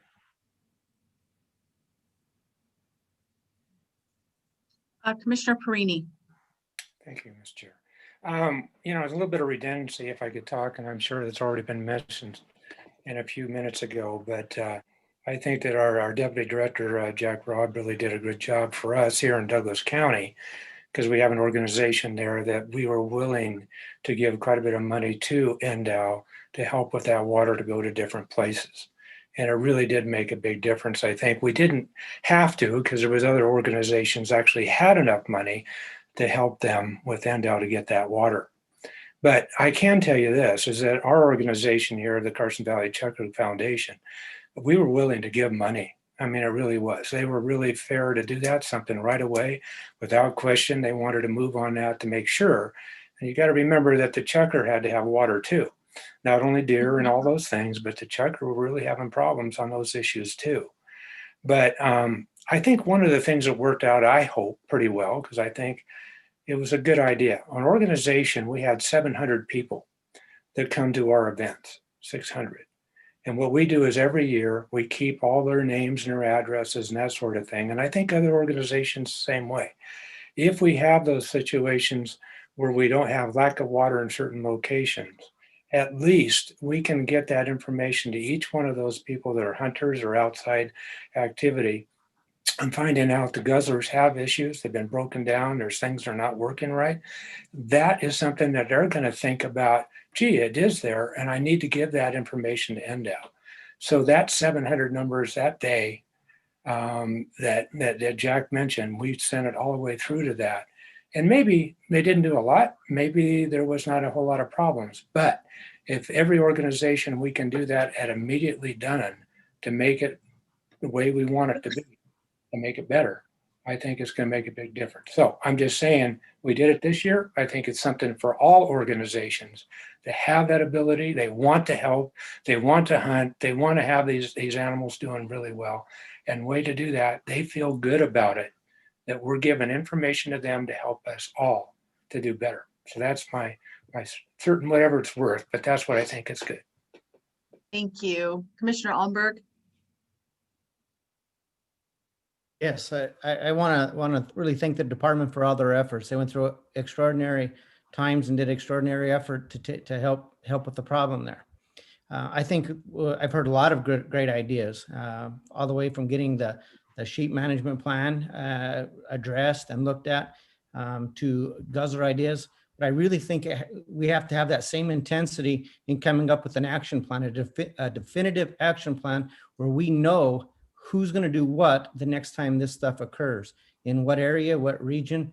And so I think we have such an obligation once those guzzlers are out there to keep them working.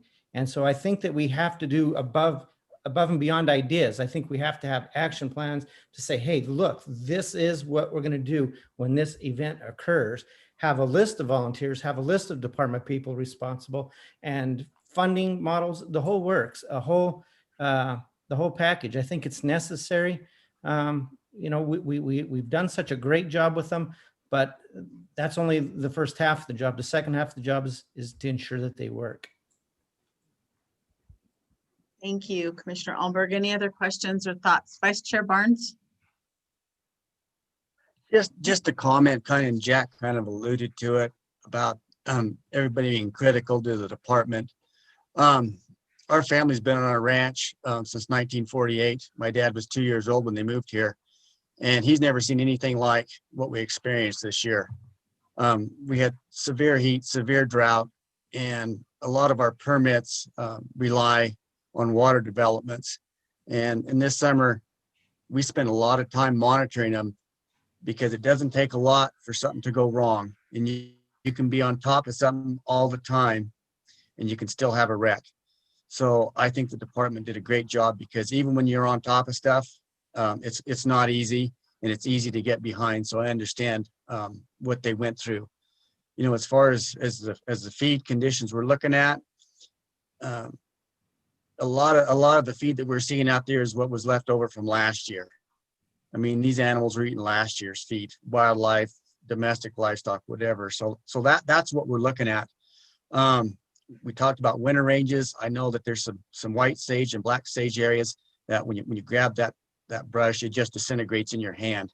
There's no moisture in it, and so that it is severe, and it could likely continue into next year even with some moisture. So it's just something that I think we need to be aware of, and I just wanted to speak to the severity of what we've been through, and in part kind of defend the department in what they've done, because when you get in these extreme situations, it's hard for everything. Thank you. I have one more question for Mr. Scott. When you do the deer surveys in these next few weeks, are you just looking at Northern Nevada? How extensive are you going to get so that we have a really good idea? I know it's limited, but you know, what are you surveying so that we know when we go into quota setting that we're making the right decisions? Thank you, Madam Chair. Mike Scott for the record. We're going to do our standard surveys, with the exception of North Washoe. That one we're going to drop off, at least for the time being. We may try to pick it up later if there's some room in the schedule. But the rest of the areas, as soon as that helicopter gets done in Southern Nevada, they're going to be down there for 5 days, which is going to be next week. Then they'll start back up here. I can pull up the flight schedule if you'd like. Oh, no. I just was in general, broad. Yeah, we're just gonna okay. gonna hit the standard areas that we normally do, and go from there. So. Okay, thank you. Any other questions? I want to thank you for this update and keeping us updated throughout the season. It's been obviously eye-opening for me, and I'm sure for everyone else too, and a little bit heartbreaking at the same time. So I probably am one that will be looking at some of those ewe hunts a little differently than I have in the past. Secretary Wosley? Thank you, Madam Chair. I know we've talked a lot on this agenda item and we have a lot left. I just kind of want to tie a bow on this real quick and focus on a couple of key takeaways here. One is a huge kudos to staff, and with Mike Scott having been the Northern Nevada Water Development crew lead and Alan being the chief post hole digger for him back in the mid 90s, they bring some unique expertise and perspective on this that's been invaluable. Sam Hughes down south, Kenny Perkle up north, all the NGOs, all the sportsmen support that Commissioner Perini spoke to. It really has been an all hands on deck approach. It is truly unprecedented in terms of the extreme nature. Alan's comment that Nevada has by far the largest water development program in the U.S. is something to be proud of. Nevada also has the most numerous bighorn sheep populations in the lower 48. Nobody's even close. To Mike's point, we are a victim of our own success. I want to highlight that we did purchase 2 new helicopters that gave us capability to respond in ways that save the state the Department of Wildlife significant money and gave us capacity to do things that historically we would have had to contract and spend significantly more. I want to highlight some points that Mike made about what these conditions are doing to hunter success and what that will result in terms of demand success. As we see that success go down, we use a 3-year average that will drop that hunter success, and it will require a higher quota recommendation to achieve the same buck harvest. At the same time, if success is down, that could result in an increased buck ratio. So at the same time, we're going to have hunters who have had a more difficult experience and haven't seen animals. We're going to have formulas, population estimates, and quotas that are going to reflect, potentially reflect an increased quota recommendation, and that could be counterintuitive to a lot of folks. But the final point is to reiterate what Mike Scott said about quotas. We can double our quota, we can cut it in half. It's 1%. Quotas do not drive revenue for the Department of Wildlife. It is not the amount of tags that generate the money. So please, when you hear that, or if you hear that, we're happy to show you the numbers on that, but it is not our big game quotas that are a significant driver of our revenue. That is not where those quota recommendations come from. And to Mike's point of having been in the game division for over 30 years and never once sacrificing the resource for revenue, that will continue. We will never sacrifice the resource for revenue. That's not what drives it. So thank everybody, and thank you for the comments, and appreciate the opportunity to provide this project update, Madam Chair. Yeah, thank you. Okay. We do have a whole lot more to cover this afternoon, so we'll move right along into reports informational. Agenda item 11A, Department Activity Report, Secretary Wasley. A report will be provided on the Nevada development of wildlife activities. Thank you, Madam Chair. I will try to be very brief. Just hit a few highlights here. The department, in the director's office, we do have a new Deputy Director of Administrative Services, Bonnie Long, officially started with the department. Bonnie's first day was October 19th. She has taken the place previously occupied by Liz O'Brien. She's not new to the state. She's been with the state over 17 years and comes to us most recently from the Governor's Office of Economic Development. There, she was responsible for management, budgeting, and accounting for 11 different budget accounts and coordination of all grant and contractual documents. Extremely familiar with both state budget processes and legislative processes, and has extensive experience in presenting to office staff. She has gained extraordinary leadership experience throughout her career. Looking forward to the wealth of knowledge and diverse background that Bonnie brings to NDOW. The Director's Office continues to represent the department in the Interim Finance Committee, IFC meetings, as well as Board of Examiner meetings, BOE. These meetings grant final approval of various contracts, budget issues, and most recently, COVID relief funds. Commission General Regulations 490, the party bonus points, 491, the noticing of draw results, and 492, the thermal imaging optics that were passed by this commission were all heard at the Legislative Commission meeting held Thursday, October 29th, and all 3 regulations were approved with no additional questions of the department. So that's good news in the passage of those. From the game division, the department continues to receive numerous complaints and sightings of bears. Locations of complaints range from Old Southwest Reno, Carson City, Gardnerville, and as far south as Hawthorne. The teams are currently being formed for the Mule Deer Enhancement Program in almost all areas. County Advisory Board chairs, biologists, and supervising biologists are selecting suggested candidates from local communities, and we should have completed team lists in the near future. Some teams appear to be moving forward while others are not currently as active. Department vacancies combined with participants being absent during hunting seasons are causing some slight delays in the process. Game has assisted habitat staff in the guzzler effort that we just heard about. 2 collared rams that spent the summer in the Santa Rosas in the company of 10 Santa Rosa rams have returned to the Bloody Runs, bringing an additional ram with them. The department was watching these rams and planning to remove them if they appeared to be returning to the bloody runs. The movement of the rams was detected, but game biologists were not able to remove the rams before they mingled with the bloody run sheep in the north end of the range. Following day after the report, at least one ram had moved the 15 miles to the south end of the range, where many other sheep reside. Numerous ewes and lambs are also located. These sheep will be monitored closely to determine if they begin showing any signs of a disease event. Game Division personnel have held chronic wasting disease check stations in Wells, Ely, and Ash Springs. The purpose of these check stations is to collect samples from hunter harvested deer and elk to monitor if chronic wasting disease has made its way into Nevada. There are no positive tests thus far from Nevada. The department also employs a seasonal worker who's collecting heads from wild game meat processors in Las Vegas.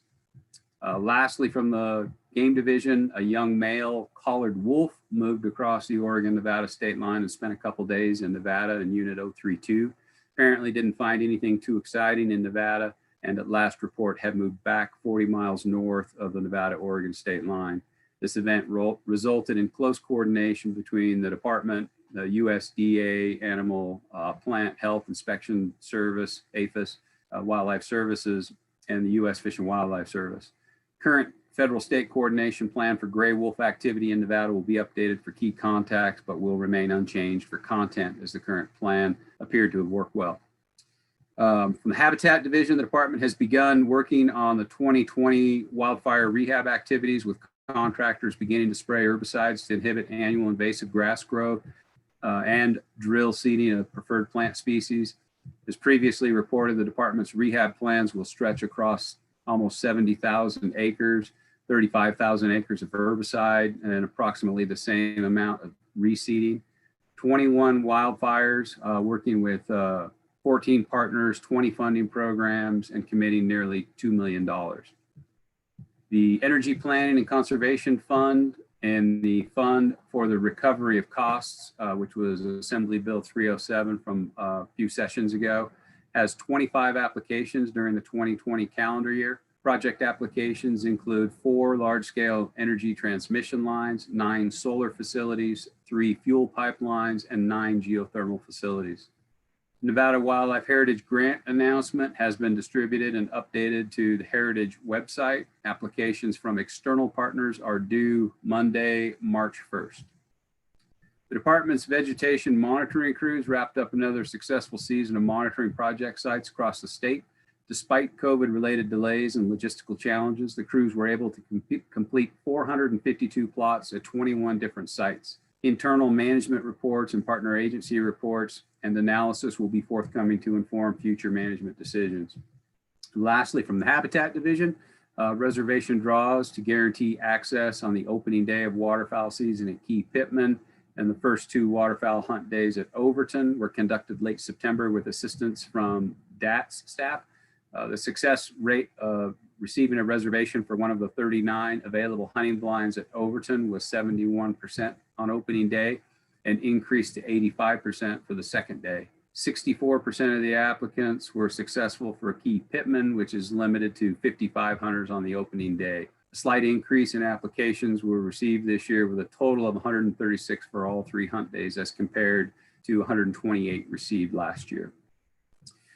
The Conservation Education Division, Outdoor Nevada, a PBS television show, is gearing back up for production and is interested in filming department-related stories in all 3 regions. The plan is to produce 3 to 5 segments in the southern region from October through December, then move to central Nevada for January through February, and northern Nevada, March through May. They're looking at 5 to 7 days of filming in each area. The producer said, and I quote, "I'm hoping to include a representation from fish and wildlife plus an enthusiast.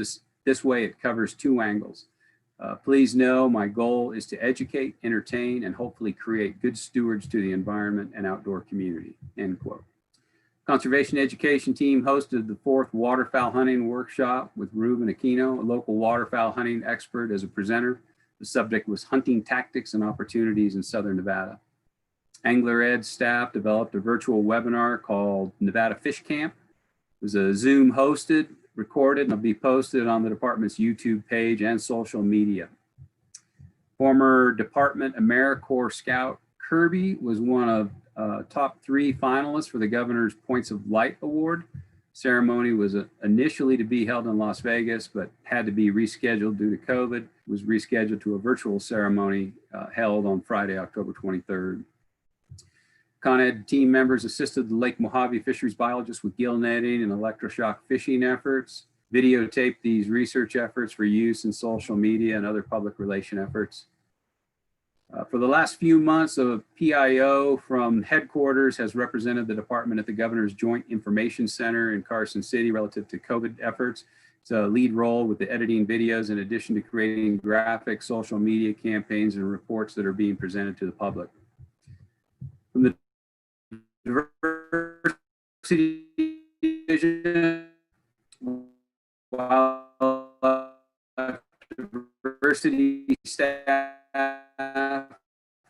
recently have begun downloading data loggers from abandoned information to the division as we monitor sites for potential disease, specifically white nose syndrome. White nose syndrome is a fungal disease impacting bats nationwide.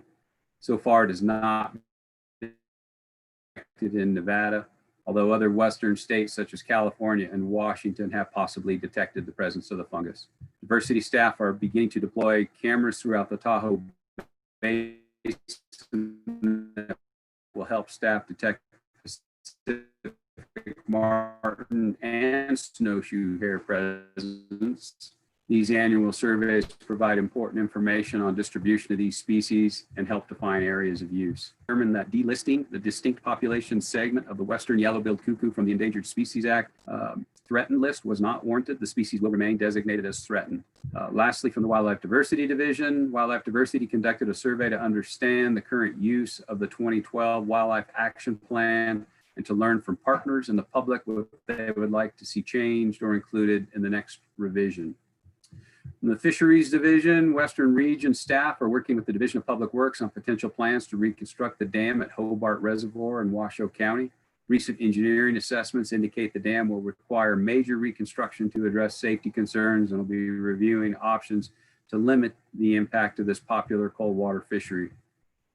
Western Rivers Conservancy recently acquired the McDermott Disaster Peak Ranch in Oregon and Nevada north of Winnemucca. This large property offers one of the best opportunities to create a large, networked, and sustainable stream population of Lahontan cutthroat trout in the range of the species, and we'll be working with this group and the recovery projects, and the Oregon Department of Fish and Wildlife to identify and implement LCT conservation and recovery projects on the property associated with BLM grazing allotments. The intent is to continue active livestock grazing as a conservation tool as these projects move forward. Fisheries Division has been able to continue most essential fishery survey activities through this fall with the application of appropriate COVID protocols. Surveys indicate excellent survival and recruitment of warm water fish populations in multiple waters in northern Nevada, including the Ruby Marshes, South Fork, and Rye Patch reservoirs, which should provide good fishing conditions for anglers in 2021. Results from Wild Horse indicate that ice fishing opportunities this winter should be excellent. Monitoring this fall in Lake Mojave showed excellent recruitment for smallmouth bass and a surprising number of large striped bass up to 20 pounds. We anticipate that angler opportunities in Mojave through this winter and spring should be excellent. These surveys are normally done in the spring, but were postponed due to COVID-19 concerns. One benefit of moving to fall surveys was that it expanded our ability to capture endangered razorback suckers, which increased our collection of genetic data important to the recovery of that species. Lastly, from Fisheries Division, after discussion with the National Park Service, fall surveys for Devil's Hole pupfish were canceled for the first time since the late 1990s. This was primarily because of the unavailability of emergency services due to COVID-19 issues if there was an incident with the divers requiring a medical response. Other observations indicate the pupfish population is doing well and will hopefully be able to resume normal dive counts in the spring of next year. From the Data and Technology Services Division, DAT's regional offices are now using a virtual customer queue management system called Queuematic. Software allows customers to enter a virtual line while waiting in their car until their turn. with social distancing requirements and winter approaching. This eliminates the need for them to stand outside in the physical line while counter staff are servicing other customers. It also greatly improves customer satisfaction by allowing the customer to see their position in line from their smartphone. Additionally, it sends them text messages as their turn approaches and when the counters are ready for them. Other features include real-time monitoring and reporting. DAT staff worked with the Law Enforcement Division and Calcami to add a residency attestation feature into the licensing system. The feature will now ask clients when they get their license or buy a licensed product for the month and the year they moved to the state. Collecting this information will greatly reduce the time that wardens spend on fraudulent residency cases. Lastly, from the DATS division, the GIS staff completed a new online application we're calling Fish NV. It consists of a map of all fishable waters in Nevada, information about the fish that can be caught in those waters, and the trophy fish that the department has on record for each water. The application can be seen at www.fish.wildlifenv.com. The GIS team has also completed an internal map for staff use of the hunt units throughout the state and a game biologist contact for that particular unit by species. During the hunting season, it's a quick tool for staff to know who to get a hold of when questions come in about a species in a particular unit. Law Enforcement Division this year has seen significant recognition of game wardens being recognized for their work from outside agencies and organizations. Deputy Chief Stark with the Lake Mead National Recreation Area provided a plaque of recognition from the National Park Service to Southern Region game wardens for their efforts on Lake Mead. In addition, the National Park Service put the department in for a National Association of Boating Law Administrators Award as well. This resulted in NASBLA awarding Southern Region game wardens with a Public Safety Award. Additionally, Southern Region Game Warden Victor Jordan was given an award for First Responder of the Month for Las Vegas, Nevada. Law Enforcement Division has had a significant number of events requiring investigation during the big game hunting season so far this year, as well as the resolution of some cases that finally made their way through the court system. Statewide game wardens are conducting multiple investigations involving alleged waste of game. Notably, in one case, a mule deer was killed by a pellet rifle in downtown Panaca. The meat was not fit for human consumption, but an alternate was found for department research, so the meat did not go to waste. In a second case, a wanton waste of elk case was reported where multiple game bags were hanging up near a trail with rotten meat. Over a mile into the trail, the game bags and meat were found. In both these cases, local interviews have developed suspects to help move the investigation forward. Eastern Region Game Wardens had multiple investigations this month, including investigation of self-reported incident involving take of a spike elk on a cow elk tag, a case where 3 elk were taken on 2 tags and not reported, which will likely be charged as a felony based upon further investigation. The tip was also received of a deer being shot with a rifle where preliminary information from the field shows it's likely a felony poaching. The Law Enforcement Division Investigations Unit worked with a Southern Region Game Warden on an investigation which resulted in a Utah suspect who unlawfully killed a Nevada trophy class mule deer buck, pleading to a gross misdemeanor for unlawful possession and other misdemeanors. Penalties handed down were some of the highest the department has recently seen. They include 20 days in the Lincoln County Jail, $15,000 civil penalty, 1 year probation for suspended jail time, 200 hours of community service, and the associated court fees. Lastly, Southern Region Game Warden received notice that a fatal homicide vessel collision case was finally pled after the trial had been delayed at least 3 times. The warden had conducted the reconstruction on the case and worked alongside Bullhead Police Department in 2016. The suspect pled to negligent homicide and aggravated assault with a prison sentence of 3 years and 9 months to be given at sentencing. This case involved a fatal personal watercraft versus boat where the operator of the boat was tested to still be under the influence of alcohol multiple hours after the collision occurred. That concludes our department activity report, and I appreciate the time, understanding that we still have a lot on the agenda. Thank you, Madam Chair. You bet. Any questions for Secretary Wasley? Okay, seeing none, we'll move along to 11B, litigation report, Deputy Attorney General. A report will be provided on the Nevada Department of Wildlife litigation. Dag Burkett. Madam Chair East, I really don't have a lot to report this month. I know we got a lot left to talk about today. really haven't had much go on in the litigation front, so I'll just offer myself for any questions if anybody has any.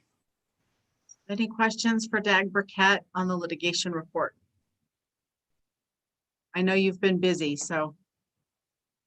Okay, seeing none, thank you. We'll move along to item 11C, the Predation Management Fiscal Year 2020 Report, Wildlife Staff Specialist Pat Jackson. The Game Division will present the 2020 Predation Management Report per Commission Policy 23. The department shall prepare an annual predation management status report detailing results of the previous fiscal year's projects. The status report will be presented at the last commission meeting of each calendar year. And I don't see Mr. Jackson. There he is. Sorry. I'm telling you, it's like the Brady Bunch here. Okay. Chairman, can you give me a thumbs up if you hear me? Okay, great. I can hear you and I can see you too. Excellent. Best news I might get all day. Okay. Okay, I'm attempting to share my screen here. Yeah. Great. Pat Jackson, staff specialist for the record. I'd also like to go on the record that I'm very disappointed and sad that we can't all be in the same place at the same time. So I'm here to give you the Predator Report status update for fiscal year 2020.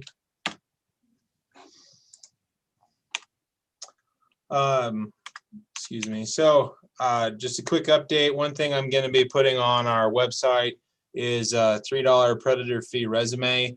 There is a long list of peer-reviewed manuscripts and scientific presentations that have resulted from work evolving around $3 fee expenditures, and I'm going to capture that here in the next month or so and make sure that it's available on our website in the same place you can find all our plans and reports. So FYI. A little bit about the $3 fee as an update or a reminder. This fee people pay when they apply for a big game or turkey tag. It generates now a little over $700,000 a year. $14,000 of that goes to Nevada Department of Agriculture for administrative support, and then the rest is available for plans within the annual Predator project that we approve in various commission meetings, and then it also goes to salary and overhead. And it does not revert, unused funds do not revert back into a general fund. They go into reserve and are available for expenditures on projects in future years. And in the 2015 legislative session, we had some changes that those funds can be spent on the management of predatory wildlife, research on the control techniques of predatory wildlife, and the protection of sensitive species. So a little bit about this, we have a mandate to spend 80% of our revenues for which we have accurate accounting. So when I come to you with the Predator plan, we're 2 years behind. And so for fiscal year 2020, we had to work off fiscal year 2018 numbers. You can see our revenues there, just over 677,000. We needed to spend 541,000. And this year, due to COVID, we just missed that mark and came in at 78.3%, or just over $530,000 spent on lethal predator control and work. And then I threw this in here. Several of our projects were impacted various capacities by COVID-19. So you'll see that symbol, and I'll go into a little bit on how that was impacted. So Project 21 is the protection of greater sage grouse by raven removal. And so we work with USDA Wildlife Services and USGS to identify areas where ravens are impacted by artificially inflated raven numbers and create temporary voids during the sage grouse nesting seasons.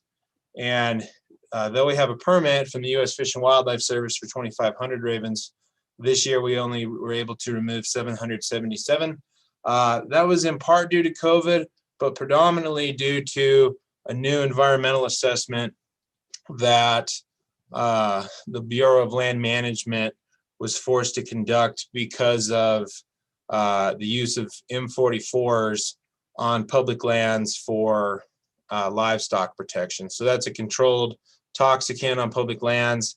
DRC 1339, the toxicant used to control ravens, is also a controlled toxicant, and so it was grouped in the same, and so USDA Wildlife Services was not allowed to put out DRC 1339 in hard-boiled chicken eggs this year. They were only able to do that on private property, which was the reason that we removed so few ravens. Project 2102 was raven removal in the Virginia mountains, and then a USGS monitoring project. We did not do that this year. We will still be removing ravens in the Virginia mountains after that EA is completed. There just won't be any more USGS monitoring associated with that. Project 2201, mountain lion removal to protect bighorn sheep, California bighorn sheep. I just talked with Chris Hampson yesterday. We have some struggling California populations in hunt units 101 and 013. Those populations have more or less been static this past year. And this is a collaboration with Wildlife Services and private contractors to remove lions year round until those bighorn sheep populations hit a critical mass. And so Wildlife Services removed 3 lions total, contractor removed 1. COVID did not really impact this project, and NDOW recommends continuing this project until these populations reach viability as outlined in our annual predator plan. Project 22074, it's a smaller project. It's been in the works several years now. It's the monitoring of Rocky Mountain bighorn sheep and hunt unit 074. We did not conduct any mountain lion removal this year. Our updated estimate is 30 animals, and we haven't had a known predation since 074. So this project started out where we were removing animals, removing lions. We ended up collaring some sheep. I believe there's still 9 sheep wearing collars, 7 ewes and 2 rams, and we monitor those sheep for lion events and then remove them if and when that happens. So we will probably be hanging some new collars in this area this year. This is the second year that 074 has had a hunt, has had a Rocky Mountain tag after a fairly long hiatus, and I consider this project really successful. Project 37, big game protection, mountain lions. This allows NDOW to remove mountain lions around the state with private contractors and Wildlife Services whenever we have issues that pop up throughout the year. This year we had Wildlife Services remove 6 lions in 014 and 3 in hunt unit 041, and then a private contractor removed an additional mountain lion in the calicos, and that's really all for the protection of bighorn sheep. And we would recommend continuing Project 37 as it allows for the removal of mountain lions in a quick response. Project 38, big game protection, similar to Project 37, just statewide removal for coyotes if and when that happens. While I'd like to go on the record saying Wildlife Services did an incredibly impressive job of maintaining their influence and impact throughout the state during really all of COVID. They didn't have to throttle back on much of anything, and it really was much appreciated. This is one where their helicopter wasn't as available, so we only did aerial removal of coyotes in 111 and 113 this year, but they really overall have done an incredibly impressive job. In Project 40, this is a multi-year project occurring in hunt unit or area 14. We've collared 13 mule deer does since January of 2017. Wildlife Services has been removing coyotes and mountain lions year round for the sake of mule deer. And this year they were able to remove 105 coyotes and 1 mountain lions. And I just looked right now, the spring fawn to adult ratio is 33, and we want to see this population get to 50 before this project is either ended or changes. Project 41, this is the first non-lethal project that I've talked about. So this project, because there's not a lethal removal component, qualifies for Pittman-Robertson funding. So 25% of the funding in this and a few other projects come from the $3 fee. The other 75% come from Pittman Robertson federal aid. So it's a nice way to kind of stack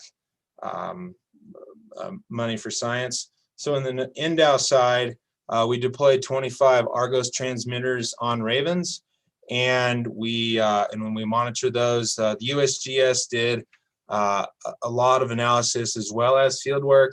I'm going to continue my PowerPoint presentation, and we have Sean O'Neill with the USGS. It's going to give a short presentation on some of their findings.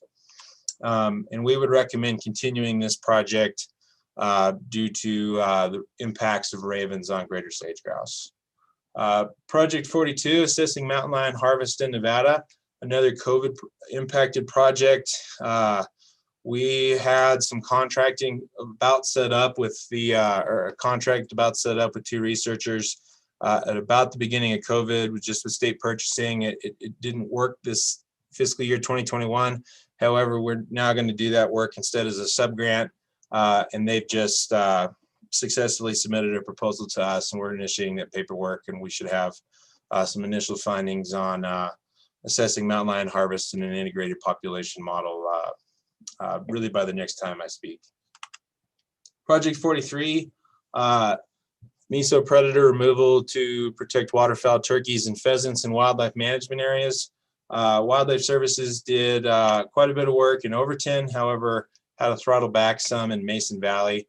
This is predominantly to increase waterfowl clutches. You may remove meso predators in order to do so during that nesting and clutch rearing season, but still overall in the COVID area, a successful project. The lethal removal of mountain lion monitoring of mountain lions in area 24. We have an underperforming sheep population in the Delamars, struggled for quite some time. And so we are GPS marking mountain lions, visiting their kill sites and seeing what they're eating. We had to throttle back on those number of kill site visits because of our ability to use manpower to hire technicians. However, we're still able to go to 338 clusters.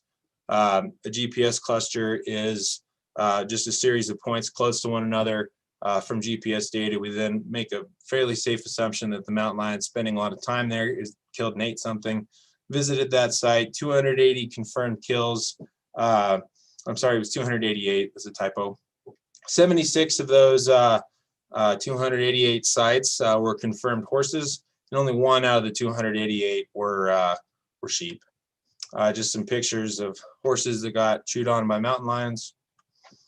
And this has evolved with a real interest in not only lion impact on the bighorn sheep in the area, but the lion's impacts on horses, but also in a reverse role, the impacts of horses on lion populations, with an interest that everyone that's associated with this project and has looked at the number of lions in this area is really impressed. It's not the really ideal lion habitat, but there's still a fair number of lions.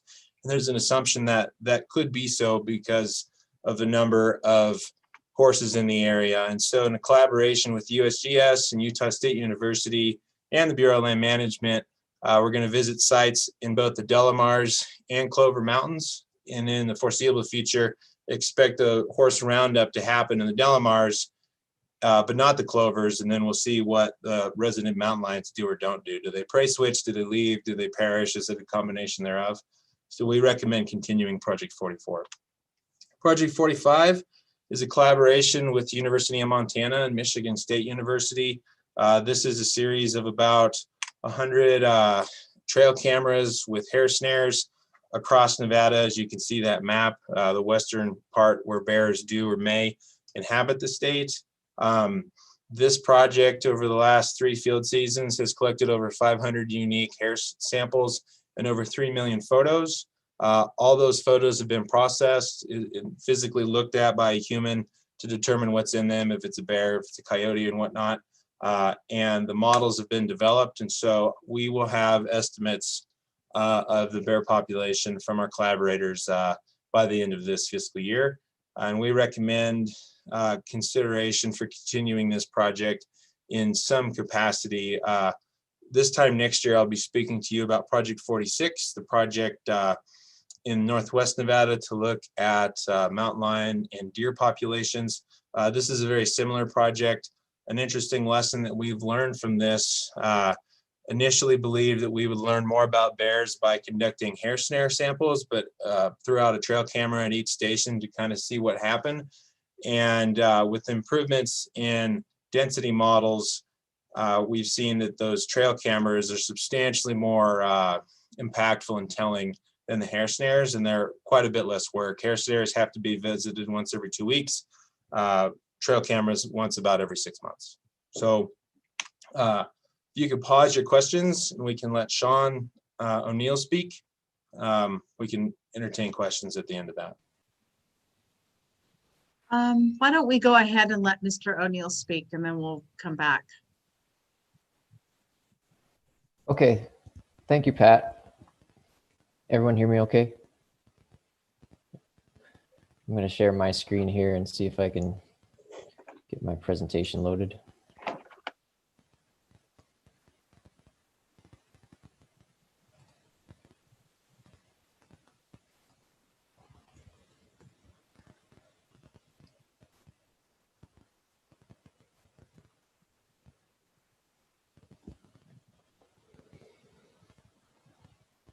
Okay, can we see this okay?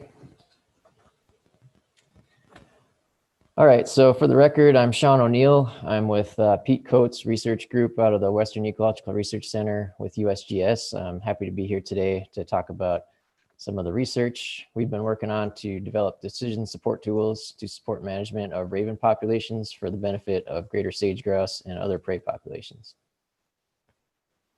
So to provide you some background on the issue, you've probably heard about this before, maybe here or somewhere else, but we've had populations of ravens increasing in the Great Basin and elsewhere since the late 1960s. And what you're seeing right now is breeding bird survey data. We can track the index of population over time. And it's based on the number of ravens counted along survey routes annually. So we start to notice this steady increase occurring as early as the 1970s, where we have a number of ravens occurring per survey, increasing steadily through the present, and probably evidence of exponential growth that continues through 2020. We haven't really seen it taper off yet, according to these data sets. So at the end of the time series, then we can see the population index has nearly quadrupled in the Great Basin region, and similar increases have occurred in other ecoregions of the West. And why is it a problem? So ravens can cause problems or hazards for ranchers, industrial workers, and occasionally for public health reasons. But here we're focused primarily on ravens' role as a predator, and more specifically, a predator of greater sage-grouse nests. So ravens are intelligent and adept visual predators, and evidence is accumulating that as raven abundance increases, then predation rates and impacts on sage-grouse nest success are increasing as well, and it could potentially be impacting the species at the population level. So over the last decade, there's been several researchers working in these Western ecosystems that have shown evidence of raven impacts on sage-grouse, and we're now starting to develop a better understanding of where and when these impacts are occurring.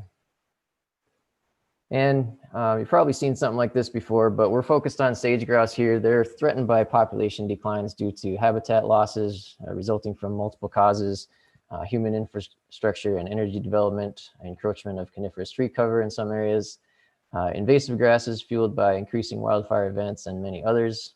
As you probably know already, sage-grouse are often referred to as an indicator species that point to the health of the broader ecosystem. So any declines in sage-grouse populations are likely to indicate trouble for other species that are depending on these ecosystems as well. So that brings us back into ravens and raven impacts. We have several recent scientific studies that are beginning to shed light on impacts that ravens could be having on sage-grouse populations. It looks like they're the top predator of sage-grouse nests in many areas, and they tend to have significant impacts on sage-grouse nest success, especially when they're occurring in large numbers. So as an example, more than half of nest depredations were attributed to ravens based on video data that was collected over 9 years through Idaho State. And one of the first studies to observe this occurred in Elko County, Nevada, and the results showing significant effect of raven abundance on daily nest survival rate, and it's strongest during the early stages of incubation. Elsewhere, so study areas in Wyoming showing that when raven removal occurs, this leads to increases in both sage-grouse nest success and counts of males on leks during the following breeding seasons. So this is generally expected to occur if removal efforts are successful in reducing the local raven population. So in this particular study, removal of ravens coincided with a nest success increase of 15% all the way up to 40%. And in a follow-up study, they looked at the effect of raven removal and reductions in raven densities, the impacts that might have on the number of males that were observed on leks. And they found a similar sort of trend. So increases in raven density were associated with fewer males counted. And if you're able to reduce the number of ravens by removal, then you tend to see increases in sage-grouse following that. But also important to point out that this is also in the presence of an increase in precipitation. So you may not see the response if you're having a bad precipitation or if you're going through periods of drought, because sage-grouse are certainly sensitive to those things as well. So one of our goals has been to learn more about the factors influencing raven densities across Nevada and the Great Basin region, and also whether these impacts on sage-grouse are more widespread rather than just localized. And so we used data from more than 700 sage-grouse nests combined with more than 10,000 raven point counts that have occurred at 19 field study sites. And this is specifically in Nevada, those 19 study sites, to model the influence of raven density on sage-grouse nest success using this expansive data set. And we found the evidence from nest survivals was particularly striking, indicating a substantial decline in nest survival overall. We found that the average nest survival in this study occurred at raven densities of approximately 0.4 ravens per square kilometer. So that might be indicative of an ecological threshold where if you increase beyond that value, you're likely to see reductions in sage-grouse nest success. This was published in 2020 in the Journal of Biological Conservation. Pete Coates is the lead author. You can find that study there. We also noted in that study that average raven densities predicted across the broader Great Basin were higher than that 0.4 threshold. So on average across the region, 0.51 ravens per square kilometer was what we estimated. So given that ravens impact sage-grouse nest survival, what might this implicate for sage-grouse populations overall is one of our questions. As nest survival is only one component of the life history, it may be a very important one. So one of our research goals is to determine the overall impact on sage-grouse population growth. And I can show you a little bit of preliminary data on that. So these figures are showing the preliminary results of a sage-grouse population growth rate model at 173 leks, where we were able to observe raven counts in enough numbers where we could get estimates of raven densities within 5 kilometers of existing sage-grouse leks. At most of these leks, we could also estimate raven densities across multiple years. So this allows us to leverage information about changes in raven density with subsequent changes in sage-grouse lek counts. We modeled sage-grouse population growth at each lek as a function of precipitation, density dependence, landscape covariates, and local raven density, and estimated during the previous breeding season. And these results are showing positive influences of higher precipitation, interactions between shrub cover and elevation, and then negative influences of density dependence and negative influences of road density. You can also see that one of the strongest negative influences we're seeing here is the raven density effect on sage-grouse growth rate. So this is a preliminary model, and it's predicting positive growth where you have lowest raven densities, and you start to see negative growth rates predicted where raven densities are exceeding around 0.7 ravens per square kilometer. And that number is not surprisingly higher than what we're seeing from the nest success response, because you'd have to have a really strong effect on nest survival for that to actually propagate to an effect on population growth. But we can see that that's certainly possible. We're seeing evidence of that. And we're also going to show you here that we have those numbers of ravens in a lot of places in Nevada. So from this research, we've developed landscape level models as well that predict where impacts are most likely to occur. So on the top left, it's a model of raven occupancy, a prediction from that model. And we intersect that data with sage-grouse concentration areas. We can show areas of probable impact and even the potential for management to reduce occupancy rates in those areas. In similar fashion, we can show where raven densities exceed likely thresholds for sage-grouse populations, and this is evident in the bottom panels. So the bottom left is a projection of raven density across the Great Basin based on landscape predictors, where you have blue being lowest raven densities and red being the highest. On the bottom left, the brighter red color, or bottom right, sorry, the brighter red colors are indicating where raven density impacts on nest survival are likely based on that 0.4 ravens per square kilometer potential threshold there, overlapping with where sage-grouse breeding concentration areas are the highest. So there's quite a bit of red there, quite a bit of potential for these raven impacts throughout the system. So just to rehash the situation with raven expansion and its interaction with greater sage-grouse, we're seeing relationships between raven density and anthropogenic features that suggest subsidization of resources that allow the raven populations to increase. That's indicated by the figure on the upper left. So you have estimated raven densities greatest at lower relative elevations, near developments, near ag fields and transmission lines, and they tend to be lowest when you have high elevations that are further from anthropogenic features. So then as subsidization occurs, these raven populations expand, they become overabundant in some areas. Then those overabundant populations are co-occurring and overlapping with sage-grouse breeding areas. We're seeing reduced nest success, potential for population losses, where those effects are most severe. So this seems to be occurring in the majority of areas known to have high concentrations of breeding sage-grouse in the Great Basin. And we're continuously learning more about what these impacts tend to be when the raven populations get too high. So one of the current projects that we're working on is taking our density modeling a few steps further, developing more refined, spatially explicit decision support tools to inform raven management efforts. In this example, we focus on central Nevada here, where we have several important study sites and sage-grouse populations that are likely being impacted. What you're seeing here is a hierarchical Bayesian model of density abundance, combining our raven point count survey data with landscape predictors, and we can show how raven density and abundance is changing over space and time in response to environmental characteristics.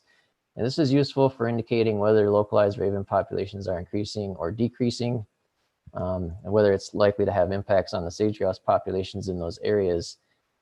And to kind of even zoom in a little further here to demonstrate what's happening on a more local level, how we can use this information to guide management.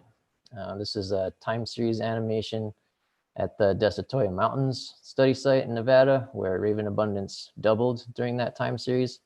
And we can use these landscape covariates and temporal effects to predict these changes and identify areas where the impacts are most likely severe with respect to sage-grouse. So in this example, those purple stars are sage-grouse nests, blue triangles are sage-grouse leks.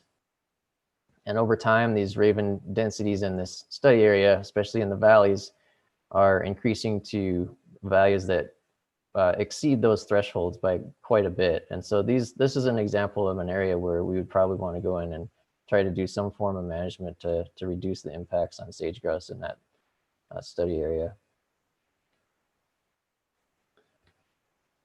One thing that we can do to really hone in on what that impact is to integrate that spatially explicit density information with models of sage-grouse nest survival and make predictions across space. So the image on the right is showing current sage-grouse nest success under the condition of raven densities being what they are, which is actually very high.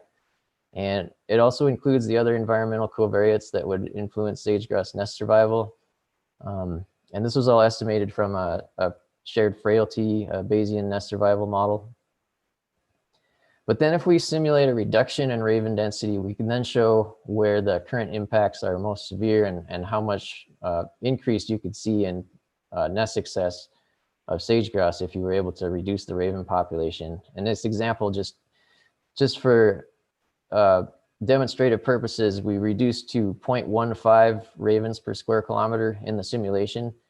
And in response to that, the model predicts potential nest success increases of up to 25% in that yellow to red area. So some of our goals with this project are to continue to investigate complexities of raven and sage-grouse population dynamics and describe overall population sensitivity of sage-grouse to raven influences on nest survival, and then ultimately use that information to guide management and conservation of sensitive species using best available science. And this is being worked on right now with a partnership with the U.S. Fish and Wildlife Service. There's a Raven core team that's putting together a science-based assessment and management action plan. And it's using some of the science that we've developed and some of other people have developed. And this basically taking the state of the science with ravens and sage grouse and coming up with something that can be used to sort of address the problem. And so it starts with these desktop analyses and field assessments.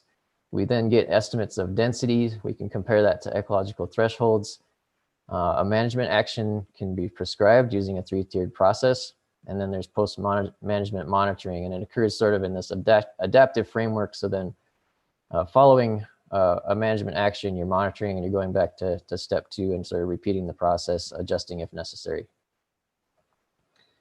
And then touching briefly on the 3-tier process, this is where prescribed managements would start at sort of tier 1, where if you don't have really high raven densities, you don't need to do something about the problem immediately. You should still be focusing on improving habitat at relatively low raven densities, because ravens can have an impact regardless of their density, but they tend to have higher impacts when the shrub cover quality is lower.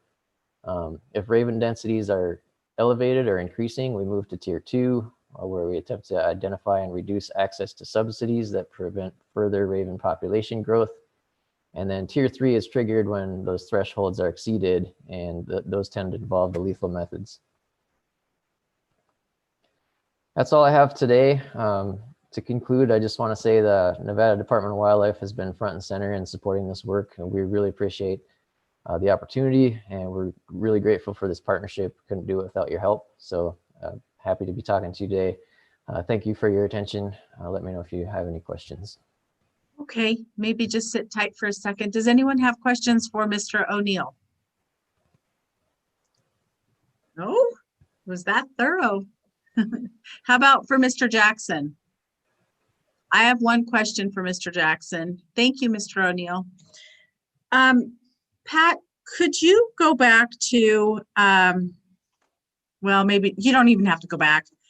I believe it was the, I had 2 questions. You have the project, I think it was 40, that has 105 coyotes and 1 lion in the mule deer. Yes, that's project 40. I just wanted to make sure that I was accurate in with my notes. So we've taken 105 coyotes and 1 lion out of project. Yeah, this fiscal year, correct. This year. Okay. Okay. And then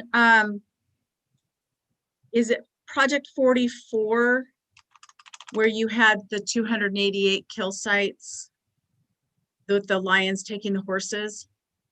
Was it that 76 out of 288 had horses at them, yes.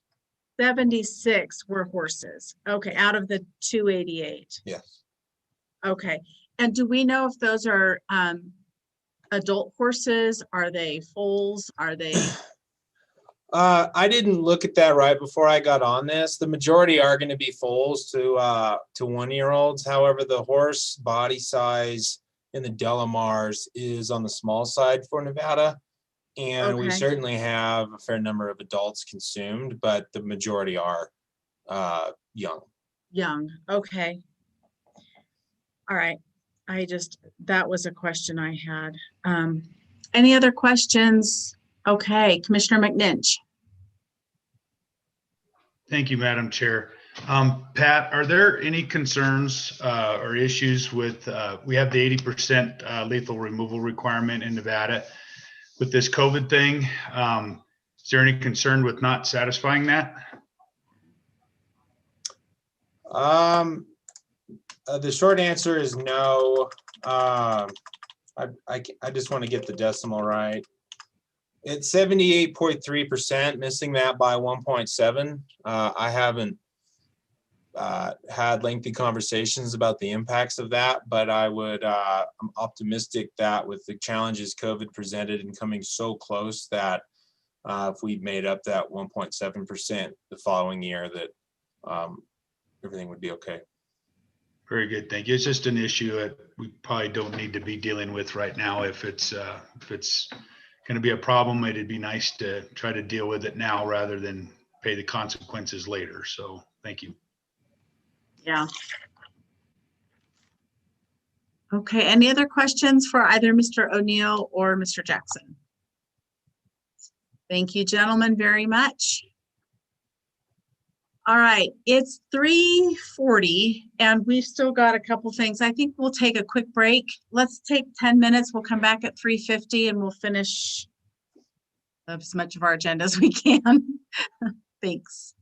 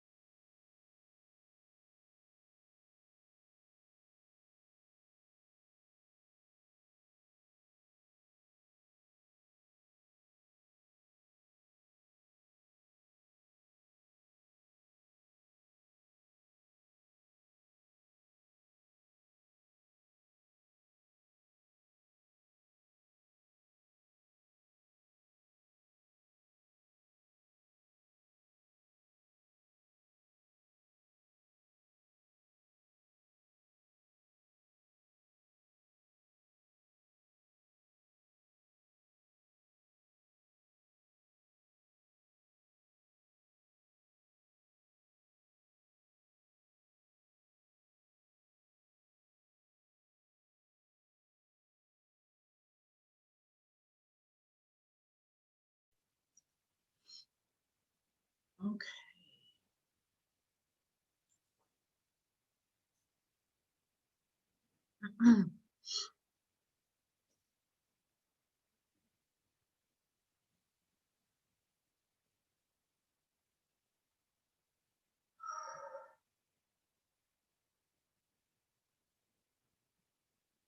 Everybody hanging in there? Okay, thank you. It's a big agenda, I know that. Didn't realize it till today. Okay, it's 3:50. Let's get back to our agenda, so we're not here all night. Moving on to agenda item 11D, big game season changes.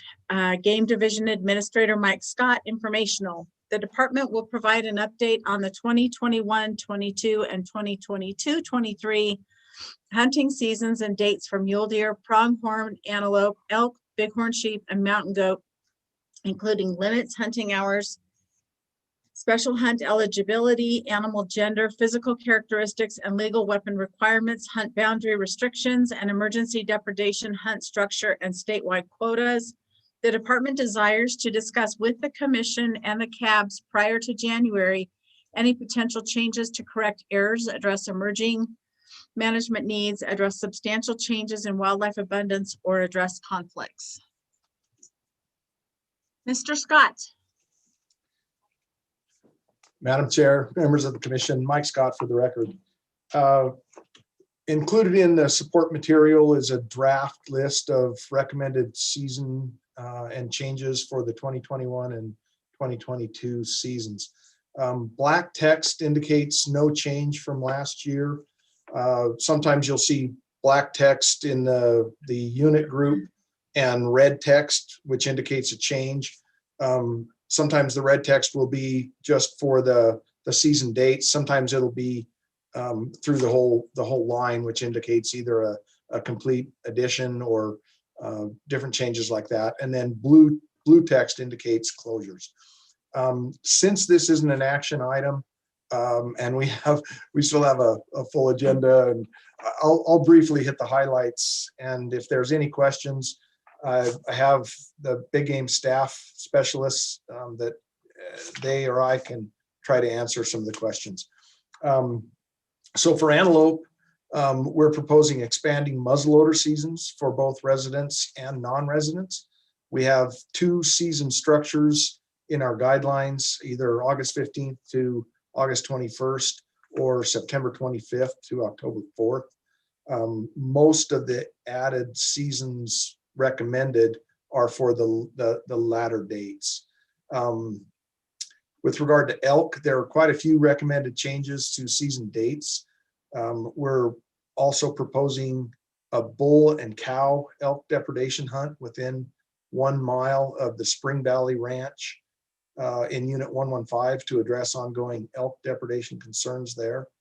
We are proposing closing all hunts in Unit 065 due to declining elk numbers and poor hunter success. Another change we're proposing is to end late season cow hunts in all but 2 areas on January 1st, and this would better align with the seasonal closure dates for shed antler collection. We are introducing additional spike hunts in, I think, 8 areas. And this is just to alleviate some of the elevated bull ratio concerns that we have in some of those places without adding additional pressure to older age class bulls. And then the last thing for elk is we're providing added cow hunting opportunity to primitive weapon classes and additional non-resident cow hunts in order to comply with Commission Policy 24. With regard to bighorn sheep, we're proposing to add an archery ram hunt in 6 areas that would be open prior to any legal weapon ram hunt. We've added these in areas that sheep may not be completely dependent on guzzlers, although there are guzzlers in some of the areas that are being considered. For U-hunts, we are proposing to add a U-hunt in Unit 161. We are proposing to close the 041 California Bighorn Ram Hunt. And then we have closed the 068 California Bighorn U-Hunt for the time being. We're planning to trap that unit this year, and that tends to reduce the immediate need for that U-Hunt. Although if we see the need for that, we will bring it back. And then there are quite a number of recommended boundary changes for both California and Desert Bighorn. And rather than go through all those, like I said, we have Mike Cox that's available to answer any questions that you might have on those. But there's quite a number of them, so I won't go through them, but I'll certainly be willing to answer questions on those. With regard to mule deer, there's only a few changes. We are recommending the late season hunt in Unit 065, and then recommending changing the Area 17 hunt to an early, mid, late structure, similar to what's been in Area 22 for a number of years. And then the only other recommended change is to add a late muzzleloader hunt to unit group 111 to 113. So that's all the recommended changes, but I would just offer up that I've had discussions with people asking about moving all of the deer seasons 1 week later, simply due to warmer conditions. I talked about some of the complaints that we've had on deer seasons earlier. That's just something to talk about. We're not making that recommendation, but we probably, I would like to have that discussion. We've also had discussion about making some changes to antelope seasons to move the any legal weapon hunt to October, which is similar to quite a few of the other Western states. And then with bighorn, we've got some thoughts of creating management ram tags in some areas where ram ratios are high due to removal of ewes. When we reduce the number of ewes in some of these units, we end up with a pretty skewed ram ratio. And one thought would be to implement a broken horned ram hunt to try to reduce some of those older age class rams that very few hunters want to shoot. So anyway, those aren't, we're not proposing to make those changes, but we would like to have those discussions. And if there isn't broad support, we won't try to move forward with any of those. So with that, I'd be happy to answer any questions that anybody has. And also we have Cody Schroeder, Cody McKee, and Mike Cox that are all available to answer questions as well. Okay. Anybody have any questions? Yes, Commissioner Caviglia. The 115 cow hunt. I figured that you guys were trying to get rid of the cows down there by showing that in the SNWA fields. Is that the intent of that hunt? The depredation hunt, the 115. You know, I will refer to Cody McKee and see if Cody has a better idea than I do on that. Where's Cody? I think There you are. Madam Chairman, Cody McKee for the record. I told me that hunt is it's kind of been in development for the last few years. There's been an increasing presence of elk down on those SNWA fields. We have some challenges because SNWA isn't technically private property. It's owned by a government entity. And so Cody Mangini, myself, and Tom Don, the regional supervisor out of Elko, had a lot of discussions on the best way to address that problem. And we really felt like depredation hunt spread out throughout the course of the season will help keep those elk from being pushed off during the depredation hunt, but then returning once the season closes. So we're going to try and maintain that pressure throughout the fall, and they seem to congregate on those properties the most and in the highest densities. I guess is is SNW going to allow the hunters to hunt on their property, or is this strictly the 1 mile perimeter around it?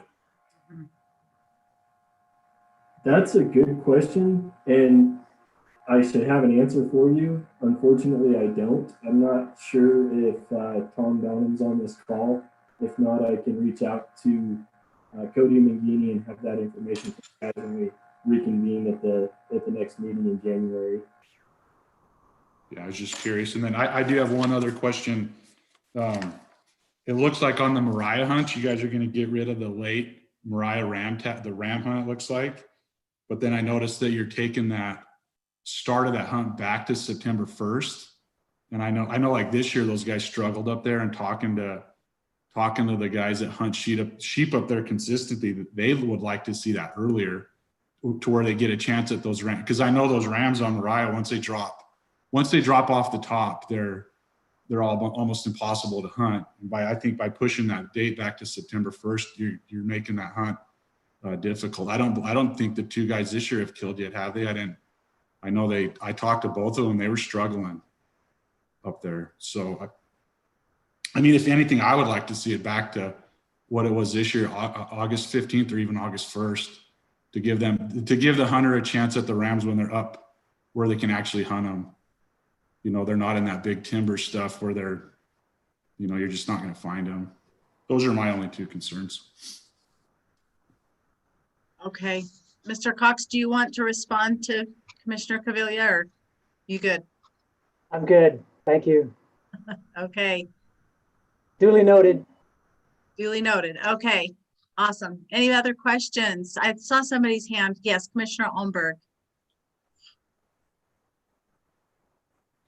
Yeah, I had a question on the spike hunts. We've added a bunch of spike hunts to reduce the bull ratio, but we've already had those spike hunts. Do we have the data from those spike hunts? Were they effective in doing what we wanted them to do?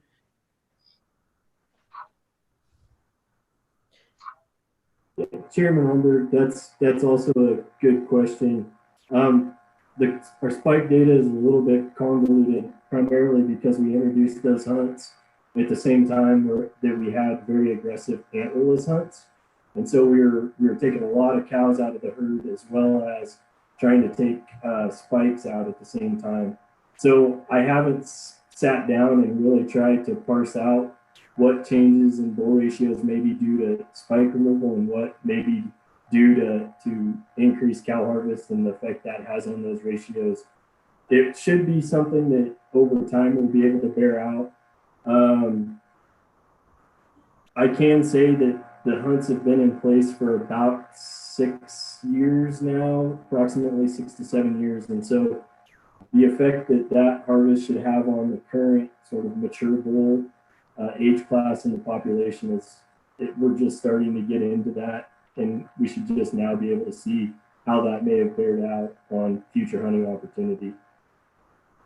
That is something, though, I think in the January meeting I can spend some time digging in on and help provide more clarity to that question. Thank you. Okay. Any other questions for any of our big game specialists? No? Wow. Okay. Well, thank you, gentlemen, very much.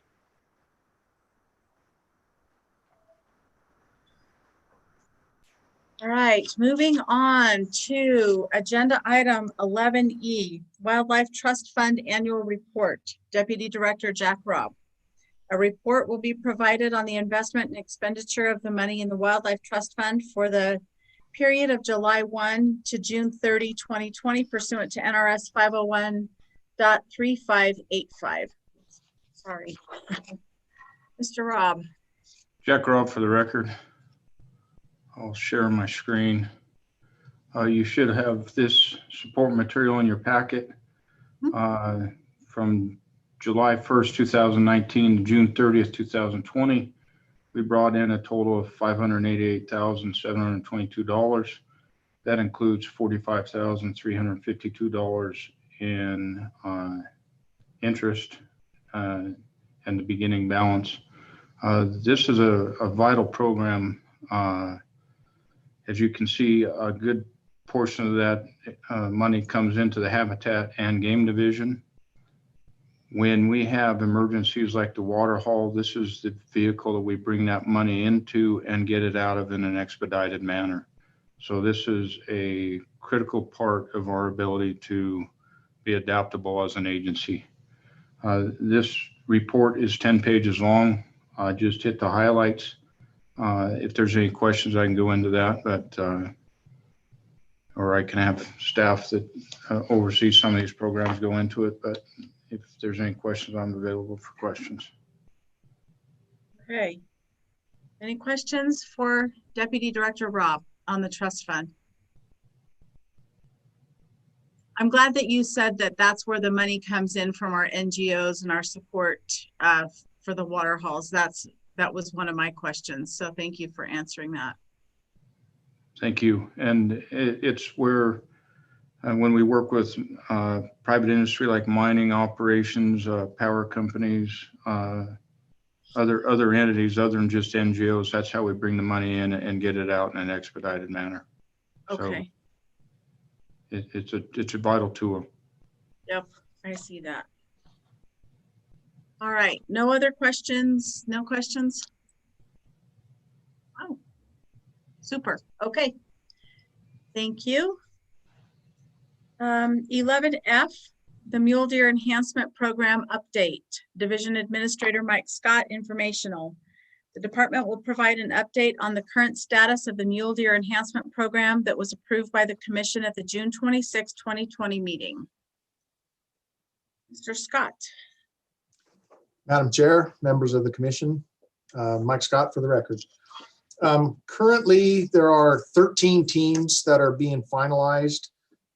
These include Washoe County, Humboldt and Persian counties combined, Lander County, Elko Area 6, Elko Areas 7, 8, 9, Elko Area 10, Eureka County, White Pine County, Lincoln County, Clark County, Nye and Esmeralda counties combined, Churchill, Lyon, and Mineral counties combined, and then Douglas, Carson City, and Story counties combined.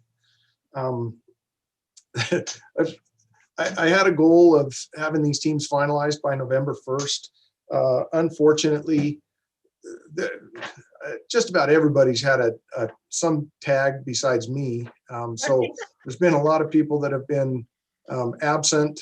We have a handful of vacancies in the game division, and unfortunately, there's been some people that are ill. So we're still making progress, and it appears that all these teams will be finalized in the near future.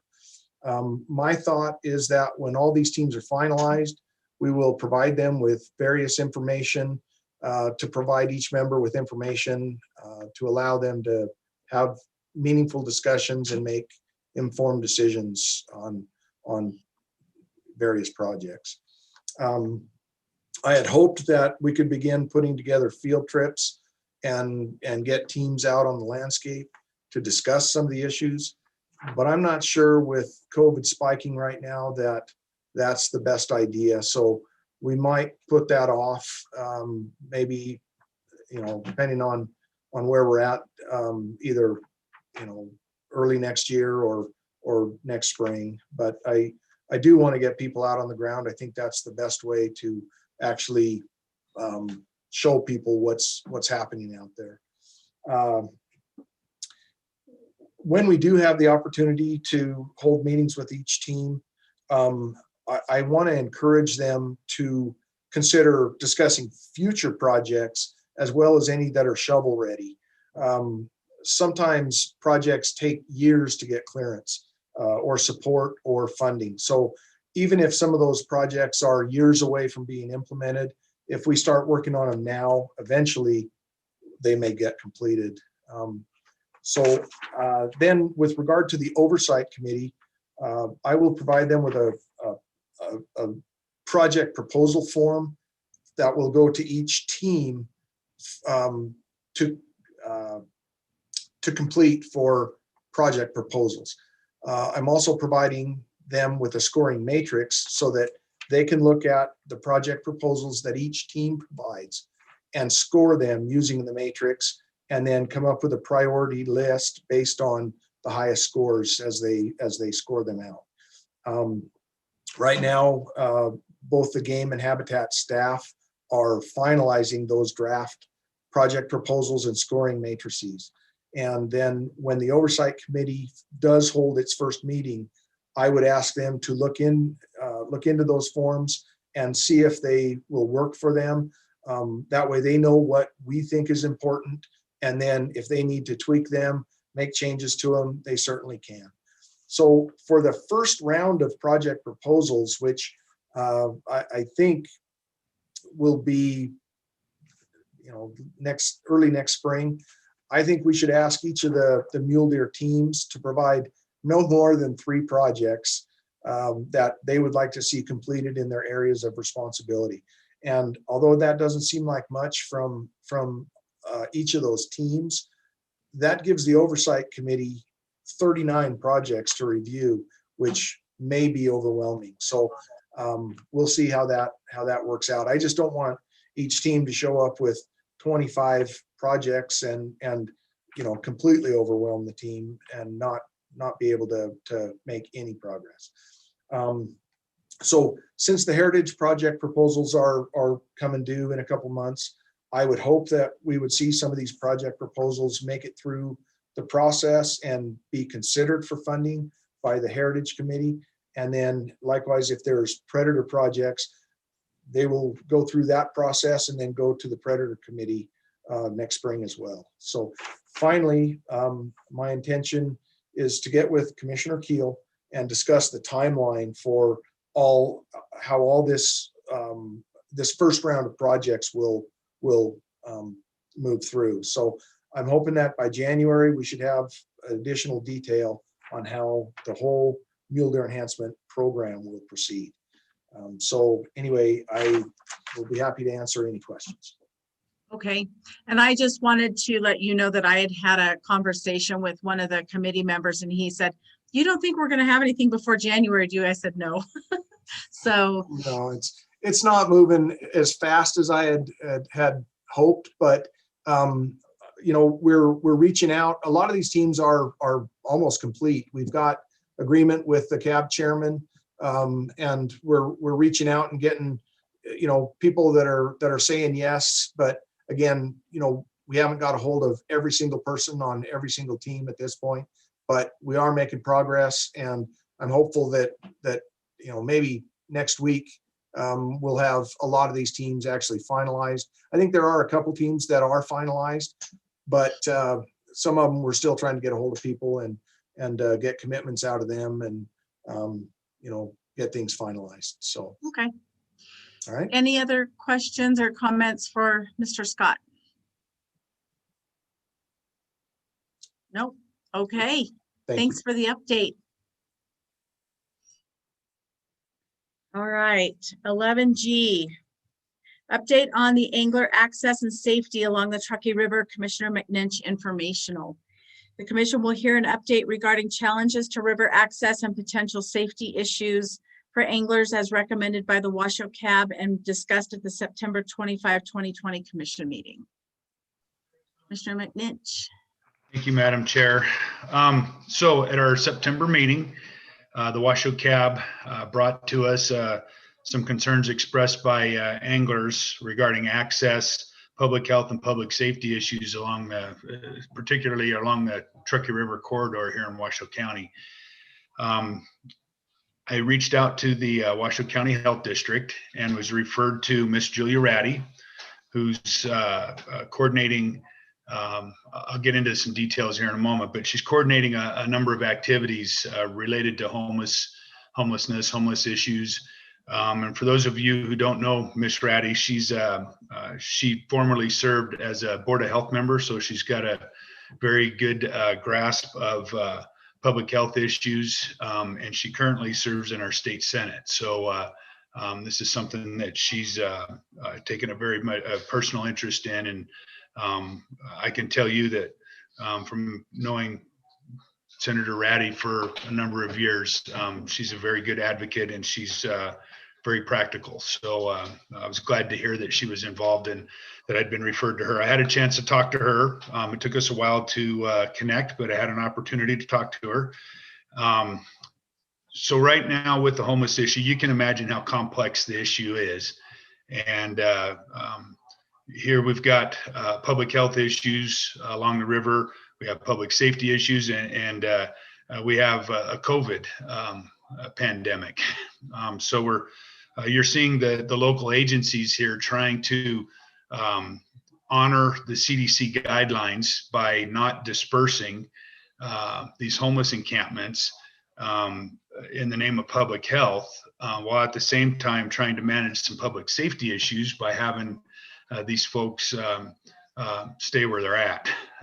You get this kind of stuff. You get concerns from the public regarding access and confrontations, whatever you might have.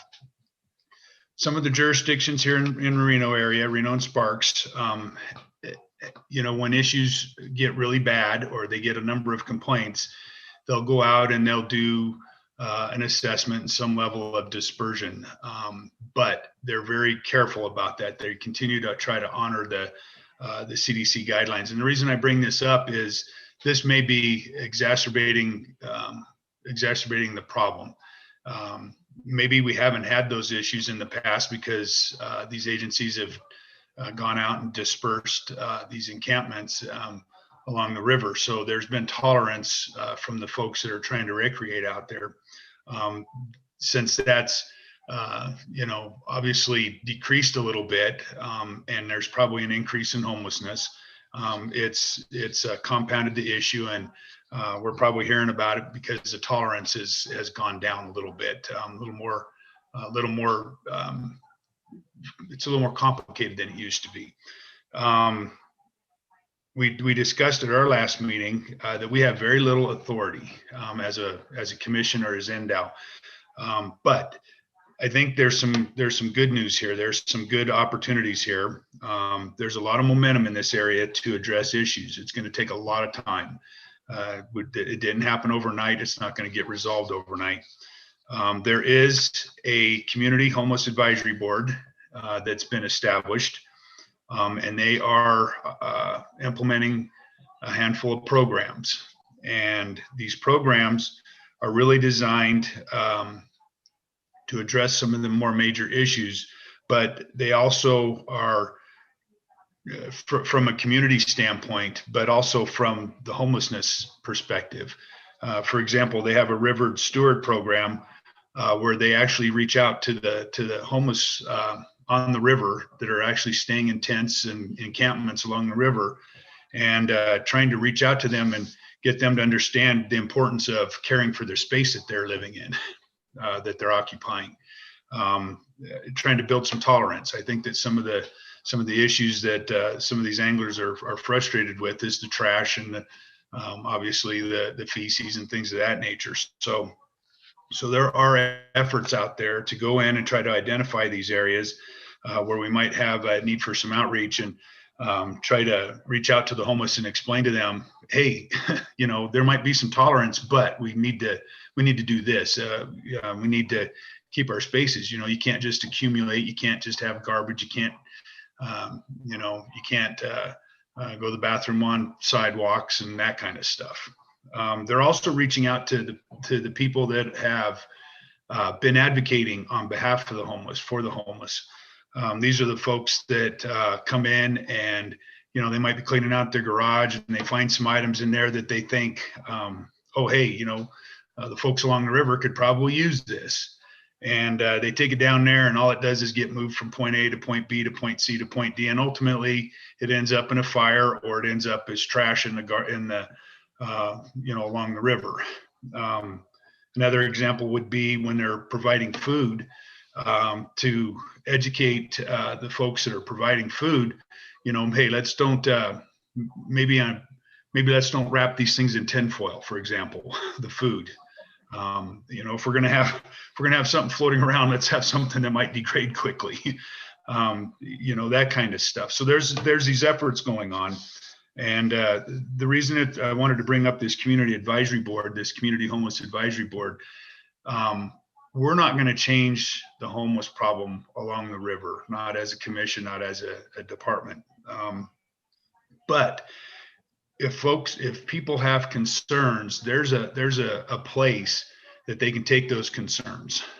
They can help these efforts by identifying areas where outreach may be needed, or another look, or identifying a problem that somebody may not know about. So I think that there's an opportunity here. I'm not sure the best way to do it. Posting it on the NDOW website seems a little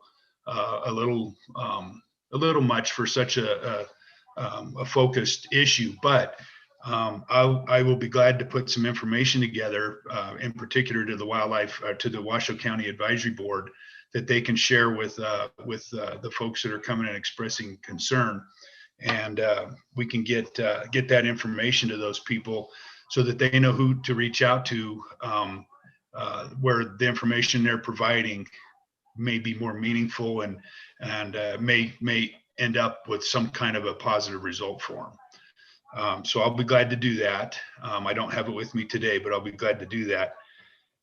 Let me see here.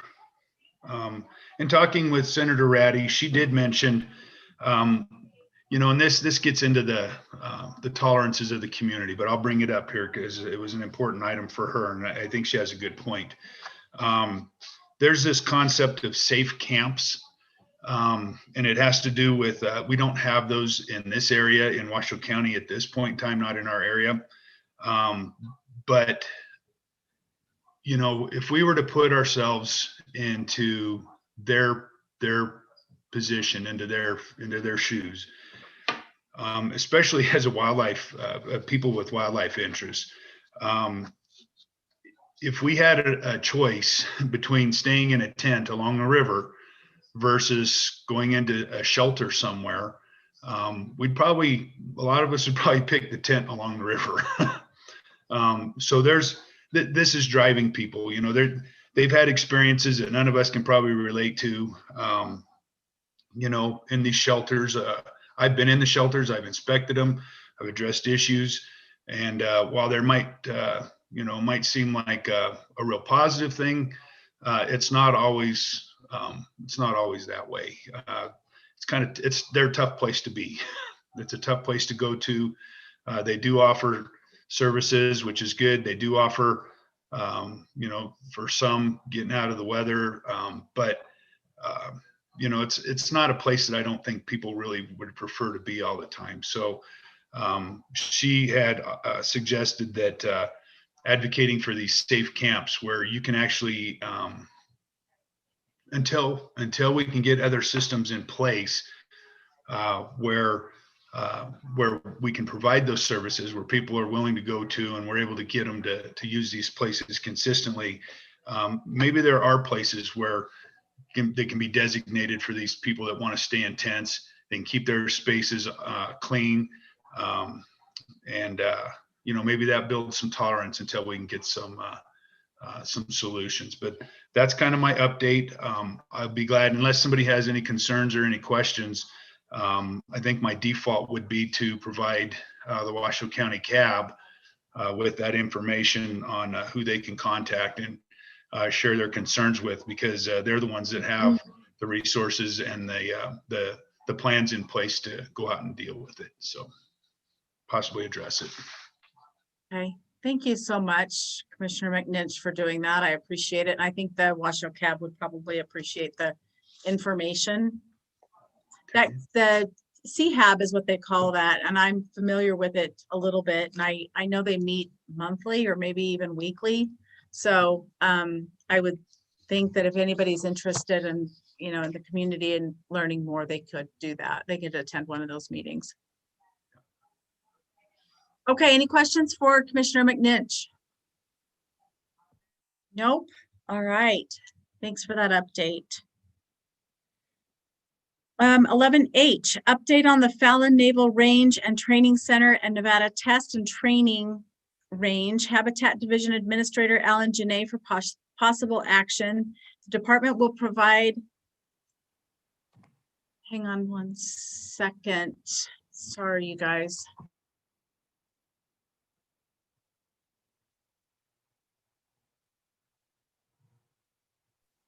The cleaning crew came. Okay.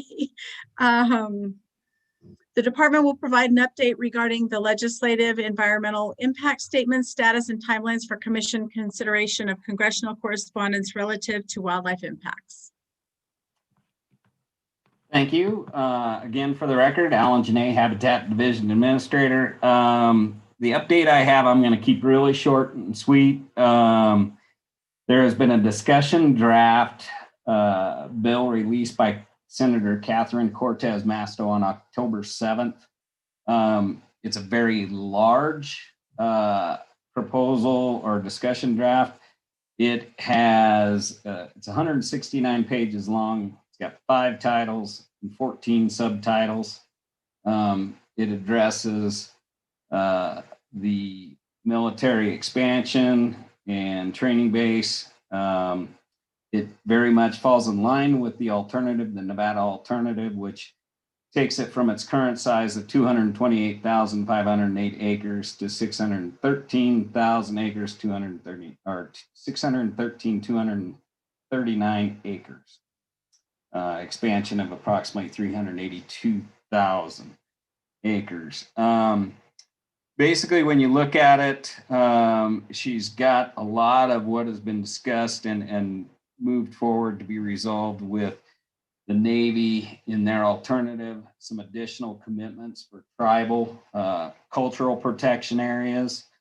Additionally, she brings in lands bills, the Douglas County Lander County, Pershing County Economic Development and Conservation Act, the Ruby Mountain Protection Act, and basically it results in about 585,000 acres of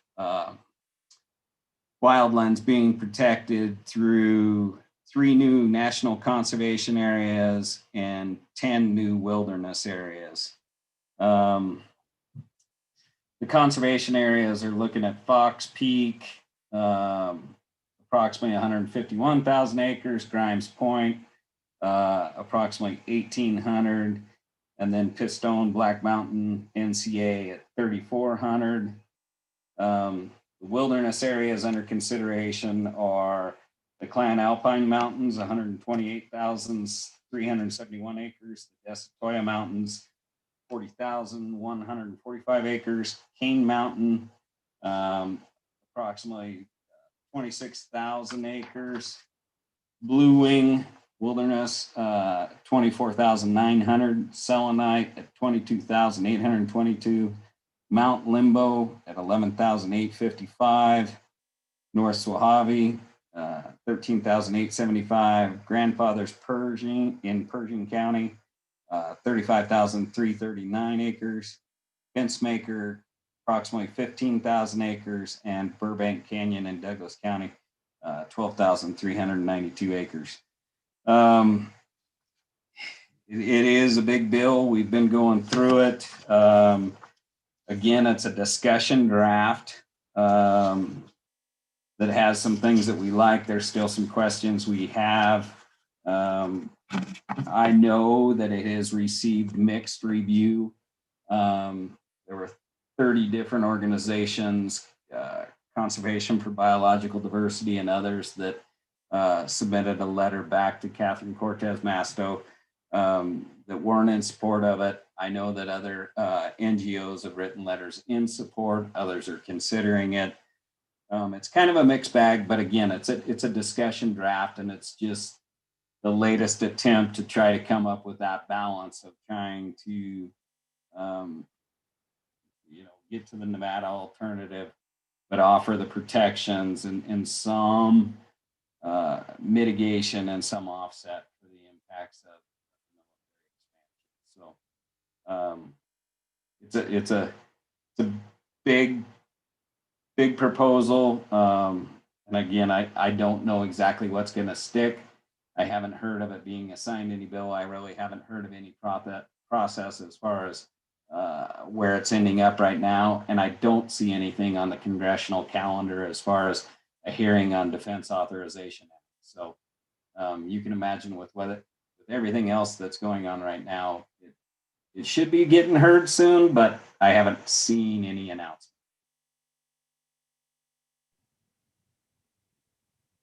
Okay. So that's about what I've got. Nothing else really much else going on. Okay. Any questions for Mr. Janae? I presume you'll keep us posted on this, Alan? Okay. Absolutely. Eey. All right, thanks. All right. Everybody ready for agenda item number 12? Petition Kathy Smith, prohibit the use of dogs on bear hunts for possible action. Ms. Smith has submitted a petition to change NAC 503.147 to prohibit the use of dogs during a black bear hunt. Okay.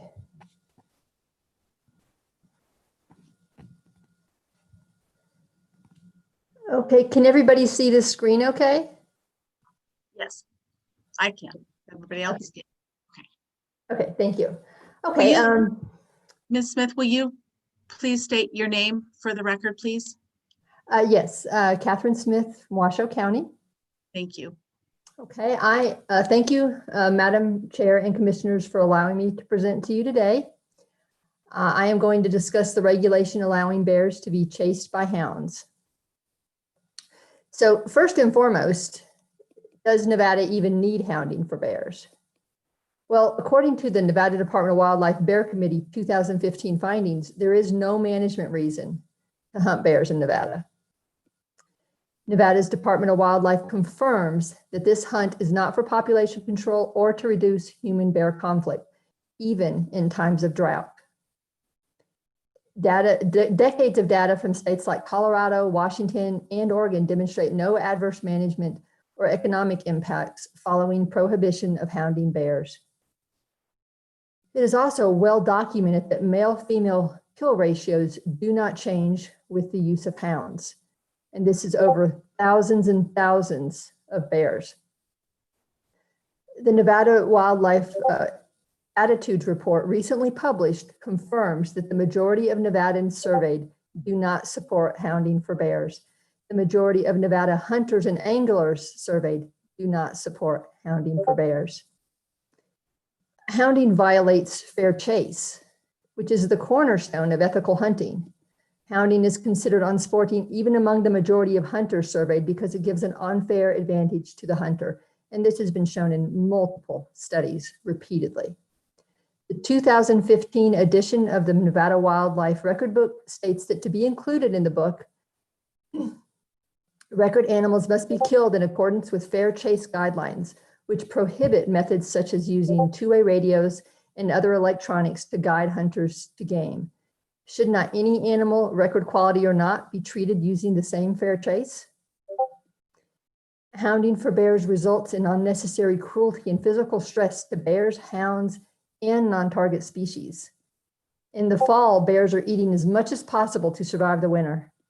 These chases deprive them of needed calories. With worsening droughts and fires anticipated, why do we want to make their lives more difficult?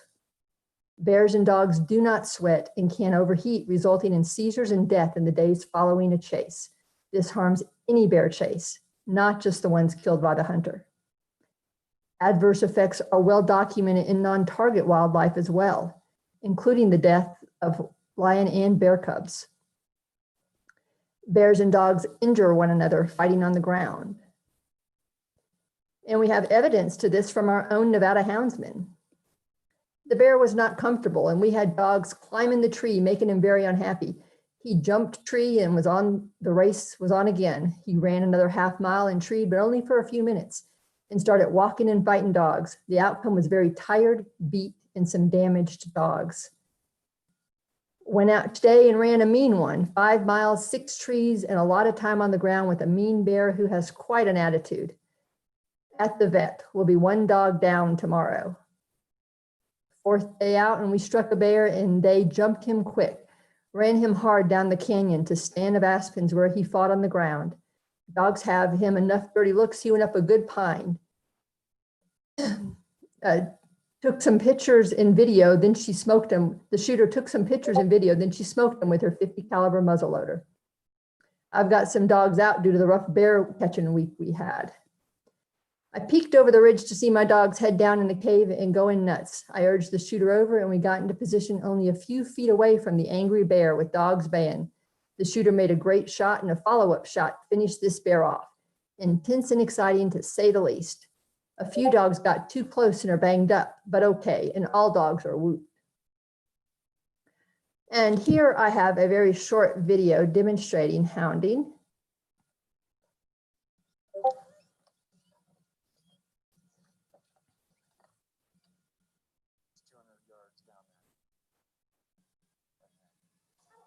So here we have the bear up in the tree with the hounds at the base of the tree. The bear is yawning, a sign of distress.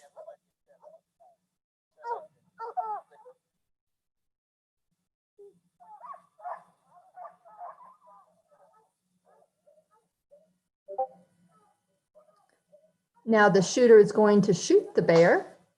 The bear falls to the ground while hitting multiple branches on the way down, clearly still alive and running from the dogs, only to be mauled in its last few moments of life and then shot.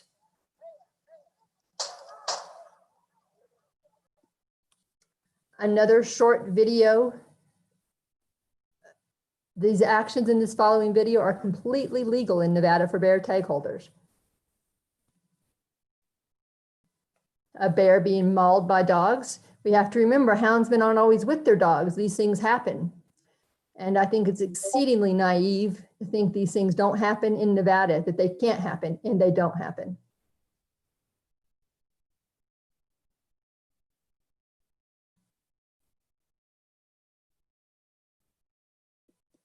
So hunting is a tradition in Nevada.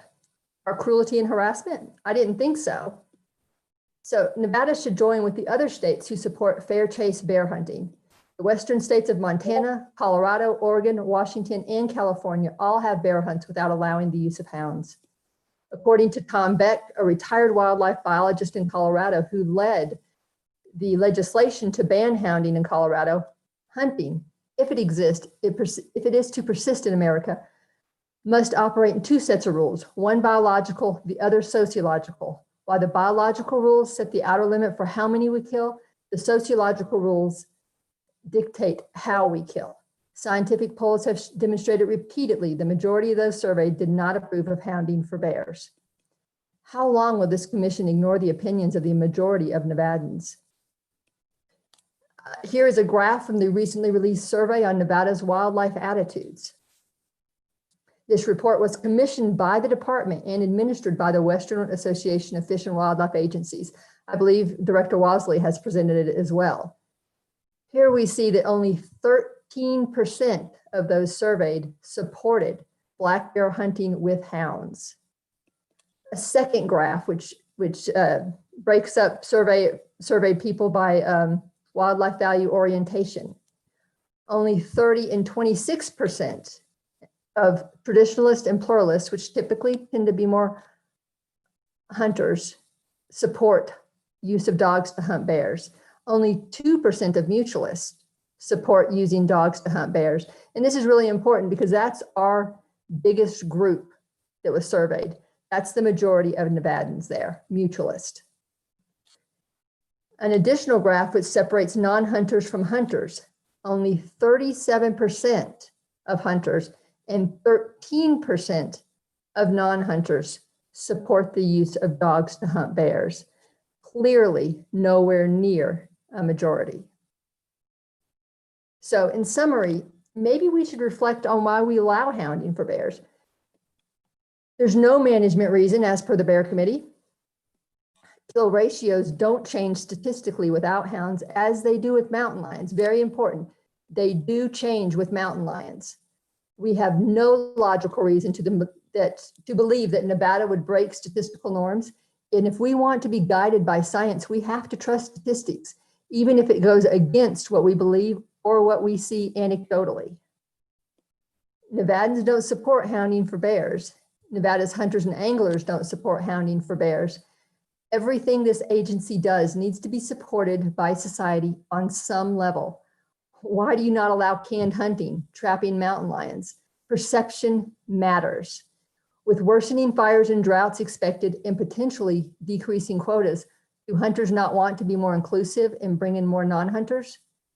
As an agency loses its credibility when its regulations are not supported by the hunting and the non-hunting public.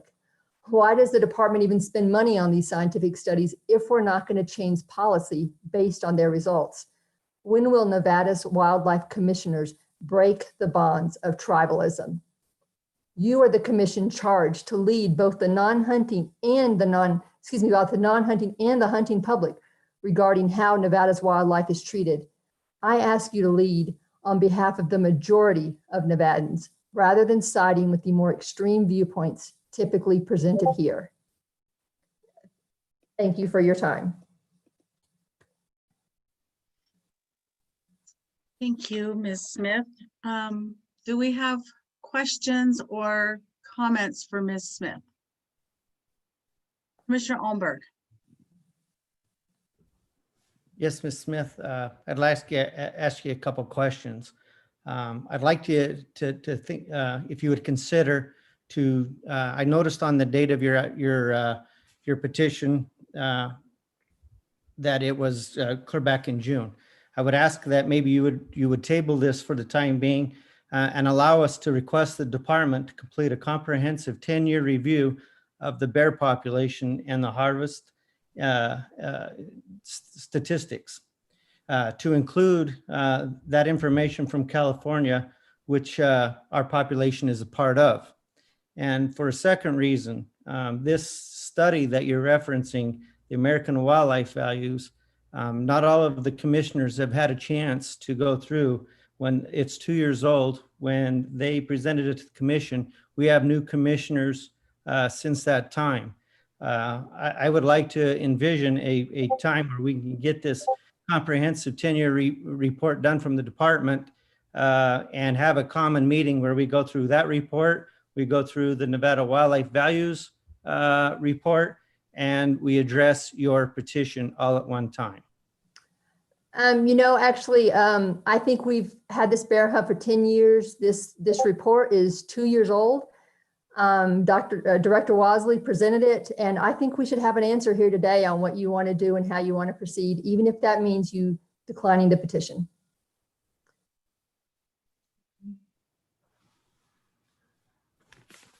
Commissioner Hubbs.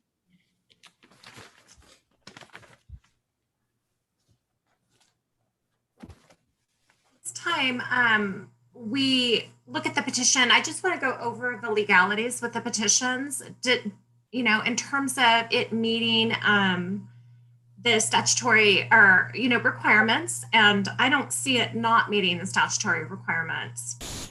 And we have received data on the wildlife attitude survey, and obviously representing the general public, I would be remiss to not support a petition of this nature, especially personally after watching that video, which I found quite disturbing, obviously. So I would like to kind of have the commission go over the statutory requirements, look at this petition, understand that we did receive that survey. So from my position, I don't know how I can serve the general public if I don't allow something that meets statutory muster as under our petition guidelines and not support it moving forward. And that's my stance as of right now. Okay, anyone else have comments?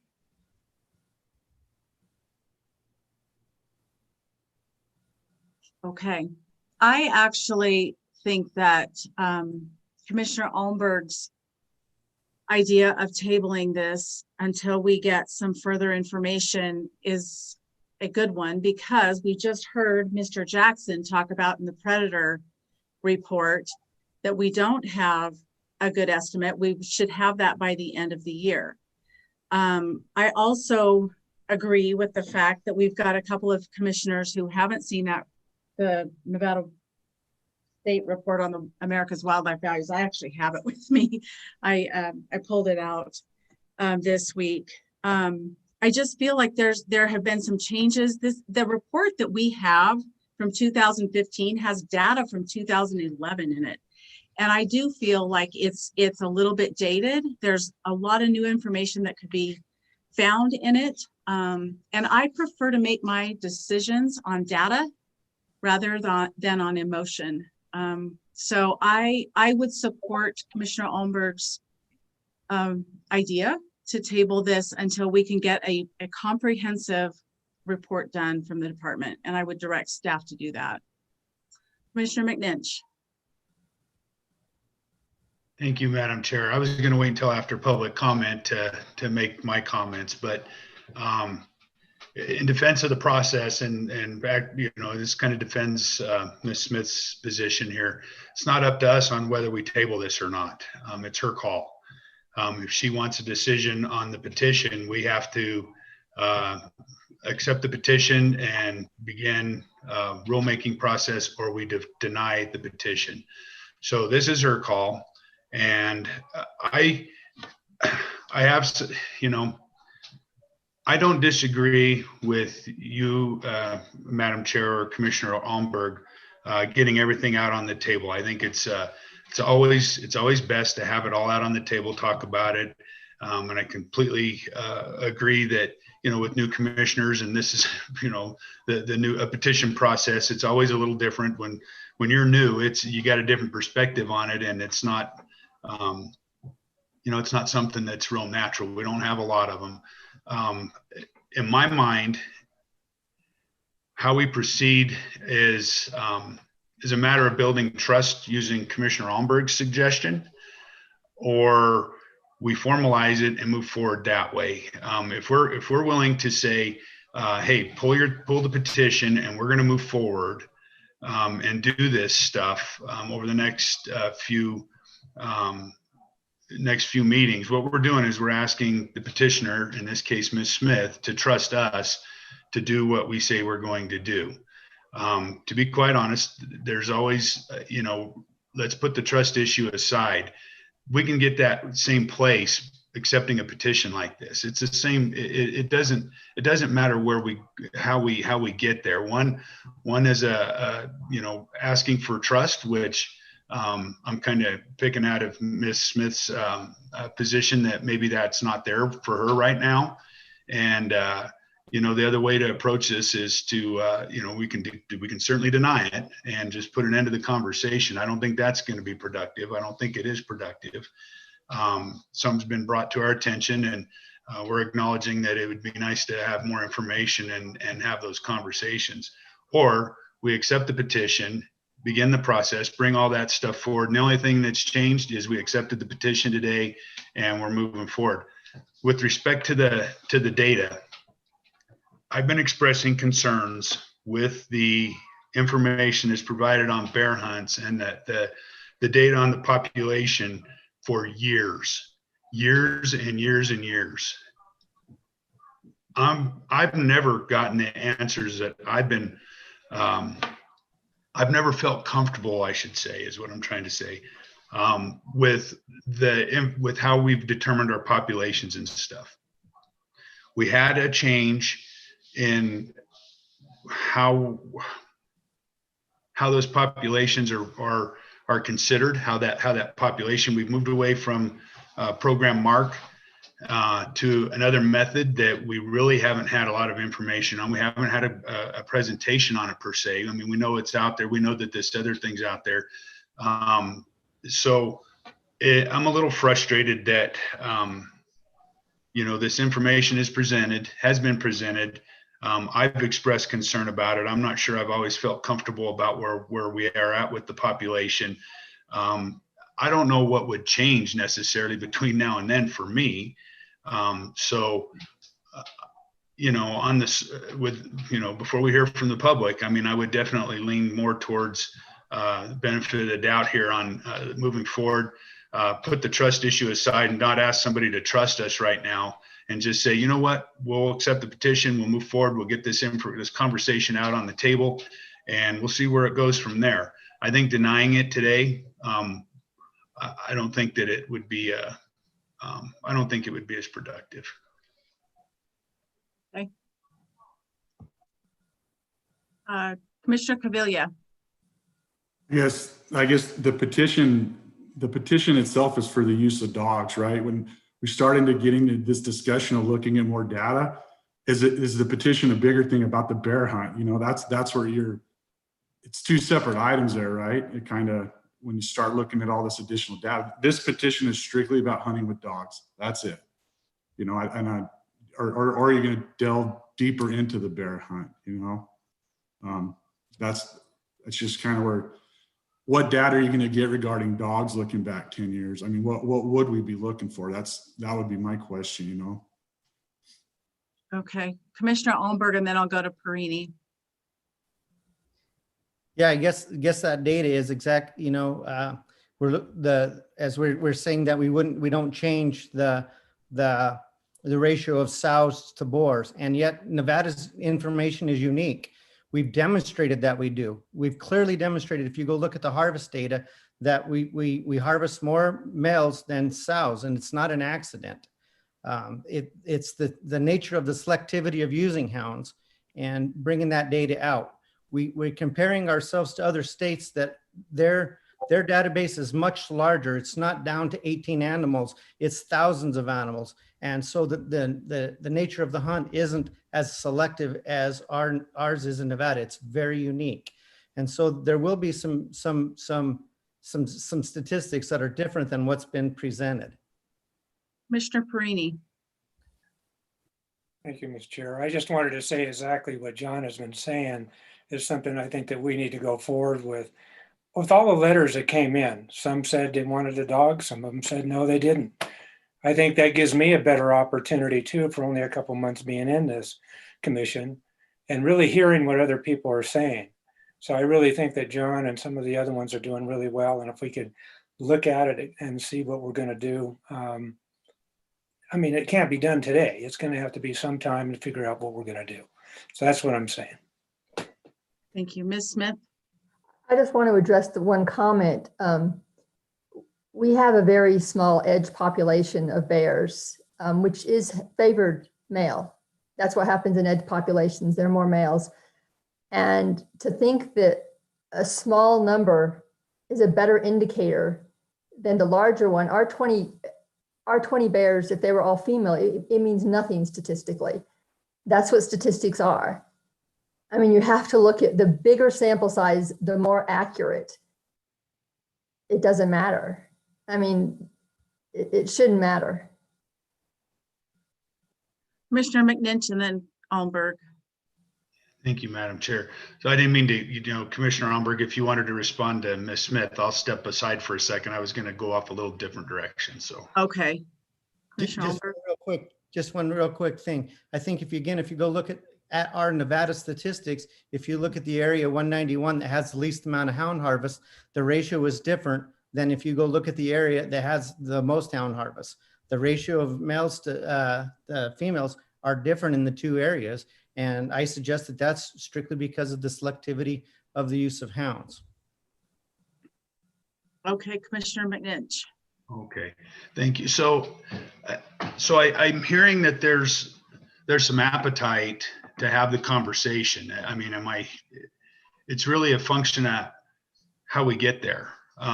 Do we ask Ms. Smith to trust us and we bring this forward as part of the conversation at future meetings? Or do we accept, I only see three ways to go. And there are only three ways to go. I'm not sure that, I guess I'd ask everybody, are you wanting to deny this petition and that's just the end of the conversation? Or we can deny the petition and move forward at the next meeting as if we still had on the table?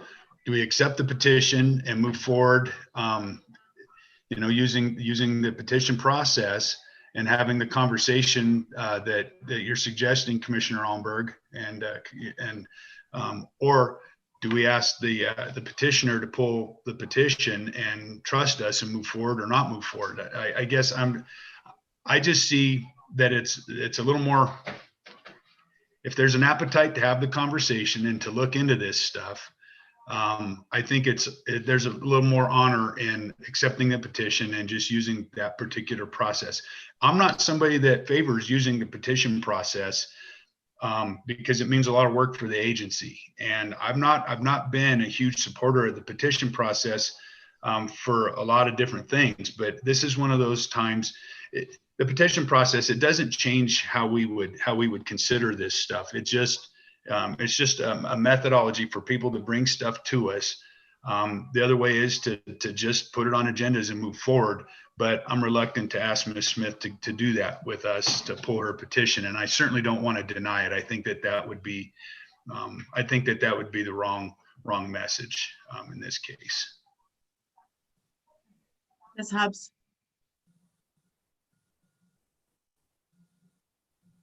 The way that I understood the petition process is we just need to understand if there's legal authority, right, to amend or repeal a permanent regulation.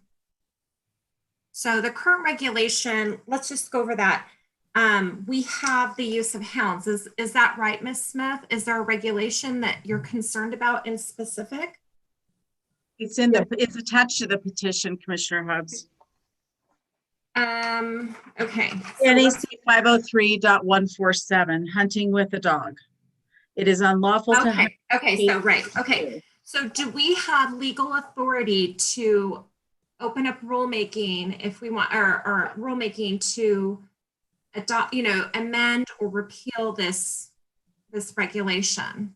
I guess that's my question. We obviously have legal authority to do that as a commission. Are we all in agreement to that? Yes. Okay. So do we take it further and decide whether how we personally feel, or do we just need to open up rulemaking if we have legal authority to do so? I just want clarification from maybe the DAG. Okay, I heard your first question. The second one was what again? So basically, when we get these petitions, my question is, do we just need to decide whether or not we have legal authority to amend or repeal the current regulation, or do we actually decide on the merits of whether we want to do that or not at this time? I felt that we had to just understand if the petition was statutorily succinct, which it looks like she used the correct form, that we would either decide whether to open up, initiate regulation making procedures or deny it. And can we just deny it for whatever reason if we have legal authority to amend or repeal? You absolutely can. You have three choices. You could, it's very clear under the statute. You have, NDOW has a unique statute under the regs that allows you to either accept or deny. You could certainly deny and ask her to come back in 2 months or 5 months or 6 months after the bear report's been completed. You could do that too. But you certainly have the legal authority to make changes to your regs to remove hounds. I would say, and this is probably, I'm trying to be of assistance to the petitioner here. I read the petition and it does not seem that the change to the reg is what she wants. You may want to take a look at your statute, the reg, and what you've done with it. Essentially, when I review that, what you've done is left a void.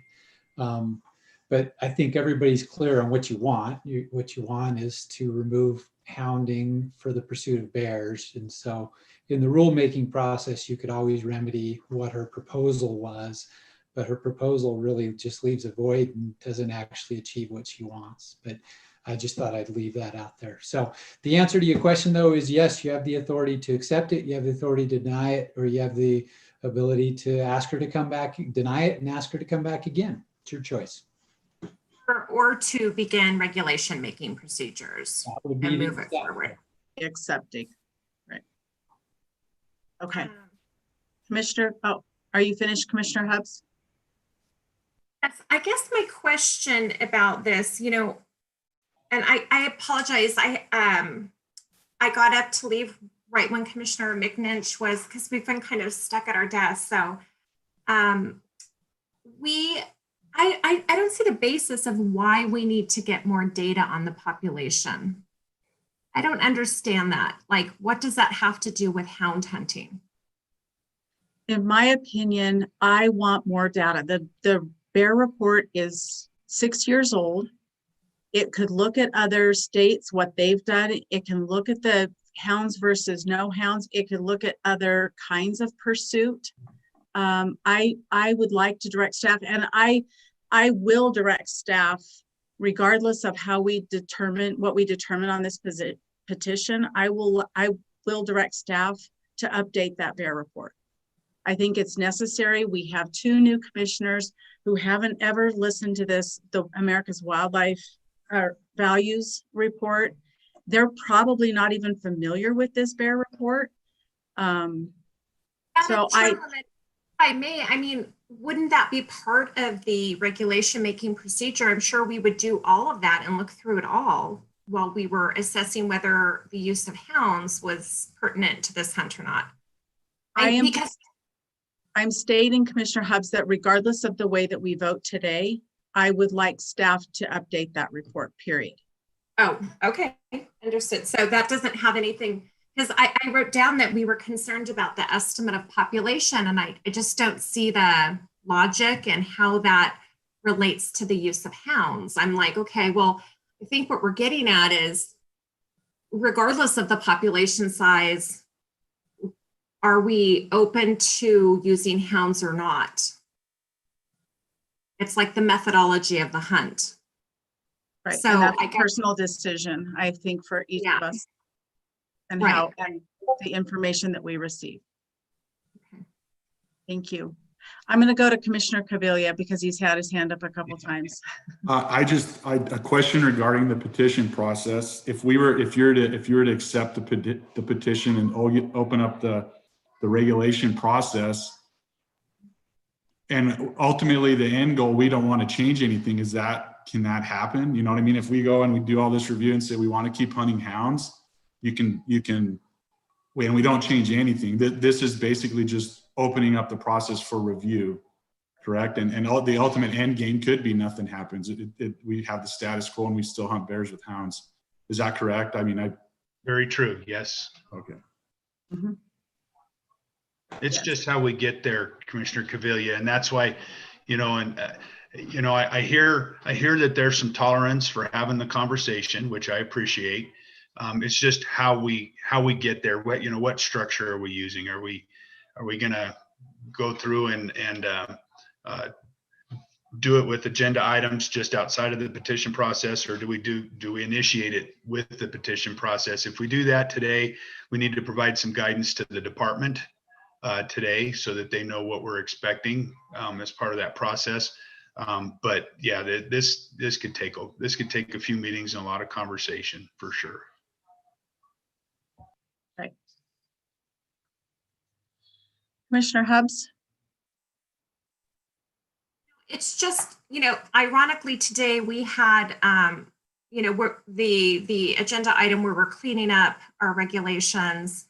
And here we're talking about hound hunting and mountain lions and not using, hounds to tree, mountain lions and essentially do a canned hunt. I guess my issue is I've never looked into the use of hounds, and I agree with Commissioner Caviglia. It could be that we decide as a commission that using hounds is the right thing to do. But I think ignoring it, I don't feel comfortable that it is or is not. And there is some obviously background understanding that the use of hounds can be abused. Otherwise, we would not be addressing that today in our other regulations. And I would like to know more about this type of hunt, how it's done, how the hounds are used. Does it meet the fair chase standards? I think we owe that to our wildlife to have that discussion. And I would rather be transparent about it. I mean, whatever our stance may be, we may find that it is more humane, or we meet quotas more acceptably with the use of hounds, but we may find that it's not. And I don't think we should keep that from the public. We should have a stance, and it should be open, and we should understand why we use the methodologies in hunts. If it's truly best for the animal that we use. I mean, what I saw today, obviously, like I said, is disturbing. I mean, probably, and we saw that with our studies, but it may be that it could go really wrong if the hounds weren't there. We all know the one day when we had the nuisance bear, and NDOW had to take the bear in and relocate it, and the use of hounds were necessary. This is how they were able to track the bear appropriately, and they're trained to do that. They allegedly don't harm the bear. That would be nice to know, you know, how many bears are mauled. I mean, the video was quite compelling, but that may be a really rare scenario, because what I heard is that the hounds don't, they're pretty aggressive, meaning they have to be able to tree the bear, but they don't actually harm the bear. That's up to the hunter, and those types of decisions are made during the hunt. But I don't see why we wouldn't be transparent about making that decision, because if it's not good, we should also make that decision that it's not the best way to hunt them ethically. I don't think there's anything wrong with exploring that. Okay, thank you. Any other comments before we take it out for public comment? Vice Chair Barnes? Thank you. You know, I have my own personal feelings, and I've sat on this commission for a while, and I've heard this argument. I mean, many times in public comment period, and I think that I'm going to agree with Commissioner McNinch and Hubbs that you know, this might be worthy of having some more discussion, so that we can flesh this thing out once and for all, get the discussion out there that we need to have, and then be able to make our decision. So I guess that's kind of where I am, that yeah, maybe we need to look at more information, flesh this thing out, and then make our decision. Okay. All right. I don't see any more comment from the commissioners. So it's 5:07. We'll take this out for public comment, and we'll return at 5:12. Give them 5 minutes.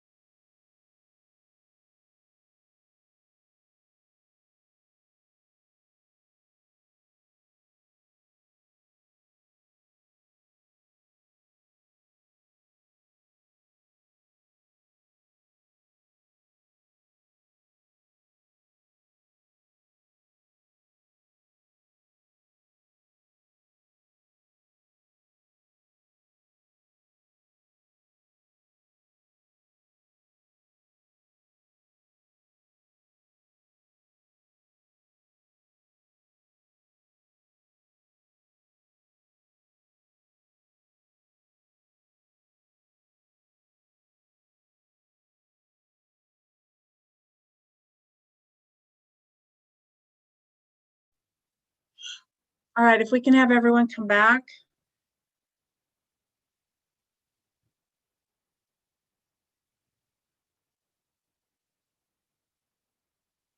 So we have all of our commissioners.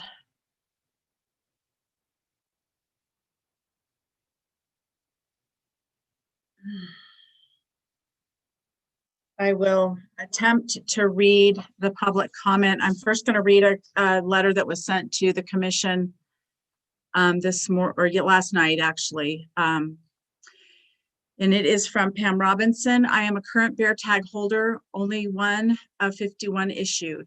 I recently hunted 5 straight days in the Pine Nuts in Douglas County and learned firsthand what is involved in the entire experience of hunting bears with hounds. First, it was the toughest hunt I've ever been on, and I've been on several: mountain lion, mule deer, and antelope. If anyone thinks the process is merely turn the dogs loose, tree a bear, and shoot, I want to dispel them of that notion. I understand why the numbers of successfully filling a bear tag are low. Of the 5 days, never actually sighting an animal, there were 3 days where the dogs caught a scent and were off on foot, hiking, climbing, and crawling through heavy pinyon, mahogany, and other brush. On one of the days, the bear would tree and leap and keep going. The next day, after another difficult hike up the face of the mountain, the dogs treed 2 different bears, one an obvious small female and the other about 400 pounds, only to discover it was also a sow. Since I had decided not to take a sow, although legal, the dogs were called off. If the bear had not been treed by hounds, it would have been virtually impossible to determine the sex. That fact alone should sustain the use of highly trained dogs by experienced guides.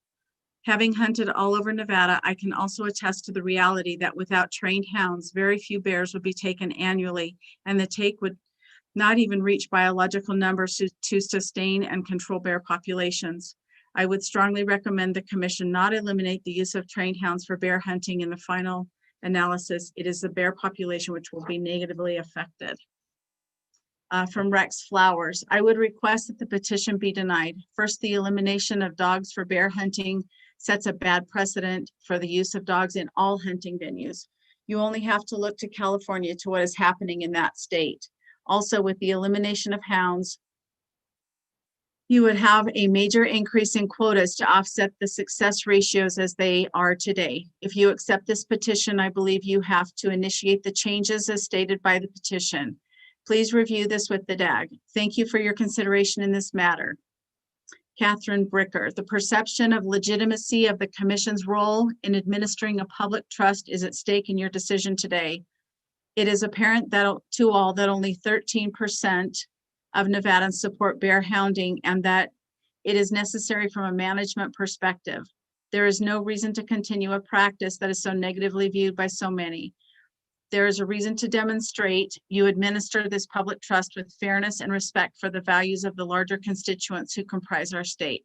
Please support Kathy Smith's petition to end hounding of Nevada bears. Thank you for your service and for considering my remarks. David Ricker, Backcountry Hunters and Guides. This petition offers an opinion from a public opinion poll that we believe doesn't in fact reflect the values of the majority of sportsmen and women of Nevada. Furthermore, the North American model of wildlife conservation to which Nevada is an adherent relies on science-based wildlife management, not public opinion. And while a poll may utilize rigorous data, science methods to guardrail its findings, it doesn't make it science. We take exception also to the assertion that this regulation change would improve Nevada's fair chase ethic reputation. The relationship between a houndsman and his dogs is a special one and requires an exceptional time commitment for training, etc. It is not a shortcut. Nevada already has a sterling reputation for upholding fair chase and is constantly at the forefront of maintaining this balance. From Karen Taylor. I support the petition to ban the hounding of bears in Nevada. Kathy Smith presented an excellent discourse that has data regarding the issues surrounding the use of dogs in a bear hunt. Sportsmen in my family had a long tradition in opposing hunting with hounds. Even Teddy Roosevelt would not shoot a bear that had been hounded to exhaustion and had been tied to a tree. I see no difference as Nevada bears are GPS hounded to exhaustion and stuck in a particular place waiting to be killed by a hunter who arrives in a motorized vehicle. I consider the use of hounds a type of canned hunt, and is not a fair chase. Kathy, did you submit a letter? I just submitted the letter from the Center of Biologic Diversity. Okay, they can't submit that themselves? They did submit it, but I didn't know how to submit it to have it read for the record. Oh, okay. I did not see this, so I'll read it into the record. The Center for Biological Diversity opposes the use of hounds in the Nevada bear hunt. Hounding is widely accepted as cruel and inhumane, as a cruel and inhumane hunting method. The use of hounds to hunt has been banned in 32 states. Hound hunting uses dogs to pick up the scent of a bear and then pursue the terrified and traumatized animal, often over long distances. Hounds equipped with high-tech GPS collars are set loose to chase a bear until it takes refuge up in a tree, is cornered, or stops running due to exhaustion. Hunters generally follow the dogs in a vehicle and locate the target bear based on GPS from the dog's collars. The chase can last anywhere from half an hour to days. In some instances, the dogs will catch the bears on the ground and maul them until the hunters arrive. The chase causes the pursued bears significant and prolonged fear, pain, and distress, and especially when the hunt takes place in the spring. We don't have spring hunt. Often results in cubs being separated from their mothers and dying from starvation. Once a hunter locates the bear, the hunter will shoot the tree, cornered, or exhausted animal. Death is not always instantaneous. Animals shot from trees may suffer broken bones from the fall, and they may be mauled by dogs until they are killed. The dogs themselves suffer as they frequently become lost during the chase, and some bears, too exhausted to run any longer, are cornered by the pack, will turn and attack the hounds. As one proponent of legislation to ban hound hunting told the Washington legislature, shooting a feeding bear or a cougar driven up a tree by dogs is the moral and sporting equivalent of shooting an animal in a cage at the zoo. The center supports Kathy Smith's petition to the commission to prohibit the use of dogs during a black bear hunt. We strongly encourage the commission to make this change and bring Nevada into alignment with the majority of states in this country and to uphold a highly ethical standard in our interactions with wildlife. Fred Volt, one of the core values hunters claim they follow is fair chase as one piece of the North American model for wildlife management. Hunters who use GPS collars on packs of dogs and ATVs to hunt bears are not employing their personal skills, but seizing an unfair advantage from technology to pursue the wildlife they seek to kill. Hunters need to be limited to employing their personal hunting skills only in attempting to kill bears. One of the more absurd arguments suggested to justify packs of dogs chasing bears to exhaustion in the past has been that the dogs enjoy the chase. If any hunter can produce a deposition from a dog attesting to this enjoyment, we haven't seen one submitted. Injuries to dogs engaged in this activity have been documented in the presentation. As the commission and the department have had this petition for several months, there has been plenty of time to review the 2018 Wildlife Values Study with Nevada-specific information, even for new commissioners. The hunt information from prior years is not germane to the issue of the petition, which is continuing to allow hunters to have an unfair advantage in hunting bears. If the commission is genuinely concerned with wildlife species protection, not just hunter convenience, opportunity, and success, the use of dogs in killing bears should cease and the petition should be granted, initiating the rulemaking process. Joe Crawford from the Lion Cab. The Lion Cab does not support the petition to remove the use of hounds for the purpose of hunting black bears in Nevada. Hounds are by far the most selective method of hunting black bears. The 2019 black bear hunt statistics represent that hounding selectivity meets the management plan set forth by the Nevada Department of Wildlife. We believe that NDOW has provided a conservative harvest quota based upon sound scientific research. We believe public perception is important. However, public perception should not be the sole consideration when managing black bears in Nevada, nor establishing hunting methods.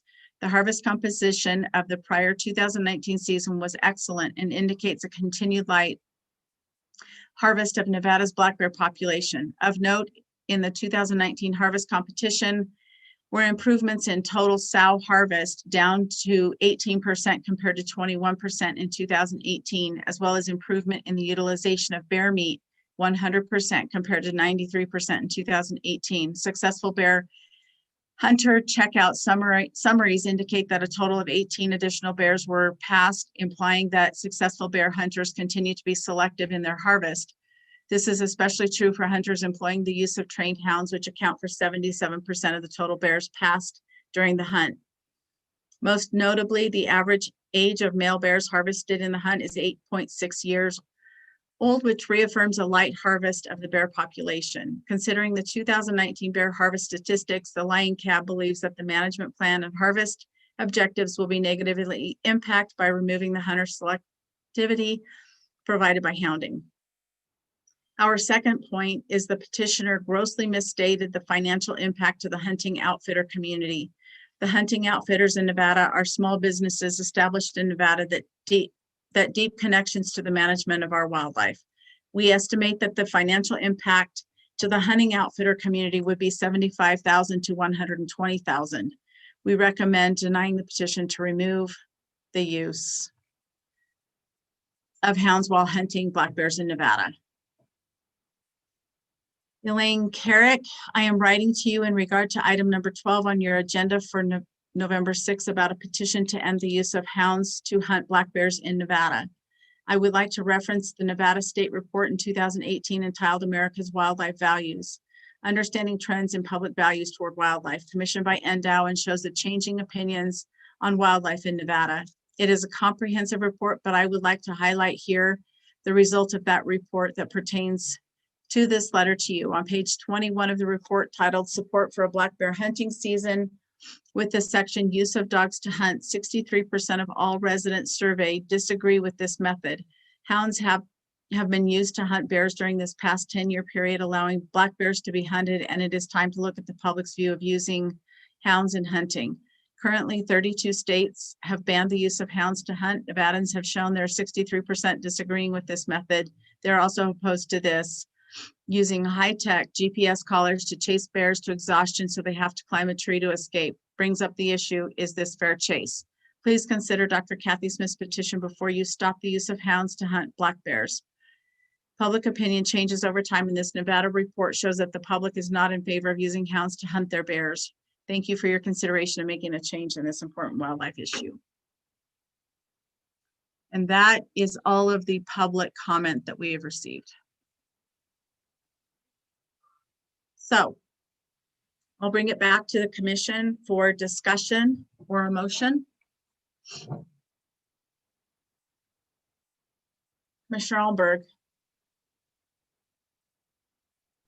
Yeah, I just would like to kind of address a common theme with the opposition, or for the against the GPS and the misrepresentation of the GPS collars. There's nothing new with telemetry. The collars have been around for over 40 years. Yes, the receiver and the collar still works on telemetry. So yes, it's a GPS location, but the ability to locate your dog out in the field has been around for 40 years. It's absolutely nothing new. The collars don't add to any more additional treed bears or anything else. The hounds tree the bear, not the collars. It doesn't add anything to it. And to just another comment is the hounding it's non-consumptive. Hounds just put them up a tree.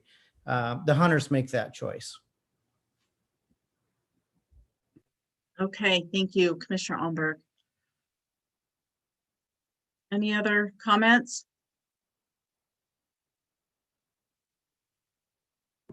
Commissioner Caviglia. I guess regardless of the way we go, if we do go into and do a little delve deeper into the hunting with hounds, I would like to see the states too that do hunt with hounds and just see what their stats are if they do lean more towards the male harvest versus female. You know, I know that. And then with the petition, some of the information she provided, these are stats from 2002, 2006. This stuff's really old as well. You know, this is really old statistics, right. You know, so I'd want to see all of it, you know, both sides of states that don't have hounds, as states that do use hounds. Look at them both, you know. I think that would be fair. Okay, Commissioner Hubbs. I agree. I mean, I think that's what would come out if we did our regulation review to see if it's proper. You know what I'm saying? We can look at all the data. We can look at all the states. We can look at how the hunt is conducted.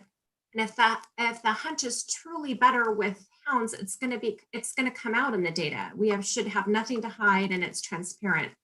I hear that using hounds is better for the hunt. That actually helps you sex the bears and so on and so forth. So if that's true, there's really no reason why we shouldn't review it and make sure that's the policy we want to have and the regulation we want to have. If we find out that it's truly not, then maybe we should amend. I don't see the harm in looking at it and being transparent about it. Okay. Other comments? I have a question for Ms. Smith. I agree with the DAG. The marked copy that you sent to us or that we received actually knocks out black bear. It says it is unlawful to hunt, chase, or pursue any mountain lion with a dog. So you've marked out black bear instead of mountain lion. Would you like to revise this and send it? That's fine. I must have, I might have I did this a while ago. And I can revise it. I actually assume too that the DAG or the legislative committee with the department would be the ones writing the regulation anyway. It should be a very quick fix if it is to get done. It's not a quick fix. It has to go to LCB. If we approve this today, it goes to LCB. And they're right now writing BDRs and bills for the legislature. So it's really not a quick fix. It may take months to get this back. So I just want to make everyone aware of that. We will start, if we approve this today, if we accept your petition, we will start the rulemaking process, but it may take a while. Based on the LCBs. Yes, David. I'm sorry, Commissioner McMahon. So, and if I'm not mistaken, this would be a temporary reg if we did approve it. We'd probably be going back through it again. Is that right? Even if we did get that far, because we're in a legislative year? That's correct.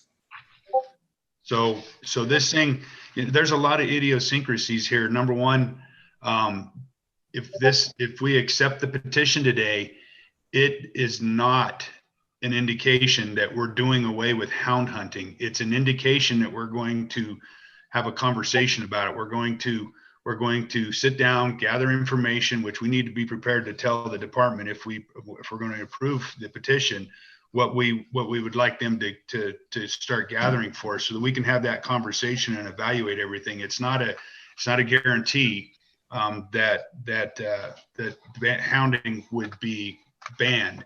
And also, if we did do something, depending on when we did it, it could be temporary and it might be necessary to go back and review it yet again. If we did go with a prohibition on hounds for black bear hunting. I want to ask Deputy Director Rob to give us a little bit of a time frame based on his experience with these petitions and the rulemaking Jack Rob process. for the record. Thank you, Madam Chair. Looking at, we're in November. I would be surprised if we saw anything back from LCB by the January meeting, knowing that the legislative session is coming up and we have newly elected officials this week that are going to be starting to gather up bill drafts and look for their particular agendas for their upcoming session also. Committees are going to get set. Committees are going to be setting bill drafts. There's a ton of work going on at LCB right now. So knowing that we might probably not have anything back by the time the January commission meeting came, you would be looking at the March meeting at the earliest.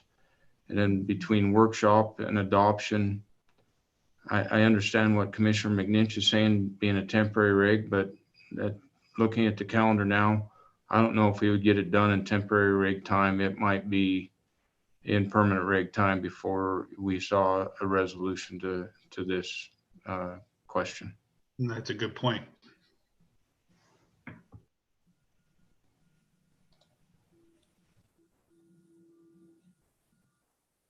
Okay. Do we have any more discussion or a motion?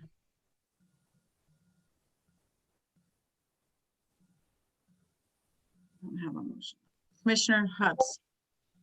I would make a motion to take the petition and initiate the regulation making process, but not accept it on its face at this time, nor deny it on its face at this time, but to initiate the regulation making process. And that's it. Do I have a second? I do not have a second, so the motion dies for lack of a second. Madam Chair, the reason why I didn't second it is because we have to either accept the petition or deny it. Right. So with that in mind, and I don't have a comprehensive list of things, but there's been a number of things that have been brought forward. And again, to me, before I make this motion, I'm just going to say, it sounds like we have an appetite to talk about this. And I understand the trepidation with, I think we're in the same position. Some of us are in the same position as Ms. Smith is. There's a distrust of moving forward in a certain way is the bottom line.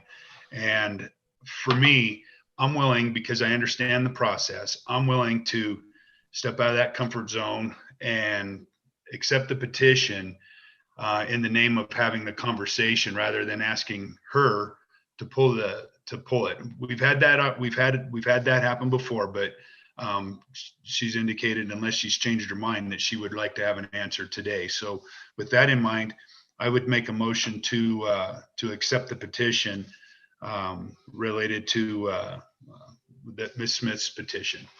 That's my motion. I'll second the motion. Okay, I have a motion by Commissioner McNinch to accept the petition, and I have a second by Commissioner Hubbs. I have one question, and that is for the DAG. And it is because we've got suggested language. Do we accept the petition with the language, or does the language not matter? I'm very concerned because it does not match what her petition is asking. I think that the petition is clear that she's seeking this issue with respect to the hounding of bears. And during the course of your rulemaking process, you could certainly draft a regulation that would achieve what the petition sought. She just proposed language there that clearly is not going to achieve her goal. Right. So the way I see it is you could accept the petition and then during the course of the rulemaking process, adopt your own regulation that is consistent with the petition or mostly consistent with the petition, or you could, of course, then change your mind, deny it, or not go forth with the regulation. Does that make sense? That's why I guess maybe I didn't phrase my motion correctly. That's what I thought we were doing, is bringing it in to initiate the regulation making procedures, looking it over, seeing if we wanted to change any regulations or not. It's just an initiation of the procedure, I believe, that we're doing at this point. Isn't that correct?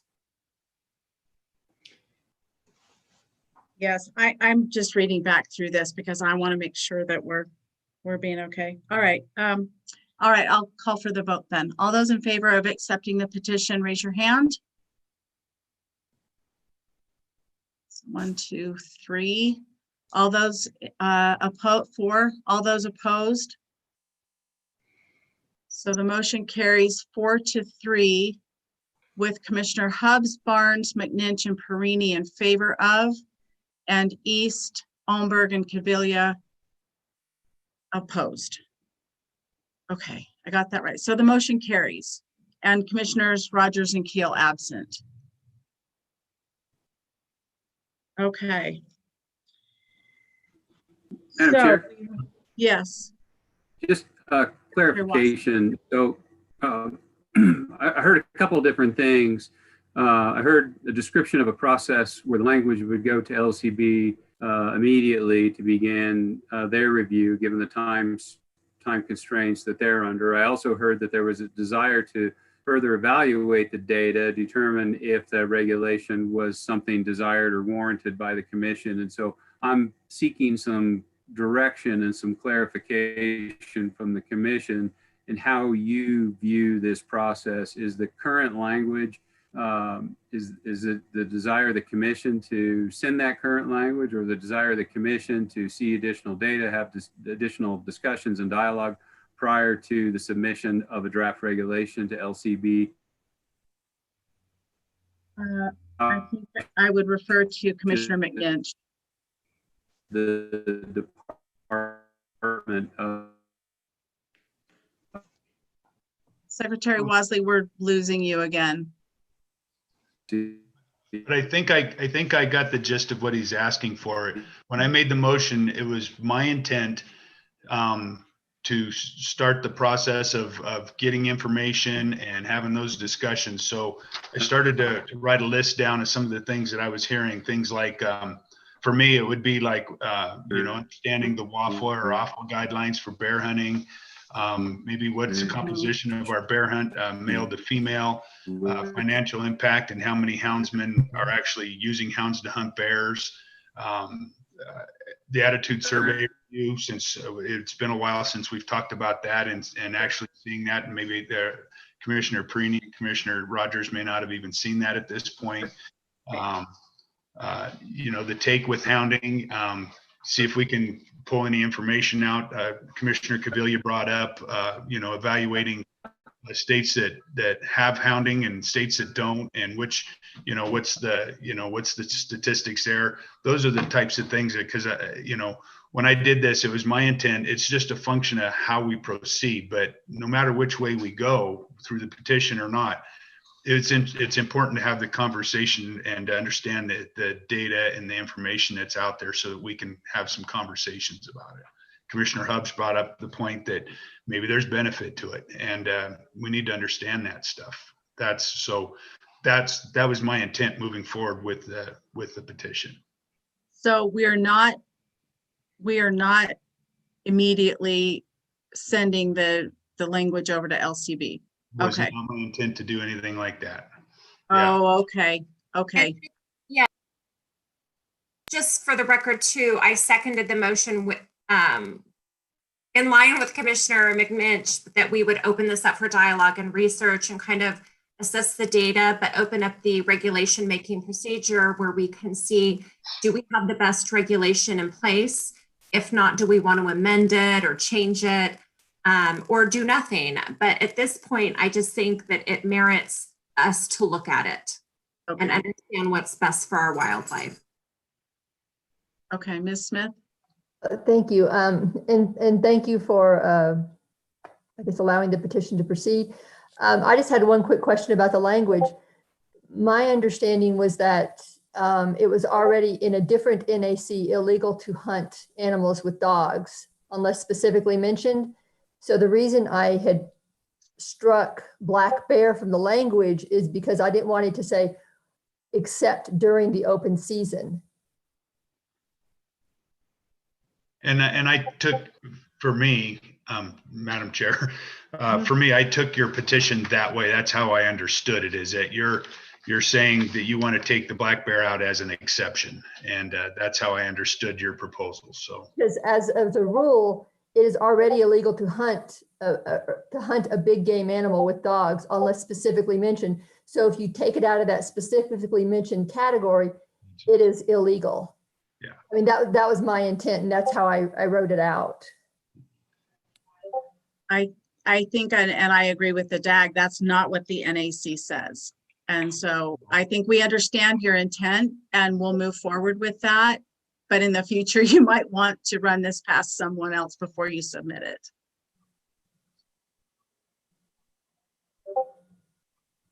Okay, I think we'll work through it as part of the process. I see what Ms. Smith is saying, and yeah. Agreed. Okay. Unless there's more discussion, I'd really like to move on to the next petition. So I think the department is clear. If they're not, would you please state that, either Deputy Director Rob or Secretary Wasley? Jack Robb for the record. Thank you, Madam Chair. I think we're clear and we can review this video and we have good direction. So okay, thank you. Okay, great. All right, we'll close out agenda item number 12 and move into agenda item number 13. Petition Chris Jasmine, traditional archery mule deer hunt for possible action. Mr. Jasmine has submitted a petition from the Traditional Archers of Nevada, TAN, requesting the commission look at an increased opportunity for archery hunters willing to use more primitive equipment. The Traditional Archers of Nevada would like to establish a quota for traditional archery for mule deer tags with no impact to other hunters. Season dates or quotas, the commission may take action or deny or accept the petition and initiate rulemaking. So is Mr. Jasmine with us? I see his number. I see his name, but I don't see his face. Can you hear me, Chairwoman? I can. I just can't see you, but that's okay. Yeah, I apologize for that. It appears my camera's on, but we'll make it go without my face on there anyway. Okay. So for the record, Chris Jasmine with the Traditional Archers of Nevada. I am the current president of our organization. I want to thank you, Chairwoman East, and members of the commission for hearing our petition tonight. I'm going to go ahead and try and share my screen here. Let me know if you can see this come up. We see it. Thank you. Great. All right. So I really appreciate you guys staying late tonight to hear our petition. So I'll just go ahead and get into the details of what it is we're here asking. It's our belief that the significant advances in technology over the last 30 years, but specifically over the last 10 to 20 years has led to increased success rates, resulting in game managers having to reduce bow hunting opportunity for all, even though some still choose to hunt with more primitive equipment. We believe that the hunters are willing to limit themselves to using more primitive equipment and provide increased opportunity due to much lower success rates, which really was the intent of the original archery seasons when they were established. We also believe that this opportunity can be provided with no loss of opportunity for any other group and no measurable impact to the actual mule deer resource. I want to be very clear when we talk tonight. I know as we've talked with people around the state and presented to some of the cabs and local archery clubs, that it's sometimes confusing as to what it is we're actually petitioning for here. We're not looking for a new season. We're really only looking for a mule deer quota that would be specific to traditional bows. And that's important because by doing that, we can do it in a way that doesn't have impacts to other hunter groups. So what it is we're looking for is the establishment of a quota of 90 resident and 10 non-resident traditional archery only mule deer tags that would hunt during just the standard archery dates of August 10th through September 9th. And that it would be open in this list of unit groups that's here on the bottom of the screen. So again, this is just a quota of tags, just like any other choice that you would put on your hunt applications. It's just not its own season. It's not its own new regulation, just a quota. I'm going to move forward here and show you guys just a little bit of the background as to why we think this can be done in a way that doesn't affect other hunter groups. Here's some stats looking at archery success rates in the state of Nevada from 1970 through 2018. I'll draw your attention over to the dates between 1970 and 1979. During that period of time, still compound bows were very, very new on the scene, and the majority of hunters were hunting with traditional archery equipment. And during that time, as you can see, success rates, most years were below 10%, with the highest during that time period only ever being a 14% success rate. And it's actually an average rate of 10.4% over that time. But as you can see, as technology has advanced, success rates have increased in the state. Today we're looking at closer to 20% success rates, with even some units in the state approaching 30, 40, and even 50% on some oddball years in strange units. So as you can see, as these success rates have gone up over time, you can imagine that's caused a decrease in opportunity for archery hunters across the state. As I mentioned, we had called out a number of units that we would like this quota to be valid in. And what that was based on is units that have the most robust and healthy populations of mule deer. Here's a graph that shows the 2018 approved tag quotas for all weapon choices in units across the state. And so we honed in this example that I'm showing tonight on units with over 200 tags. And that's that same list of units that was presented on the first slide. I want to also draw the commission's attention to the fact that, back in the 90s still, we did have general archery hunt areas. The map on the left is an example of that. So, in the 90s, when you had an archery tag in your pocket, you could hunt in any of these units that are shown in red on this map.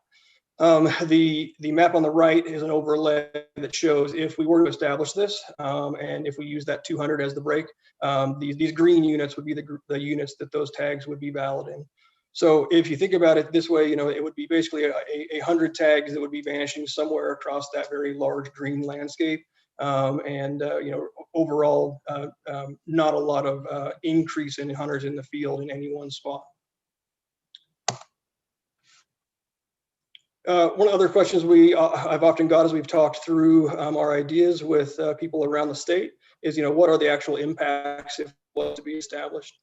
So if you took that 10.4% success rate that was in place in the 1970s in Nevada, we'd be looking at around 10 additional deer harvested if we were to add 10 additional, or excuse me, if we were to add 100 additional tag quota.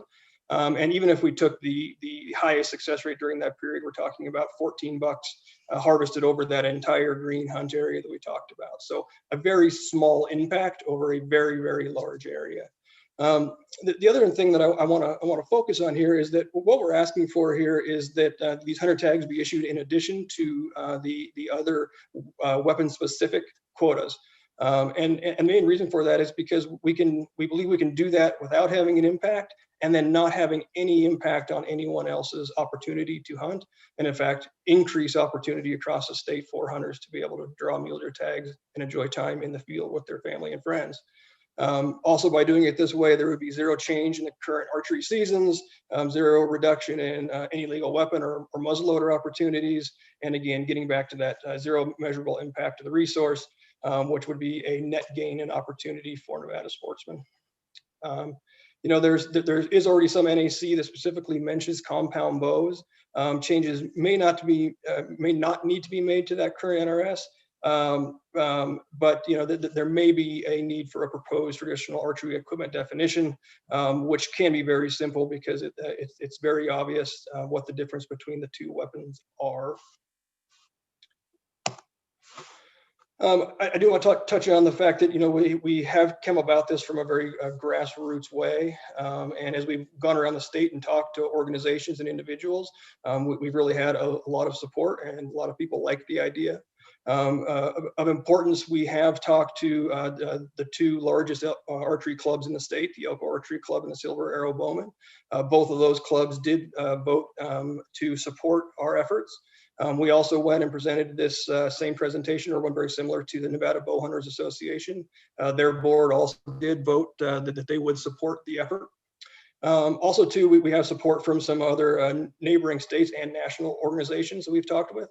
The Traditional Archers of Oregon, Idaho Traditional Bowhunters, Colorado Traditional Bowhunters, as well as Compton's Traditional Bowhunters, which is a national bowhunting organization.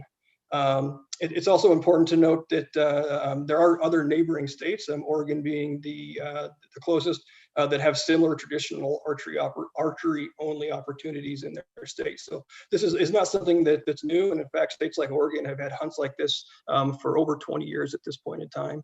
Also, too, I would like to ask Chairwoman East, were there many emails submitted in support of our effort that came through to the commission?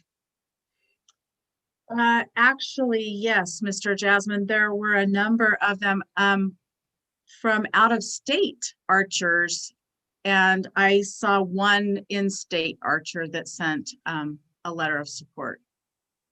Okay, thank you. So we had about 20, I counted about 24 to 25 out of state, which I don't typically love, but, and we had one Nevada archer. So.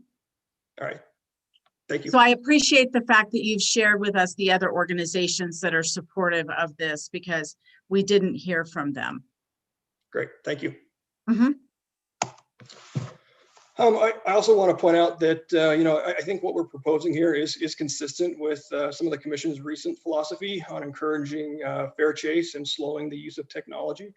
You know, a large part of this initiative is to increase sportsmen trying to hunt with more primitive methods.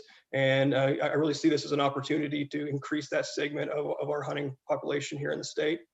It's also a way to encourage an alternative to the trend that's being placed on, you know, harvesting bigger and better animals every year by using more and more advanced technology. You know, I see that this commission taking up, and I think wisely so, you know, many things over the last few years, whether it be trail cameras or thermal imaging, you know, caliber restrictions, those types of things, to you know, make sure that we are going after fair chase here in the state. And I see this as an opportunity to continue to grow that. And it really is a way to incentivize a return to putting more value on the experience of the hunt and less on the actual harvest or size of the animal harvested.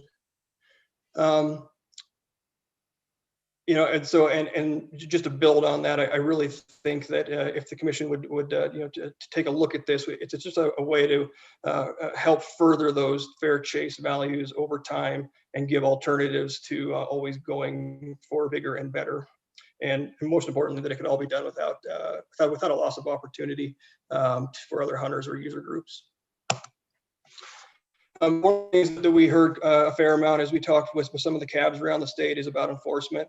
And to us, I don't really think that we see the enforcement as being a difficult thing. If we were to establish this, it's not really any different than enforcing any of the other laws and regulations that are currently on the books here in Nevada, whether it's, you know, checking to see if a waterfowl hunter's gun is plugged or if he's using steel shot instead of lead, or limits on calibers of rifles.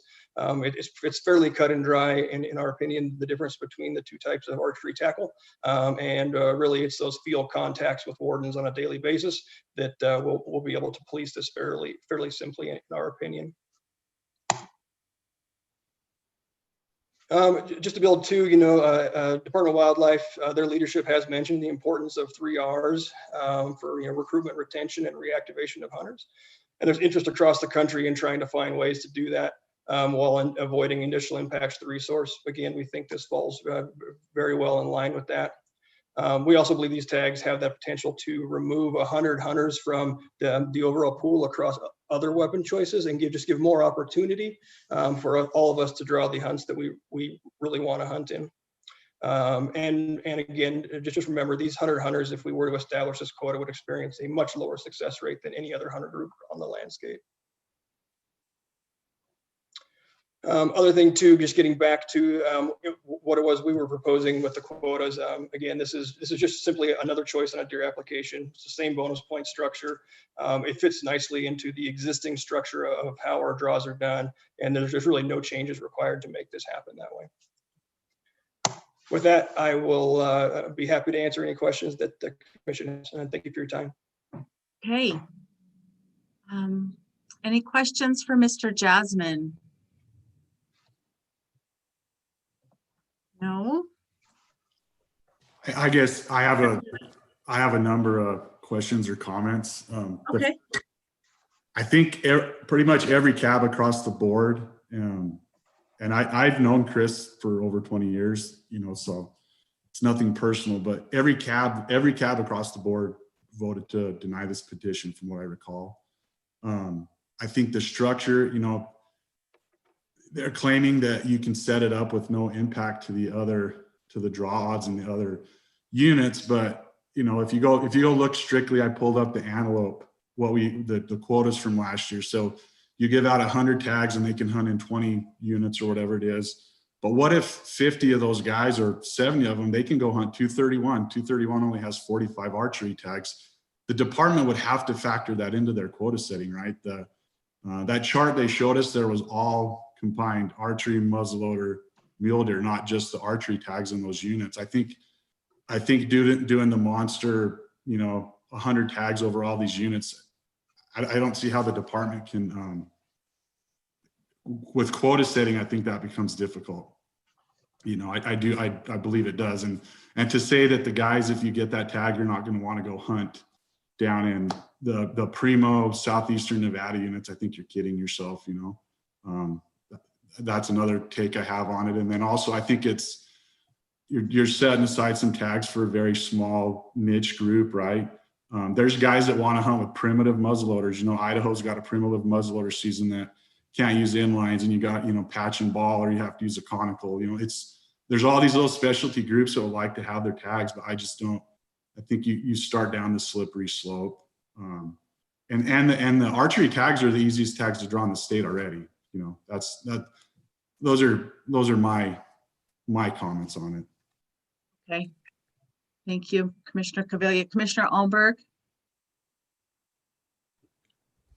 Yes, I guess it would echo a lot of those same thoughts that there was no, to my knowledge, there was no support by the cabs. It's a great thought that we could go down that road and provide that opportunity. And the thought of increasing over opportunity to larger numbers of people are very appealing.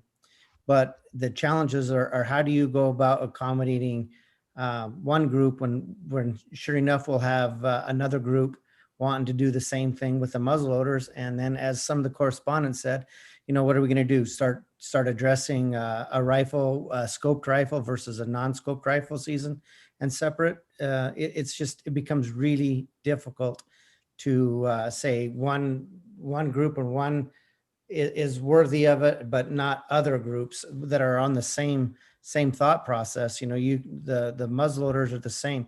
There's a dramatic difference between flintlock muzzleloaders and modern inline muzzleloaders that are capable of 300 yards.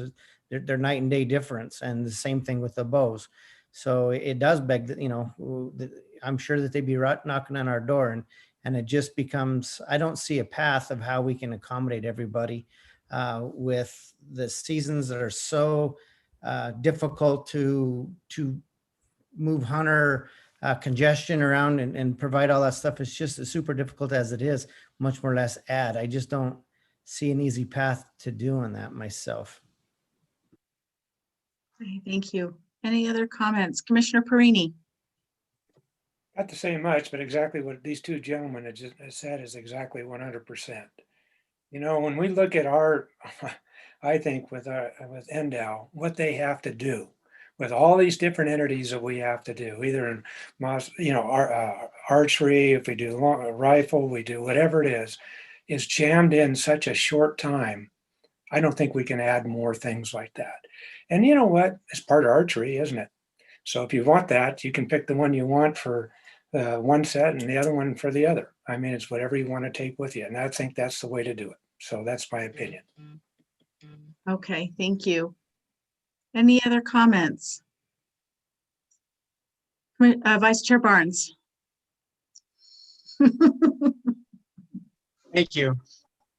I guess everybody in front of me kind of stole my thunder. I had a list of notes I was going to mention. I just started checking them off as we went. I do have to say though, I think it's kind of neat what those guys are doing with their primitive bows. I mean, I like what they're doing. They can still hunt, but I agree with what everybody has said before me. Okay. And I was going to suggest that if there was enough interest that we actually send this to the TAC committee to vet it out. Because I know we've been hearing some specialty hunts in the TAC committee, but it doesn't sound like there's enough interest. But let's take it out for public comment and we'll see what our public says, and then we'll bring it back and we'll make some determinations. So it's 6:02. We'll come back at 6:05.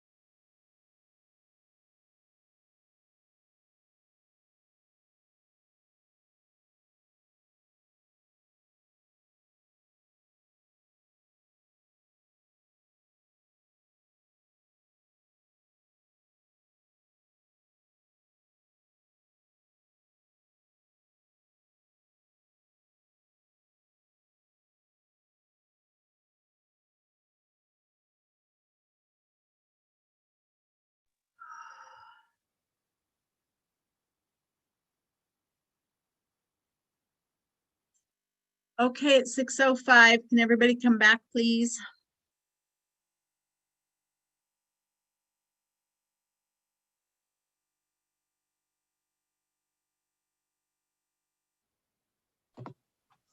So we have a couple of public comments here. Joe Krim, the Pershing County Cab opposes this position. David Ricker, there are archery tags left over every year within Nevada. There's no need to create a separate quota system for traditional archers and convolute the system further when there is excess opportunity every year. So with that, there's only those two. I'll bring it back to the commission for further discussion or a motion.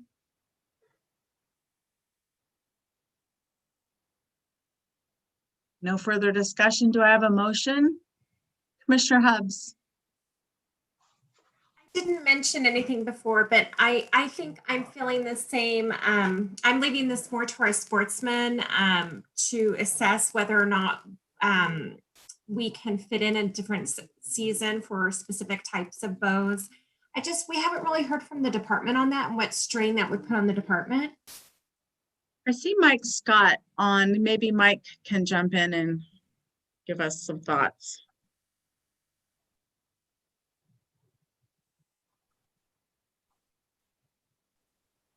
There he is. Thank you, Madam Chair, members of the commission.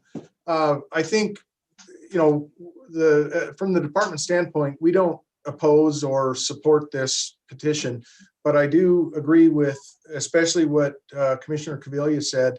One of my concerns would be that a high percentage of these people would go towards one of the alternative areas, or where we have higher buck ratios, and it might diminish some of the experience for some of the other people that have waited years to draw a tag. And so in my opinion, I think that this might be more palatable to Nevada sportsmen if this group had asked for an extra 2% or 3% added to the archery quota, but to specifically say that they want to go to different units may not set well with a lot of the people that wait years to draw these tags.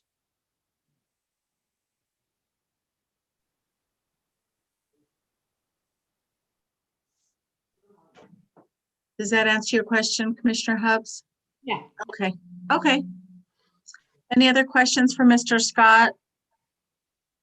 No. Okay, seeing none, I'll attempt a motion at this point. I move to deny the petition by Chris Jasmine for the traditional archery mule deer hunt. Second.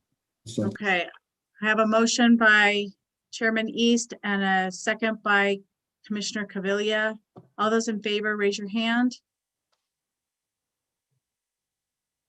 Okay, motion passes 7-0 with Commissioners Rogers and Keels absent. All right, moving on to agenda item number 14. Future commission meetings and commission committee assignments, Secretary Wasley and Chairwoman East for possible action.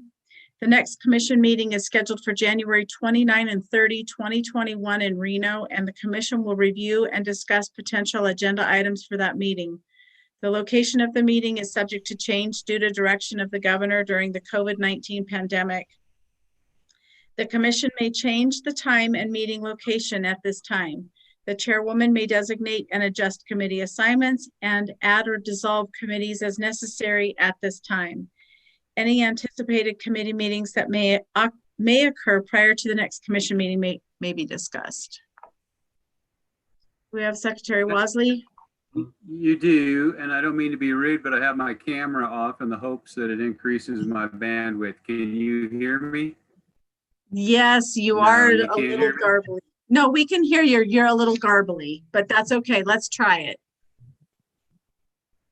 Okay, I'll try to speak slow and keep it short. For the January meeting, CRs, including big game seasons,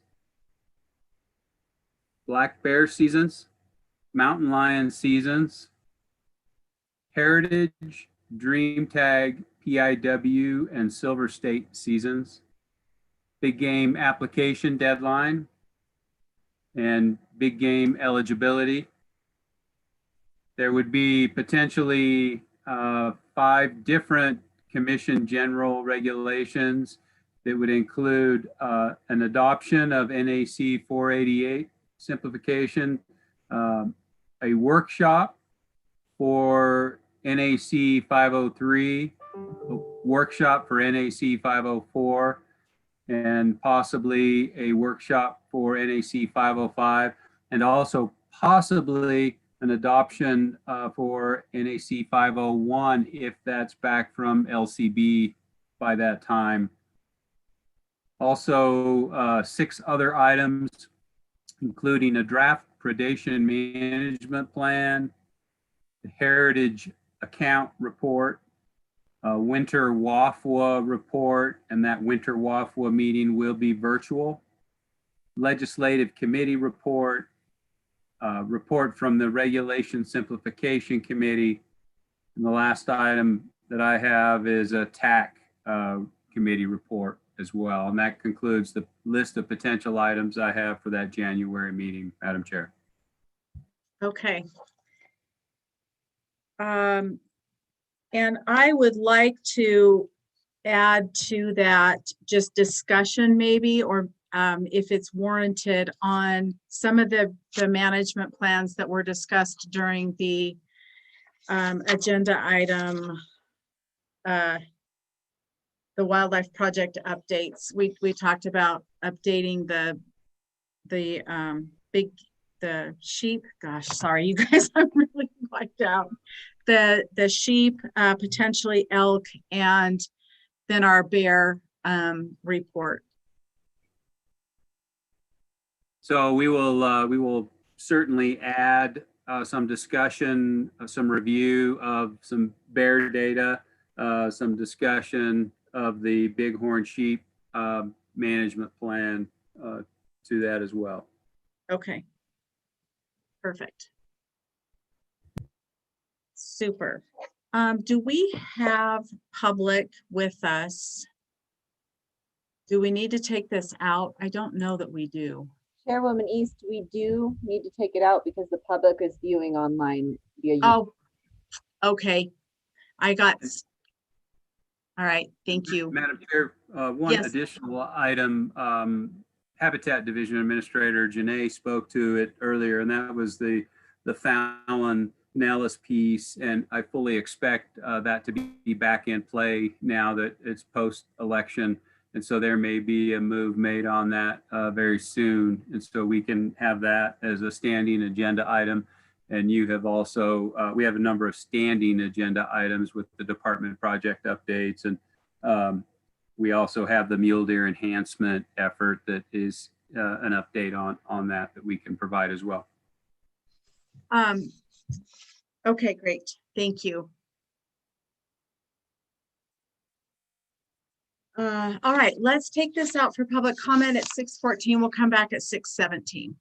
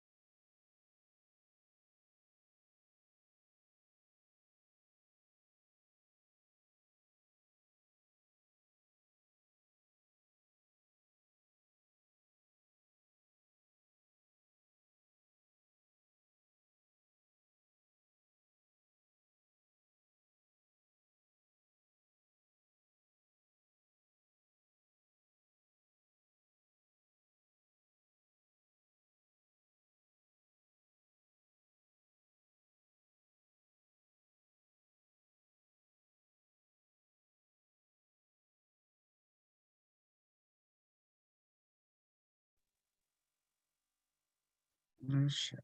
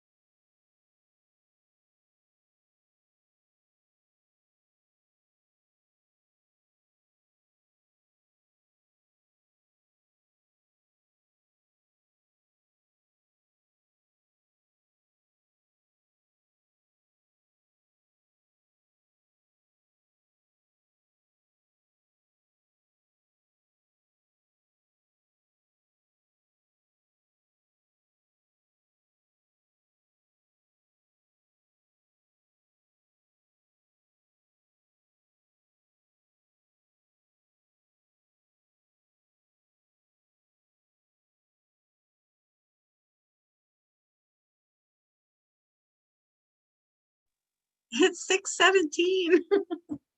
Yay. I think this is the longest meeting I've ever done with this commission anyways. We have no public comment. Okay, so moving on to item 15, public comment period. Public comment will be limited to 3 minutes. No action can be taken by the commission at this time. Any item Any item requiring commission action may be scheduled on a future commission agenda. A recess of a specific duration will be taken in order for the comment public to provide input at the following email address, wildlifecommission@ndow.org. Upon reconvening the meeting, the public comments will be shared with the commission. So we'll give it 2 minutes. I don't think anybody's hanging in there with us. So we'll come back at 6:20.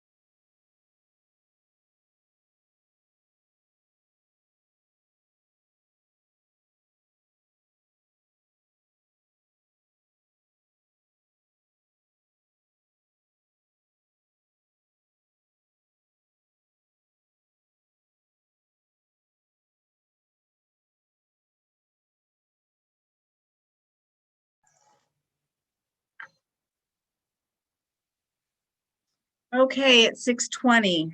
We do have some comment.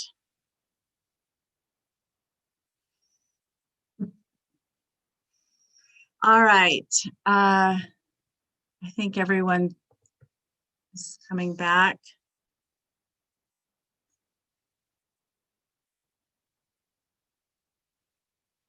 Okay. We have everybody. We have public comment from Karen Taylor. We heard a great presentation on the incredible efforts by NDOW staff on behalf of bighorn sheep due to the effects of climate change. Thank you to the staff for all of their efforts. It was discussed how bighorn sheep success will have to be reevaluated due to drought. It is also time to reassess how we think about mountain lion killing due to drought. Mountain lion numbers will change as game numbers change. To kill more predators so hunters can kill more sheep and other game animals during these severe climate change events is not conservation. Please reassess killing these projects sooner than later, as they do not reflect current trends in a severe climate change era. The $3 predator fee was developed by an elite few many years ago in order to kill animals that belong to all Nevadans, not to just those elite few. The $3 predator fee as originally proposed and then as updated in the 2015 legislature has done nothing but kill tens of thousands of animals with minimal increases in game animals. Let's have another presentation by an independent biologist on how some game numbers have been static or even reduced despite the $3 predator fee projects over the past few decades that have killed thousands of animals that belong to the public. This future independent presentation could focus on how the $3 predator killing program do not follow fair chase, betray the public trust, and do not follow the North American model of wildlife conservation. The $3 predator killing program basically destroys public property.